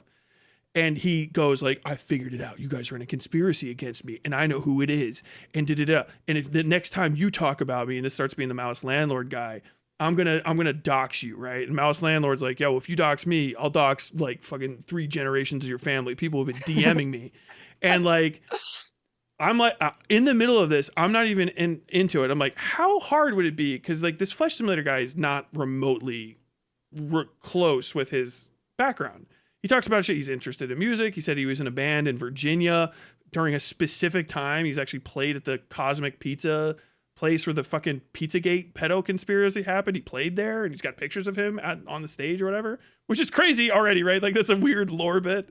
And so I don't even know how you like go about even arguing with somebody like that when they're that far into it, with, like the Comet Ping Pong, like no, yeah. fucking. He called It's in, and it was, I think, to this day, the shortest debate I had. I think it was 2.5 minutes total. He got very upset with me, but that pops off, and he like whatever. So I look it up, and it's easy as hell to find him. Just look for a band, and then like the song that he played at some point, and like Flesh Simulator band, and it just comes up with his name because it's in the metadata of the site, and it says the band name's members, and then he got it taken off of the main page. So his name that's on the metadata is the only name that's left when you actually look at the page, because it's like 4 people here. There's only 3 names. When you look at the page metadata that hasn't been updated, it's 4 names. So you just subtract. That's the last name. So you just can't. Yeah, it was that easy. But when he says like Tyler did a 4-hour doxing stream on me, that I'm literally describing this process of typing in Flesh Simulator band and like what I looked at and figured it out. And then other people were like, his name is on his TikTok. Like his first TikTok videos just have his name in it. Like okay. I thought he was public about that. I thought so too. But it is what it is. So like he loses his mind because these Maoist people have fucked with him. And like this is while I'm getting ready to write a video like, is Flesh Simulator a Nazi? Like what's going on here? What is all this stuff? And as I'm like fucking 10 paragraphs into this thing, he releases the Is-At nuke, which, have you seen that video? Yeah, that's the first one I saw. I'm like, what the fuck is going on, dude? What is happening here? Dude, imagine being in the middle of writing a drama video on somebody, and you're like, I don't know, this is okay, kind of thing. And then all of a sudden, like literally, oh, here he is, 10-minute video covered in blood. I've photoshopped you into your childhood bedroom. Like, what the fuck, dude? This is like beyond typical schizo posting, and it's like, it's all connected to this Is-At thing, which is like this like whatever Indian, it doesn't matter. He makes a website and he's like releases his master plan where he's like, oh no, fucking what I'm gonna do is Hassan's gonna criticize me, and then Asmongold's gonna fucking see that Hassan's crazy for talking about my stupid website, and then like Underpants knows I'm famous. He takes that down. I put my video out with like a fucking stupid music video. He freaks out at me. And like my wife was out of town for 1 weekend, and in 1 weekend, I'm like, I go from this is pretty much I'm good to he starts fucking schizo posting about me, and I'm in the conspiracy. And like he starts putting fucking names on his wall connected with string and stuff. He's like posting Post-it notes up there. And I'm just covering the whole thing from my like, on stream, like, okay, hey, this is the post stream. Okay, Flesh Simulator is going a little crazy. And then he calls in and like accuses me of being an alt account that's like said that he was gonna like, oh, I'm actually Flesh Simulator, but the name's wrong, and I'm gonna like bomb an airport or something. He's like, I think you should know that your audience should know that this is you. And like, what are you talking about? Like, I don't use alt accounts. I'm a fucking narcissist. I would never. I want all my credit, It down the line, the guy who actually runs that account admits it. It's never gone back, and he goes like, "Oh, actually, Tyler was an account," but he blamed me and like 5 other people for it. I make one more video fully explaining it, and he's pissed at me as shit. Like, and so he's just been making videos since then that go up and then get taken down, and go up and get taken down. I haven't even kept. Does he have like Is it just like people watching him? Does he have a fan base anymore, or is it? He's got like a Destiny type deal, but it's nowhere near as big. He calls them the simulators. That was part of the other video. Is like he has like a little thing to join, and you put in your like Bitcoin wallet, and he'll mint you an NFT and stuff. It's weird getting financial information, and like you do like weird, like you have to go and do like homework, like the movie Fight Club, where you go and start like random internet arguments with people. It's very strange, but they're still around. And they're like botted to fuck as well. He's got like a few like denalts basically that work with him. Dude, I'm actually very curious. Like, have you seen this shit? I mean, obviously you've seen this shit. I think you said you've seen this shit. Like, it is like hundreds of accounts, dude. Like Yeah. hundreds of accounts, just like spit like random people I never even fucking heard. It's been going on for like 2 years now, man. It's Dude, bad. I banned the accounts because like obviously it try to cost you more money, but it's fucking nuts. The platform is shot if you can do that. And I For wonder this long, when I two see it years. and like I know whose communities these guys are connected to, and you're like, how do these people have viewership that's this high? And I'm like, well, I wonder if the answer is not as hard to figure Yeah. out as we think, and if people aren't just fucking botted to piss. But oh yeah, I think the flesh simulator stuff to finish up, like the losses he suffered are crazy. His girlfriend left because he couldn't stop doing Nazi stuff online, and I think now he's living in a series of apartments on his flesh simulator money. Still having the same argument with Malice Landlord every day, every like hour since fucking March. It's crazy. But like, Tommy, don't drag me back. I'm good. I'm gonna fucking leave you alone. I would suggest not getting too involved in the drama unless you want to. He's not doing good. Yeah. Well, anyways, I think that you got anything, or is there anything else? No. This is a pretty good talk. If you wanna wrap it up, if you got any final statements or whatever. No, I think it was a good talk. I see. I think I like like I wasn't being very combative or whatever because I think I understand.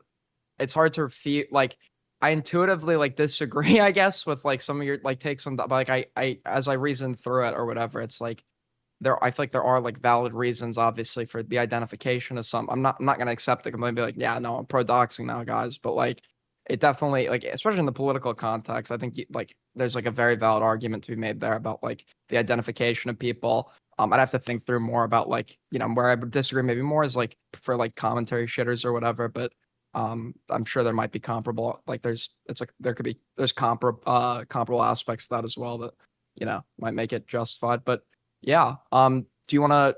Well, I got my Aiden Prod is actually my old name at AidenUnderground YouTube. Yeah, if anyone wants to yeah. find me, what's No, your check me outlets out. for that, like? I got a video essay channel too. Westside Tyler, that you're probably on right now. If somebody's watching this, is my like channel. I could put video essays here. VODs, if you want to watch this later, is on my VODs channel. But no, I would say my final thing is like I don't think that everybody just needs to go and start like doxing on principle. Like go ahead and share it. But I think that the hesitation that people have toward it needs to be something that is not necessarily going to be shared for a variety of reasons with other people, and you should definitely By normies, yeah. expect people to abide by that in any way, shape, or form, because you can't make them.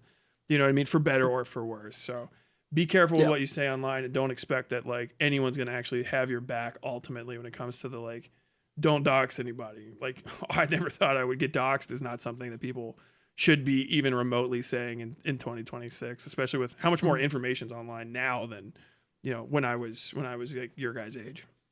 Yeah, and I've said it before. You show your face on here, like you have to. I mean, even if whether deserved or not, like it's gonna happen at some point. Like you should be obviously ready to risk that if this is like what you want to do for a career at this point.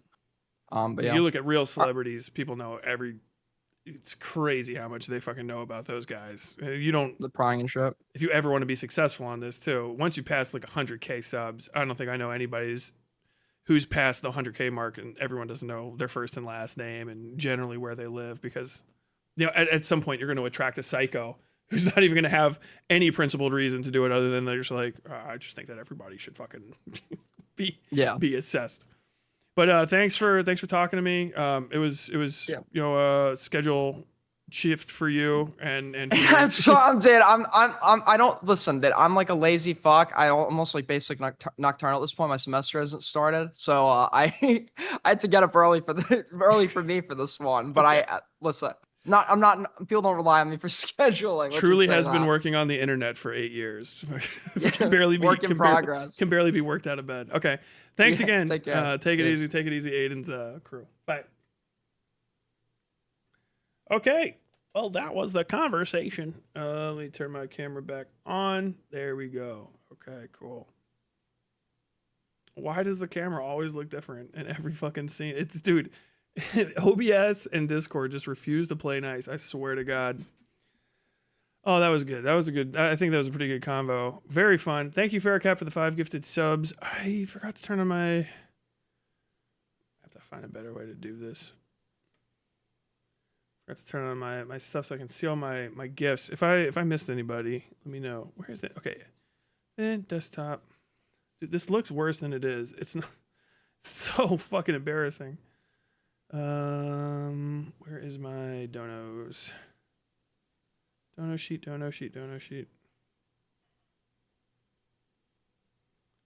Python practice. Tabs. Where the hell? Yes. There we go.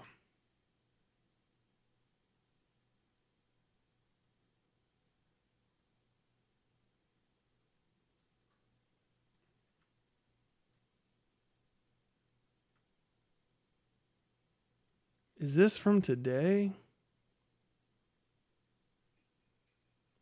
DDG would watch Hard Candy. Okay, hold on. Man, I need a date time with these things.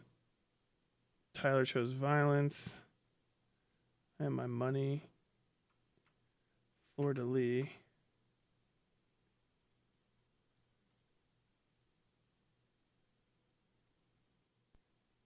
Okay, I can't remember if I can fix this or not. I think it's actually right here.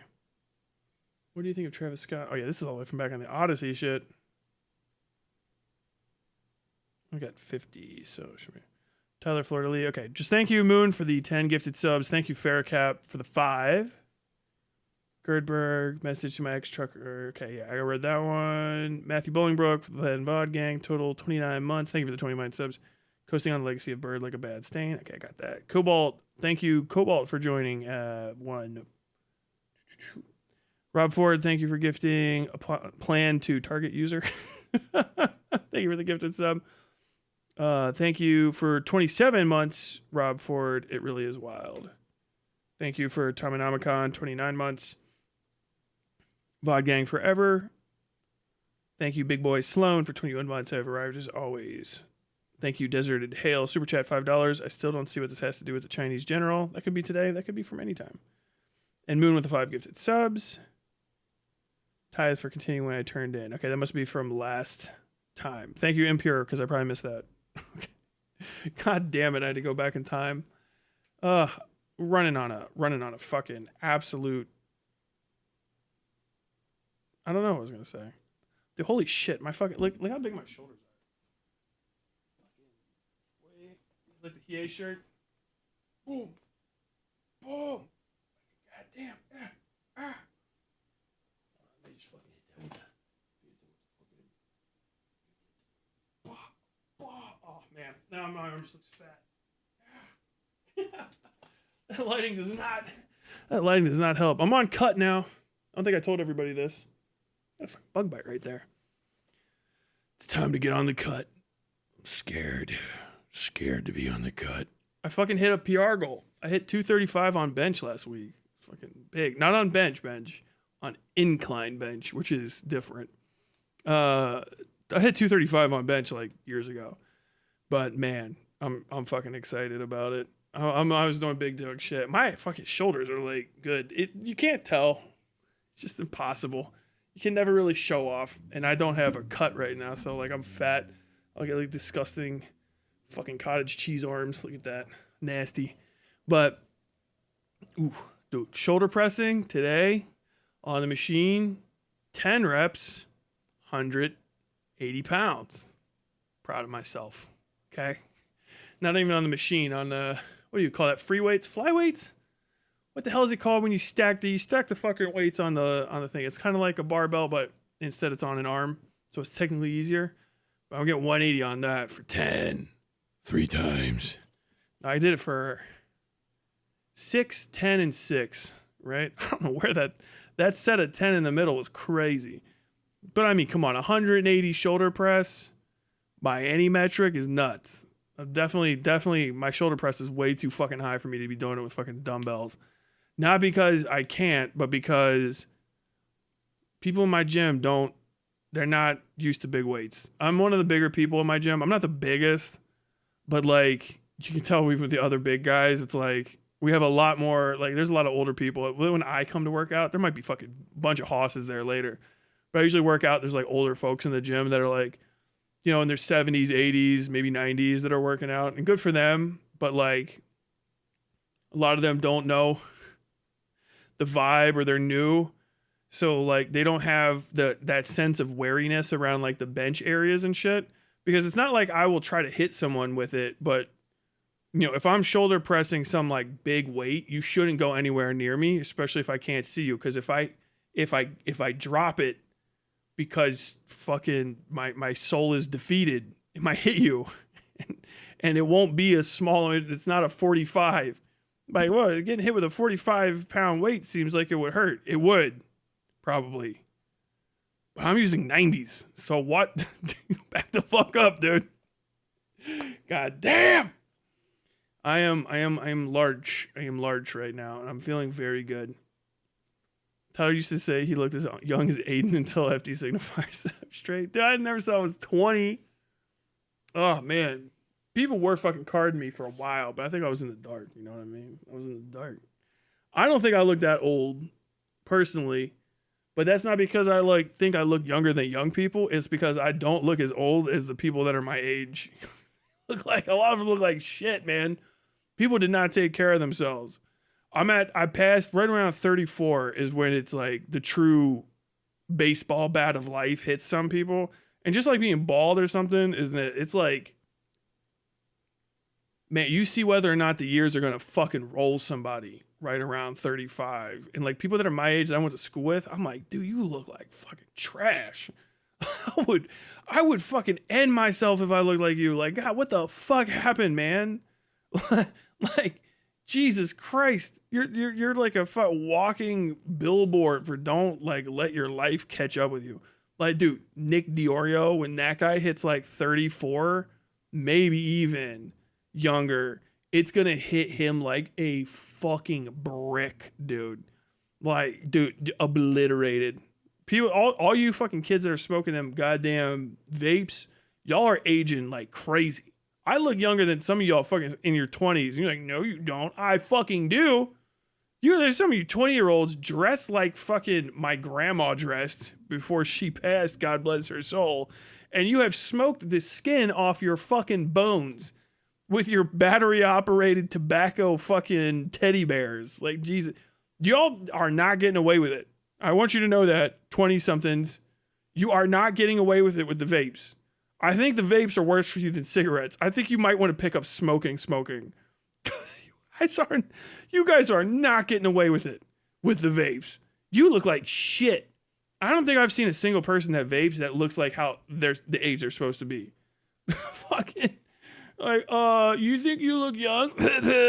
I think people think I look young. I'm just 27. Like, bro, you look like Pee Wee Herman when they were using the fucking clips to hold his skin back.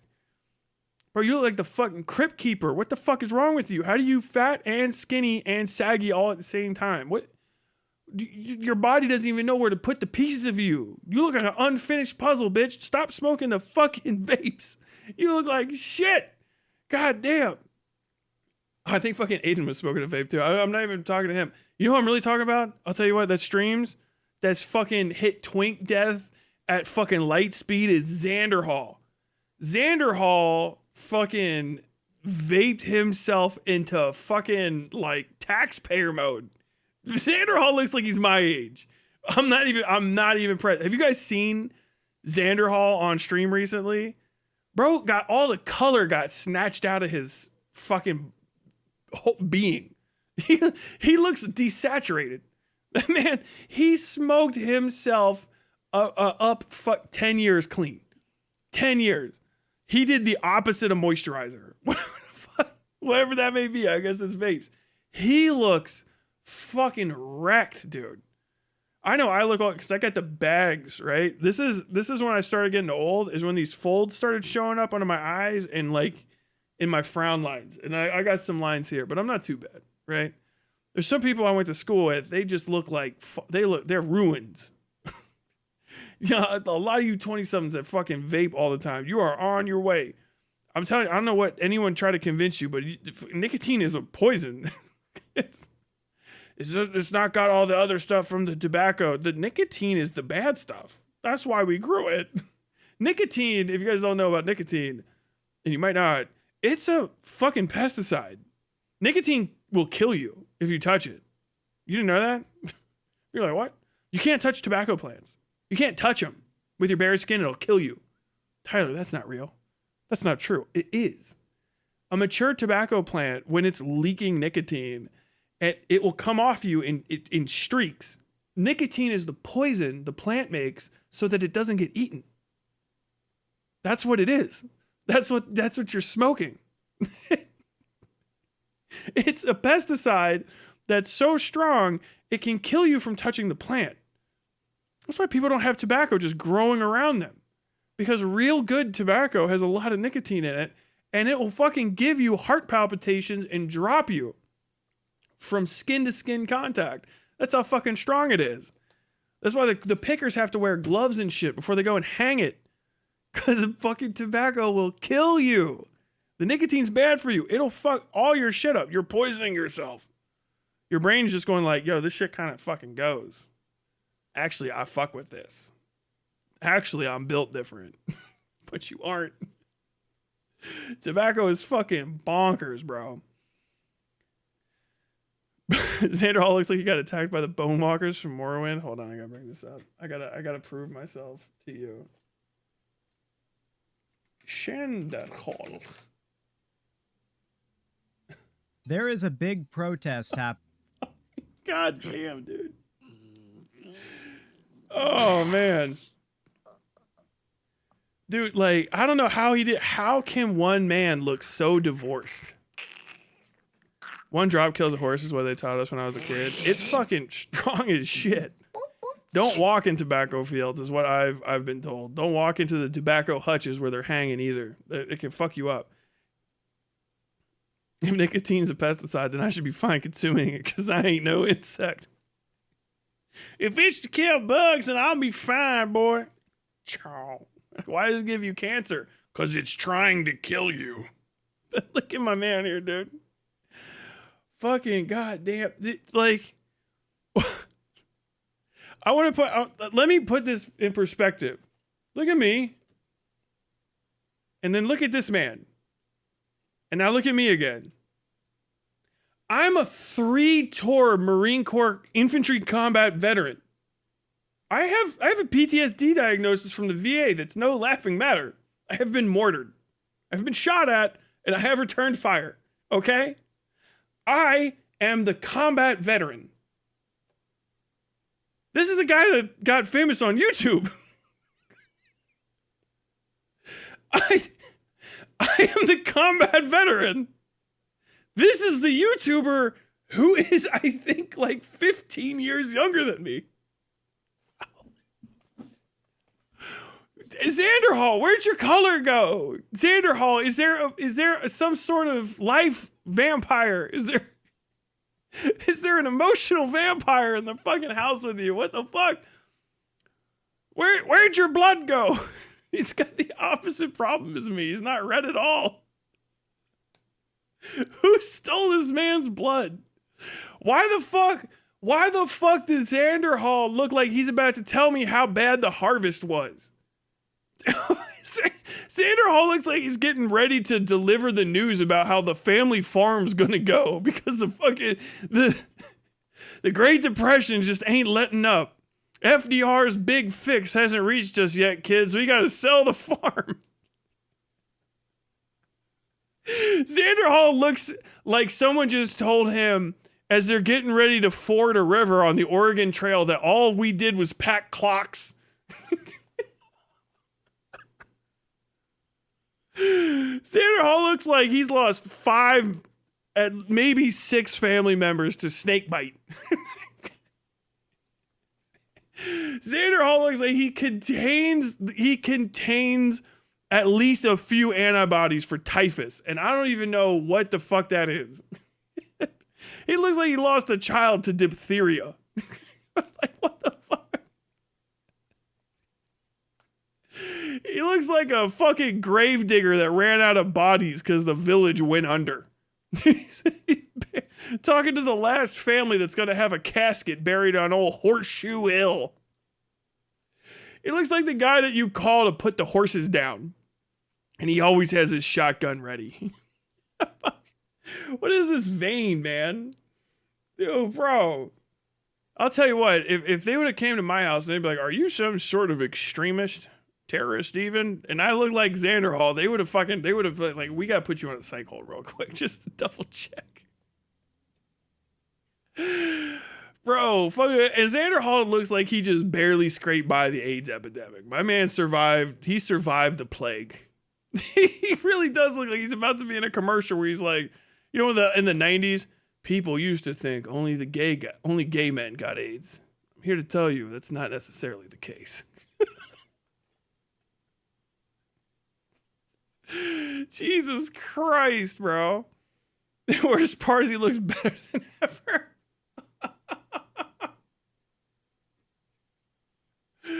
Bro looks like a pastor who just lost his faith in God. God damn. He looks like a Shawshank inmate.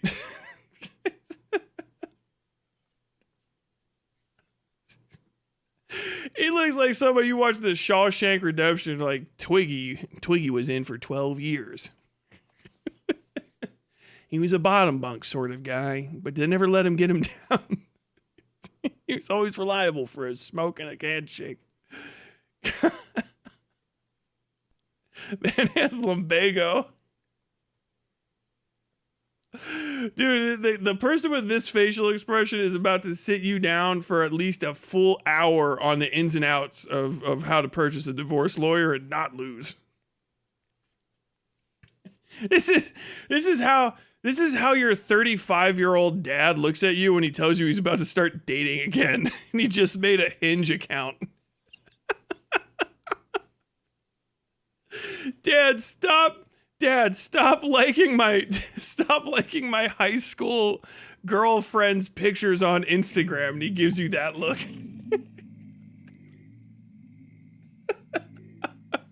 He sold all his plasma. God damn.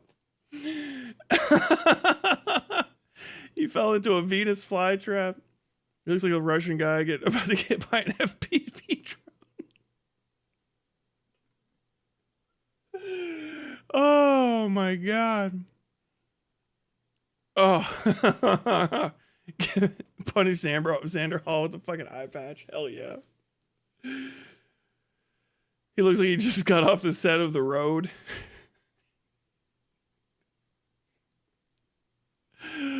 Oh no. I've been smoking for 12 years and Xander Hall is younger than me. How does he look worse? I got no idea. Wait, is that him? Yeah, this is Xander Hall. Look. He sounds like he looks too. Somebody snatched the heart out of him. Happening right now in Dearborn, Michigan. And from what I understand, it is a gathering of white nationalists, neo-Nazis, and Christian nationalists who are led by, among other far-right weirdos, Jake Lang, the guy who I've covered recently for being assaulted multiple times after trying to goad random people in public with insults, slurs, and horrible racist shit directed their way, until they're eventually rage. Fucking Xander Hall looks like Hutch.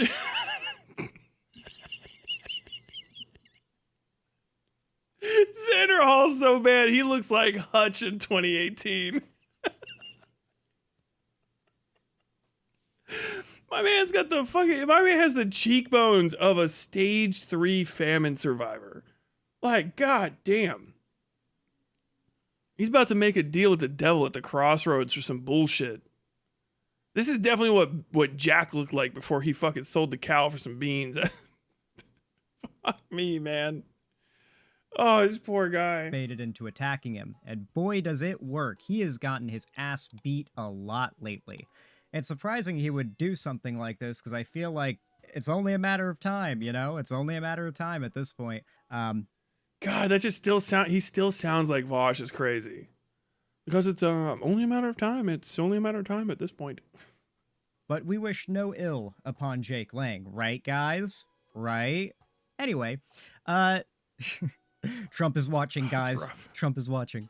Anyway, what is going on with this protest, though?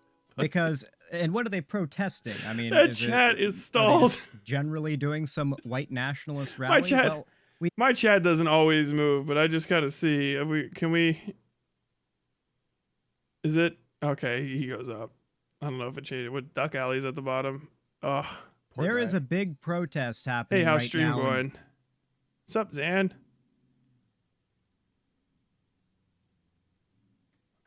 Come on, lady.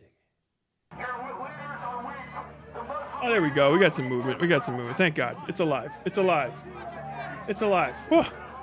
Oh. Hell yeah. Someone Oh, maybe it was just frozen before. Okay, that's fine. Good for him. Oh, man. I'm just fucking with him.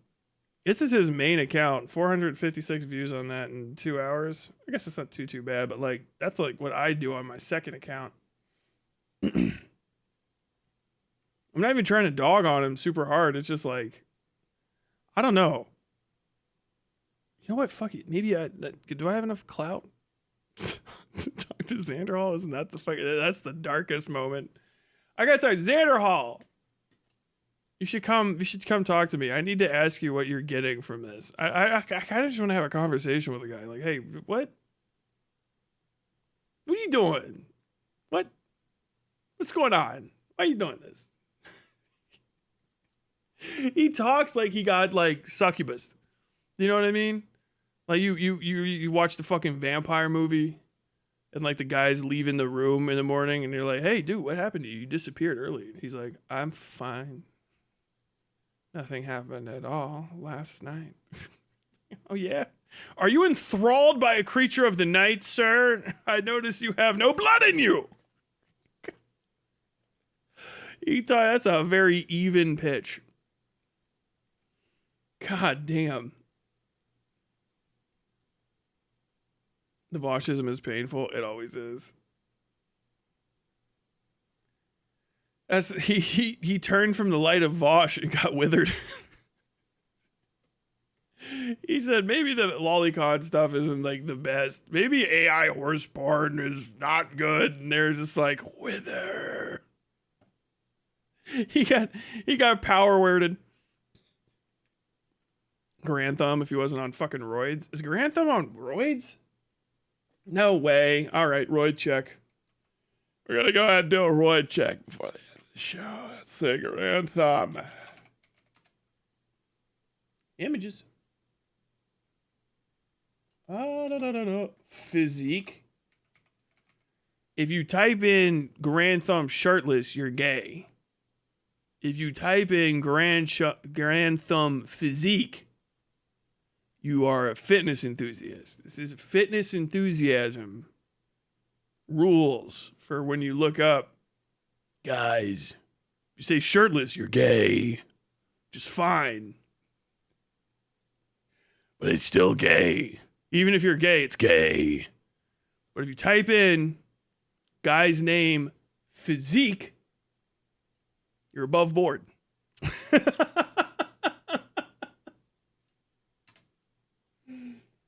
Oh, what the fuck? Who's this bald guy? What the fuck? Is this him? I quit GunTube. Man is yoked. Is this? Bruh. Yo, are you fucking? There's no way you're that guy. Okay, hold on. Which is he? Anthem workout? The Alpha Performance Challenge. Open image in new tab.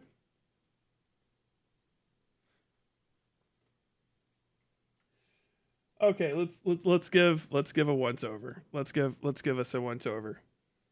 So Grantham's a fucking tuber. He's a gun tuber. He tubes guns. So I guess he did a fitness challenge to go from one to the other. Now I appreciate this image on the left because you don't even see this very often. I don't think I've ever seen in the modern era a guy sucking his gut in like a Looney Tunes. Like he's actually doing like the 1950s like suck it in, make your chest look bigger type deal. But no, he's not. He doesn't have a whole lot of physique to him. He's mostly skinny, but he does push-ups. I can tell. Yeah, this is the physique of a guy that does not do a lot of weights, but probably does some calisthenics and running because he's got very negligible body fat.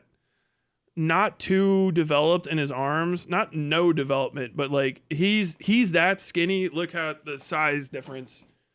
Like when I do my arm, right? I don't know if you can tell, but like you can see, you know, I kind of got it up. It's not a good position because this fucking camera. But I work out a lot. So like I got the big fucking pop on the side. I'm bending over so my shoulder will not even. Oh, that's crazy. This is like the ultimate hard mode. But you can normally see it. I got pretty good fucking tricep pop. Oh god, it's so embarrassing. There's just nothing to contrast it against. Never mind, don't worry. But trust me, his tricep raise right there when he's got way less body fat than I do is like not huge. If he was working out like with weights, it would be his arms would be massive. But he's got a good physique. I'm not saying he's got a bad physique. And then he worked out here and he got shredded up. So on this side, it's not that much different of a physique overall. A lot of trap work, a lot of deltoids. He's flexed like fucking crazy.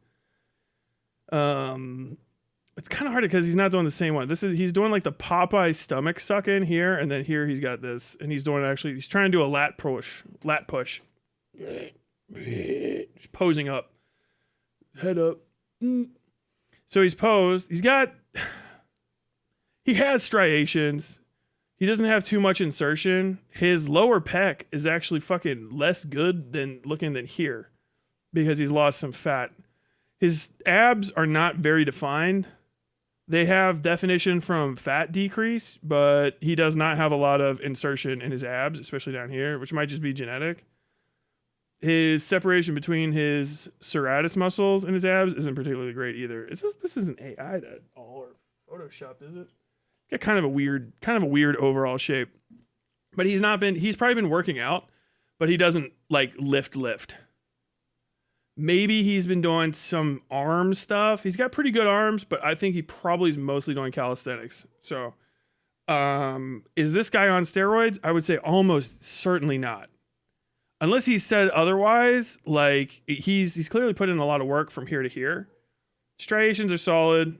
His delts are pretty flat. His triceps are pretty flat. His forearms are like non-existent. They're pretty small compared to the rest of him, but you know he's got good low body fat. He's dieted, sick, skinny neck, small traps, not much of a developed upper chest, so he doesn't have a lot of separation. Can you see what I'm doing here? He doesn't have a lot of separation here between his delts and his pecs. If this guy was on steroids, he would be fucking huge.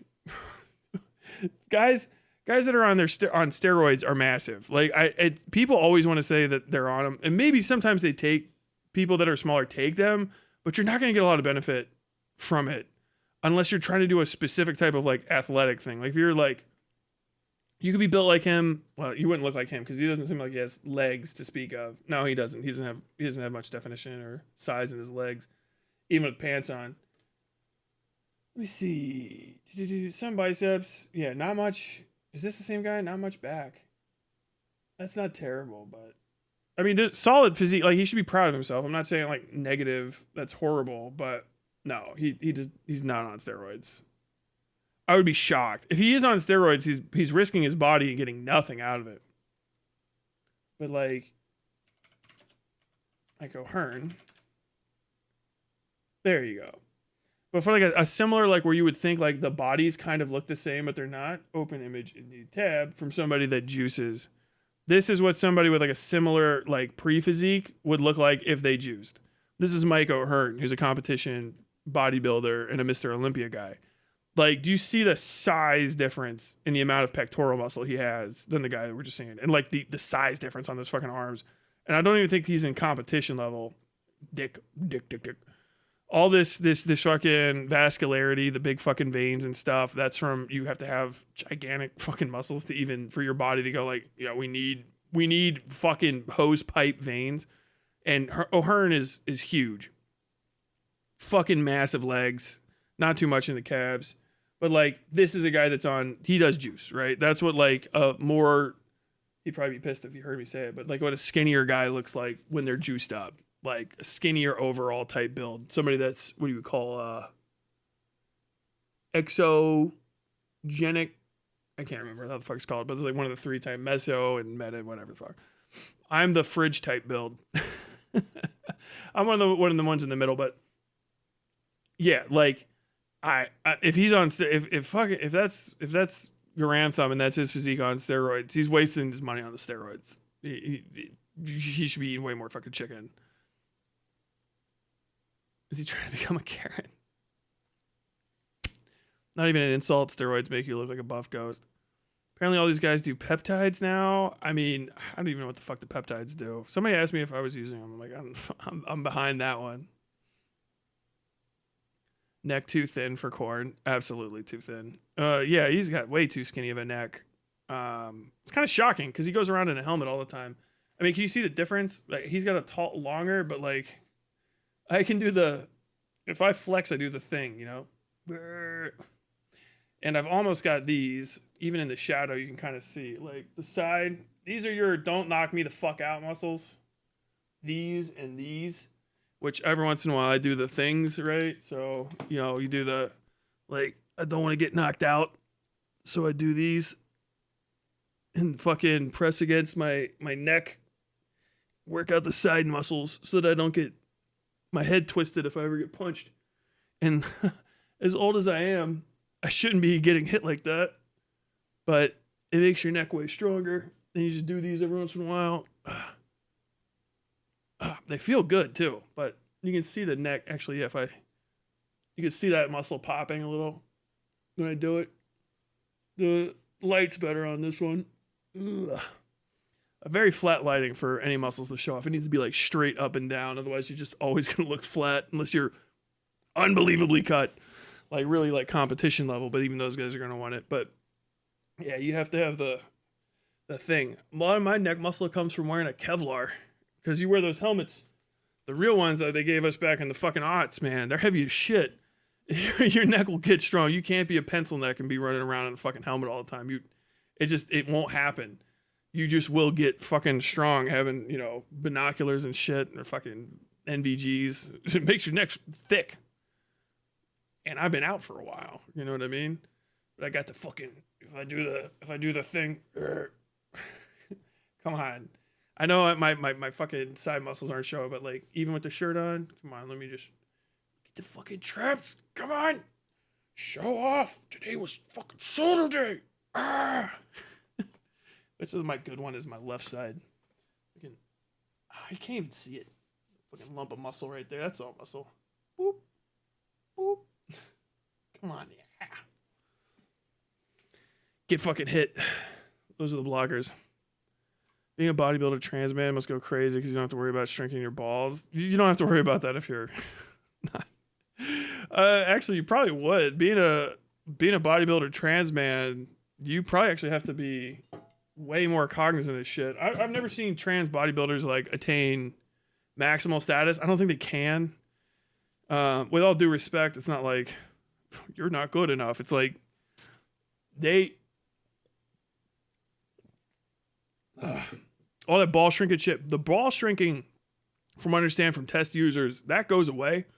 What you got to worry about is actually gyno, which isn't just having like fat where your breast is, you know, as a guy. It's actually developing breast tissue with breast fat. Like female breast fat is a different type of tissue than just typical adipose that's going to be sitting over the top of your pectoral. And somebody that has already transitioned probably going to have to be way more attentive of that fact because their body's already trying to make fucking estrogen. And when you take testosterone, your body stops producing it as much and it doesn't produce as much estrogen, or it produces more estrogen to keep up with the testosterone because those are balancing hormones along with some other ones. And so when you stop taking tests, or if you fuck up your test take and you don't take estrogen suppressants, you get an estrogen bump or different types of progesterone, estrogen, whatever the fuck. It's tricky and you got to balance it. And that fucking blast of estrogen gives you gynecomastia, which is like the curse of old bodybuilding. But a lot of the stuff doesn't do that anymore. But if you were a trans bodybuilder, fucking with that shit could be rough. If I was a trans bodybuilder, I would hope that like you transitioned before puberty too, because there's probably a lot of issues that you're gonna have. Not like you shouldn't show up or anything, but like to be a bodybuilder is hard. Like it actually is difficult. Like you have to take the steroids. You don't get a choice. There's natty fucking bodybuilding, but natty bodybuilding looks a lot more like what what's his name look like. You have to get lucky as fuck that you even have the kind of physique that can bodybuild kind of in both directions, because sometimes people just have not a physique for bodybuilding. Like you're just natural muscles in the way that they're going to want to grow. You'll just look like a Quasimodo. Sorry. It's about symmetry and insertion and size and all this sort of stuff. So at a certain point, like the genetic aspect of it is kind of critical. And so some people will just be built different. Like Arnold Schwarzenegger is just lucky, genetically fortunate that his bicep and bicep tendon relation size with each other happens to be so perfect that he gets peaked biceps the way that he does. And that's why he has the Arnold bicep. It's not just the hard work that he put in, and of which there was a lot of it, or the steroids he took, of which he did many, but also just the genetic luck that what his parents and grandparents and etc. passed down to him gave him that build in his arm, because some people don't have it and they have to go and win in other ways. You know, some guys have really long fucking tricep tendons in their tricep build up here, like the head of the muscle, as you say, is like not there. And other guys have like legs that don't build. They'll be strong as shit. Their legs will be big, but like their leg won't build big. And like you have to go up against Ronnie Coleman, and Ronnie Coleman has like the best legs in the fucking business. You know, Jay Cutler and all this yada yada yada yada. Some people just don't have the muscle shape underneath all the fat to like win. If you were born female, assigned female at birth, and your body built in a certain way too, you might be just like triply fucked. Probably they should have their own like league. Unironically, this isn't a segregation thing, just so that people can enjoy bodybuilding. There's bodybuilding leagues that are not for like Mr. Olympia, but the possibility of getting to Mr. Olympia as a trans athlete, unless like I could be wrong, and being the, you know, Mr. Universe, Mr. Olympia is like fucking, that's an uphill battle. You got to fight against genetics at a certain point, and that's rough. And then, you know, on top of all that, put in all the effort and stuff, and being like different size. Like if you don't get like testosterone early and get taller, you have less frame for muscle. You really want to be pushing 6 foot to 6'5", I think, are where a lot of the Olympias are. They're shorter ones, but like a lot of them are big. And you got the male bones, man. You have to get that bone density up way fucking high. And there's stuff that you can take. I think HGH increases bone density by a bunch, but I don't know if it's enough to like keep up with the amount of bone density and bone growth that you get as just like a teenage boy if you're assigned male at birth. It'd be rough. I would kind of be interested to hear about it, but I don't know. And then on top of that, like any surgeries that you have to do are going to be a pain in the ass as well, and they might just change the way that you look. Steroids are gender affirming care. Maybe for some guys, not for bodybuilding. For someone like Joe Rogan, yes, they are gender affirming care. For the bodybuilders, they're necessary. They're like, it's different. Even though bodybuilding is aesthetics based, the aesthetic boost that you would get from steroids, like a lot of bodybuilders are already going to be where you would want to be, just raw off bodybuilding without steroids, because they just have it in them to do all the work. Most of what you're getting from steroids, or just kind of any PEDs at that level, is actually the ability to build larger muscle than your body would ever want to build on its own in the first place, and also being able to heal. Most of what athletes, including, you know, bodybuilding competitors, get from steroids is healing.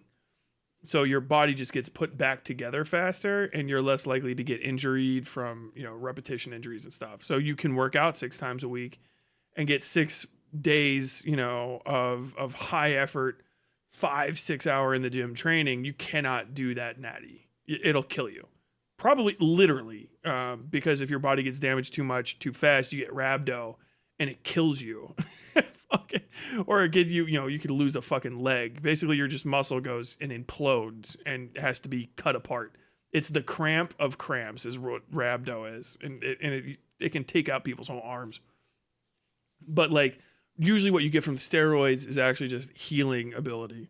Those guys aren't really trying to gender affirm. They're beyond gender at that. It's not even masculine at a certain point. They're not competing with men.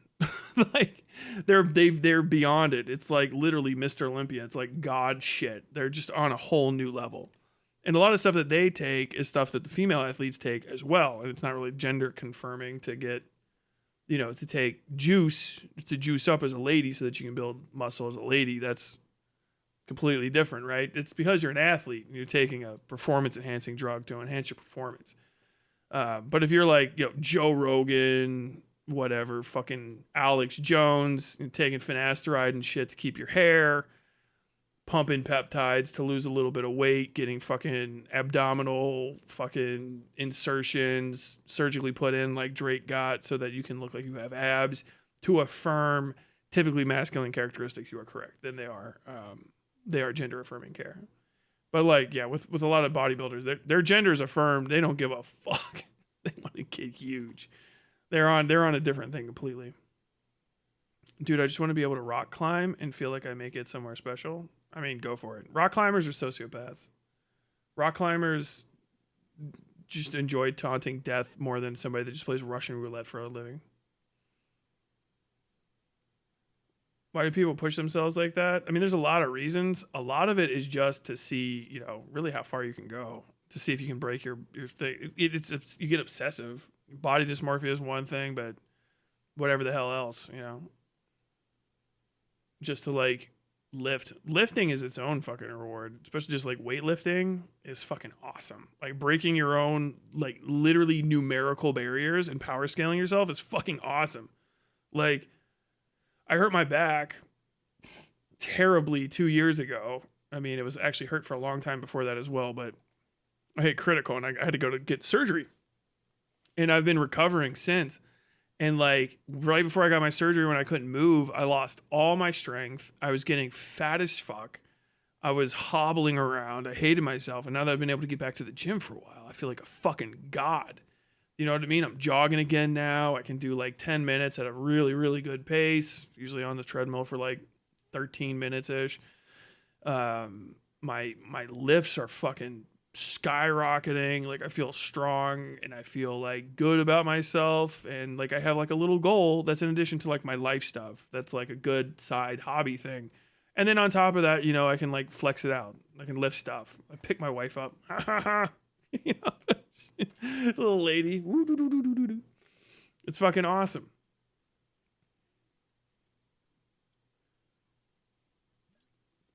There's an MTF. I'm so jealous of guys with gyno. Don't be. Fucking gym gyno fucking dog shit. They don't grow like aesthetically. They just look like fucking tubes.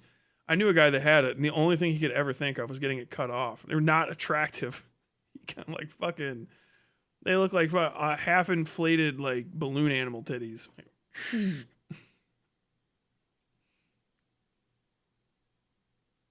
guy fought Goku and Krillin in a cave, I think.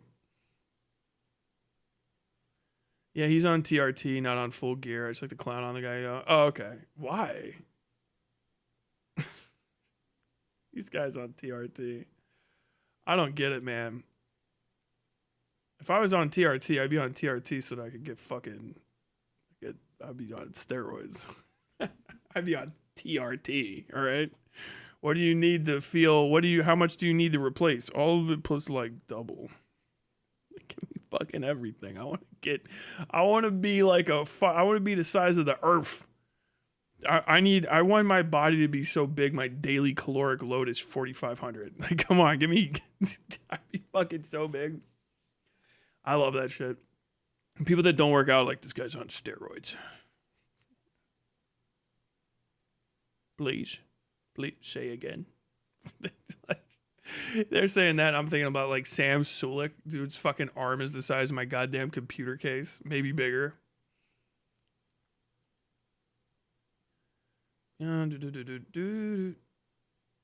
That Darius dickhead is repeatedly making death threats on Twitter. Fuck, awesome. Rico, Rico, Rico.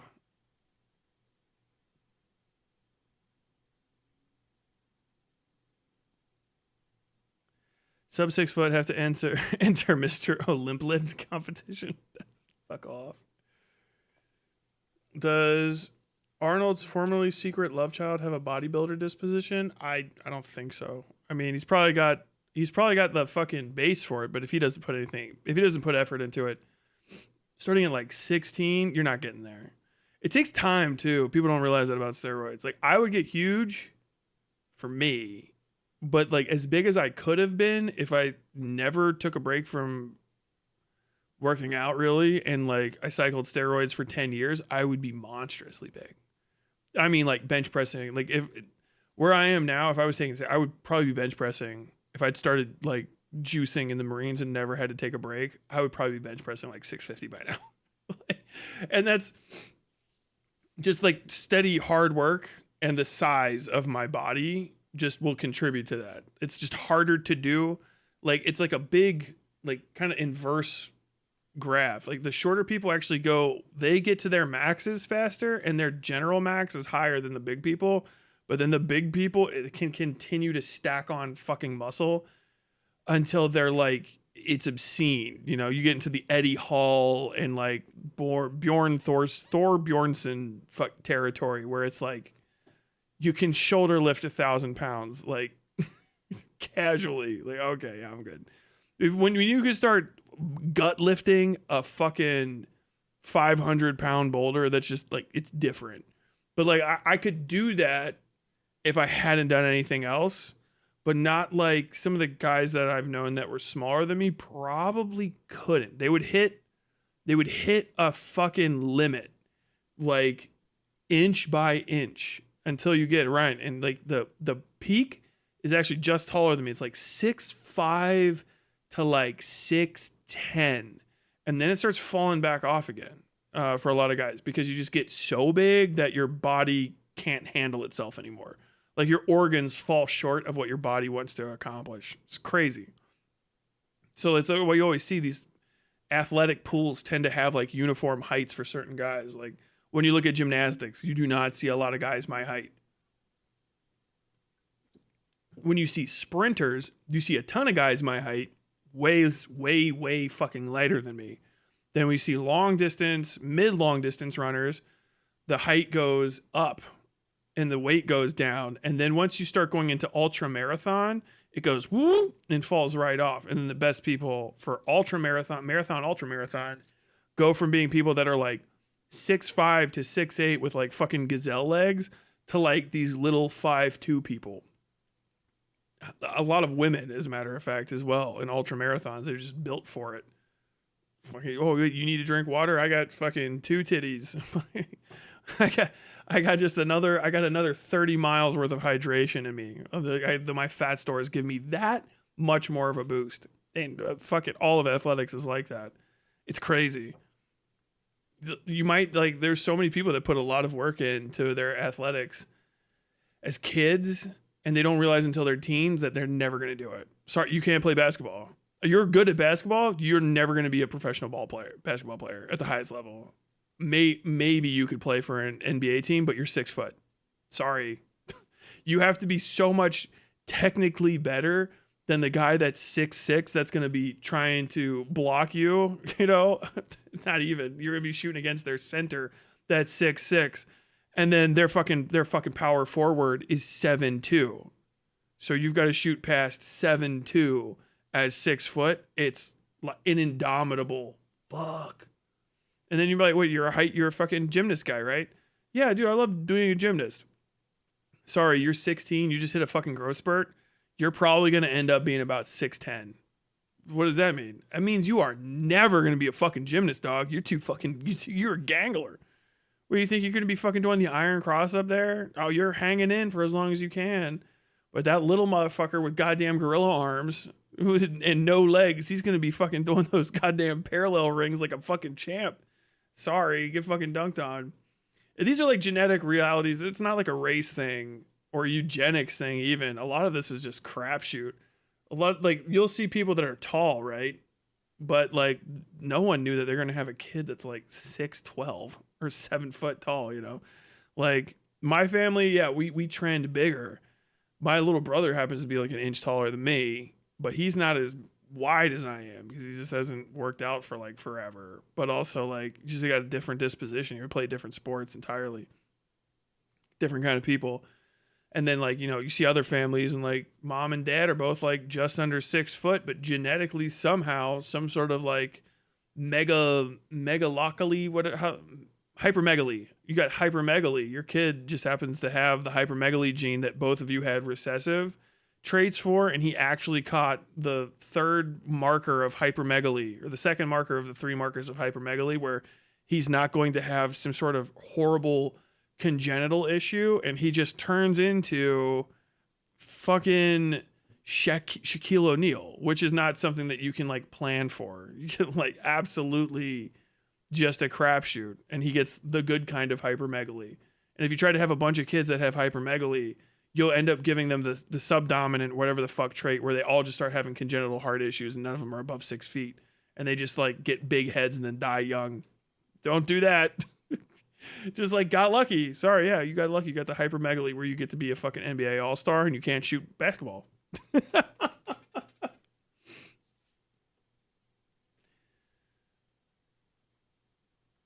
Darius is a junkie crackhead. Is Darius on drugs? I wouldn't be too surprised given his kind of behaviors. Excessive testosterone converts to E though. Each of us has an optimal range of testosterone and estrogen. Yeah, I won't get into the fucking specific chemicals of it. I just know kind of like how it's talked about. Feel good, right good. Feel bad, right good. Feel good, don't right. What did he just say? War of genetic freaks, fitness tangent, short women rock, ultra marathons and gymnastics, ultra marathon, short women crush it. Yes. Tyler's Hindu. Yeah, I got a mark on my forehead. If you are over 7 foot tall, there's like a 1 in 8 chance you are currently in the NBA. I mean, yeah, pretty much. There's only the fucking like 6,000 of you on Earth at one time.